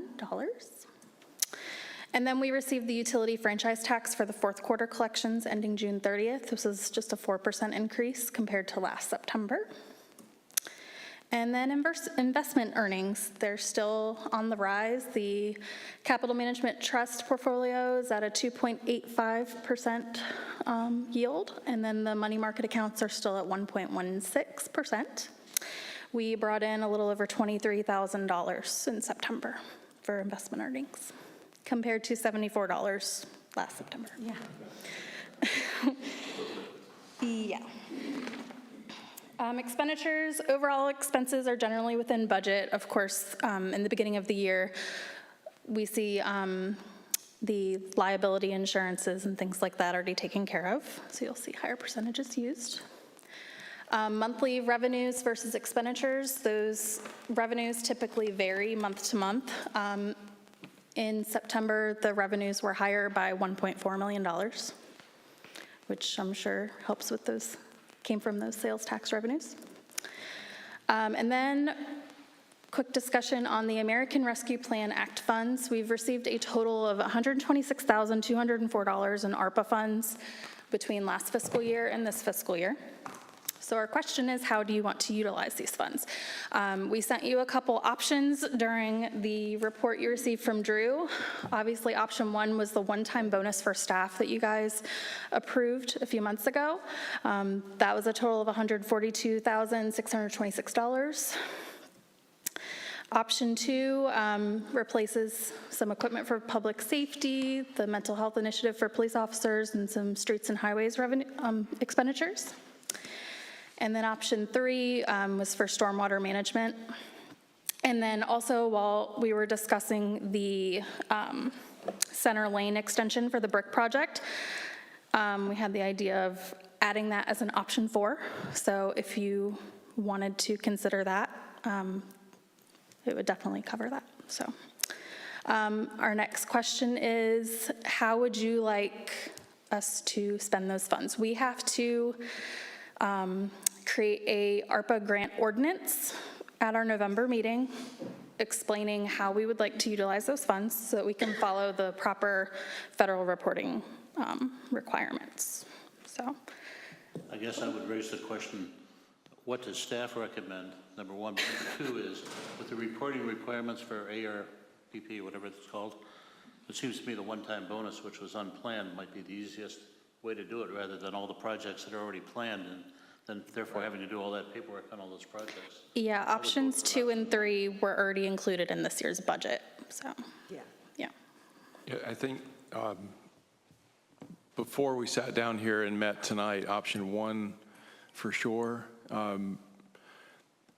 Option 4 has got some pluses to it too. I mean, you just spent almost this amount of money, or you probably will spend this amount of money. Just over 110,000. 110. So probably the cleanest way to do it would be to spend it on the bonuses, because it's something we've already done. The way the funding is now structured is we can use it to supplant other planned revenues. So we don't have to reduce the budget. We don't have to expand the budget. We just need to identify what we're spending it on. So we don't have to create a new. In other words, we don't have to create a new project in order to spend the money. We can say we're just going to tag it. In this case, tag it to the bonuses, or you can tag it to the center turn lane. It's probably quicker and cleaner just to do it on the bonuses. Yeah, because So then if you're looking for if something, that's what I'd recommend. if something happened to where we couldn't do the center turn lane, Yeah. Right. then you would have to do another grant ordinance It's to not change quite it. as much money as we actually got. I mean, Yeah. that was just shy of about 16,000, so. And with VHP, we're basically only talking 28,000, because that 82 or 84 will roll probably into next year when we do the project, right? So, Yeah, that's true. Well, you don't have to actually expend these funds until December 2025. So that's something, yeah. Yeah, one done, and Yeah. it'll make Jessica's life a little easier. So, Let's do that. Do we need a motion on that? if you wouldn't mind a motion, I think that. I make a motion that we expend the additional revenues that we received from the American Rescue Act funds for COVID relief with option one-time bonus for staff. any discussion on the motion on the floor? There being none, all in favor, please say aye.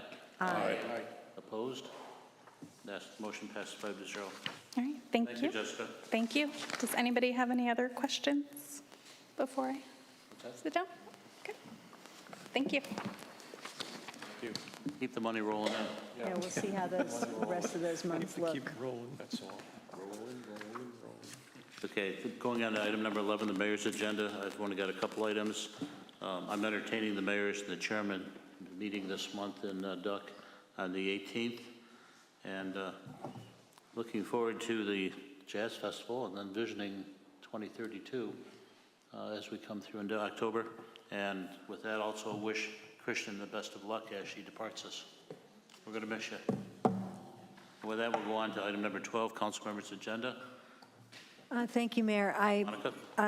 I have to say, we're going to miss Christian, too. I mean, I'm glad we're going to see her around, but can't thank you enough, really, for the leadership in your department and what you've done and continue to do through some really challenging times. So it's been a pleasure working or watching you work and working for you when I'm a volunteer.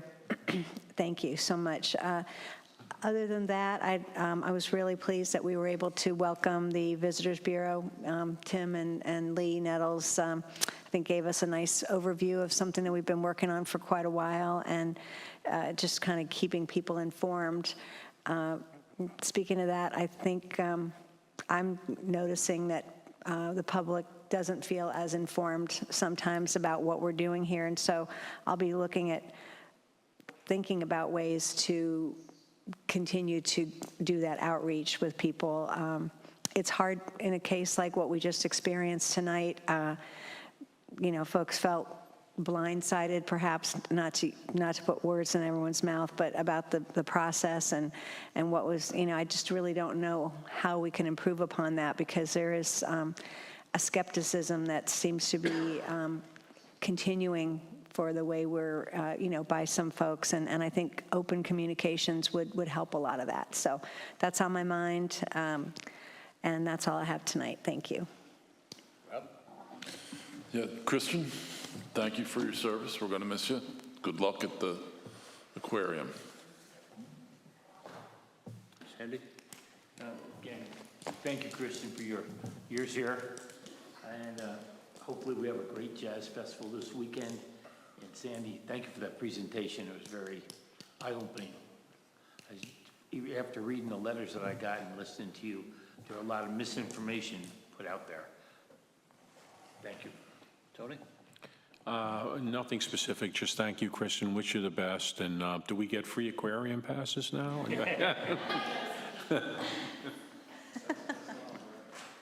Oh, I'm sorry. Yeah, wait a minute, yeah.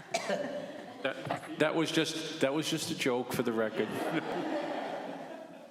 Okay, going on to item number 13, other business. There's obviously any additional comments from the public out there? You taking notes, I know, Phil. Any other business to come before the council this evening? There being none, we'll go on to item number 14 and have the Mayor Pro Tem read us the motion to go into closed session. I'd like to make a motion to enter into closed session pursuant to North Carolina General Statute 143-318-11A3 to consult with the town attorney regarding matters protected by the attorney-client privilege and to preserve that privilege, and North Carolina General Statute 143-318.11A6 to consider the qualifications, competence, performance, character, fitness, conditions of appointment, or conditions of initial employment of an individual public officer or employee or prospective public officer or employee, or to hear or investigate a complaint, charge, or grievance by or against an individual public officer or employee. All in favor of going into closed session, please say aye. Aye. Aye. We're now in closed session.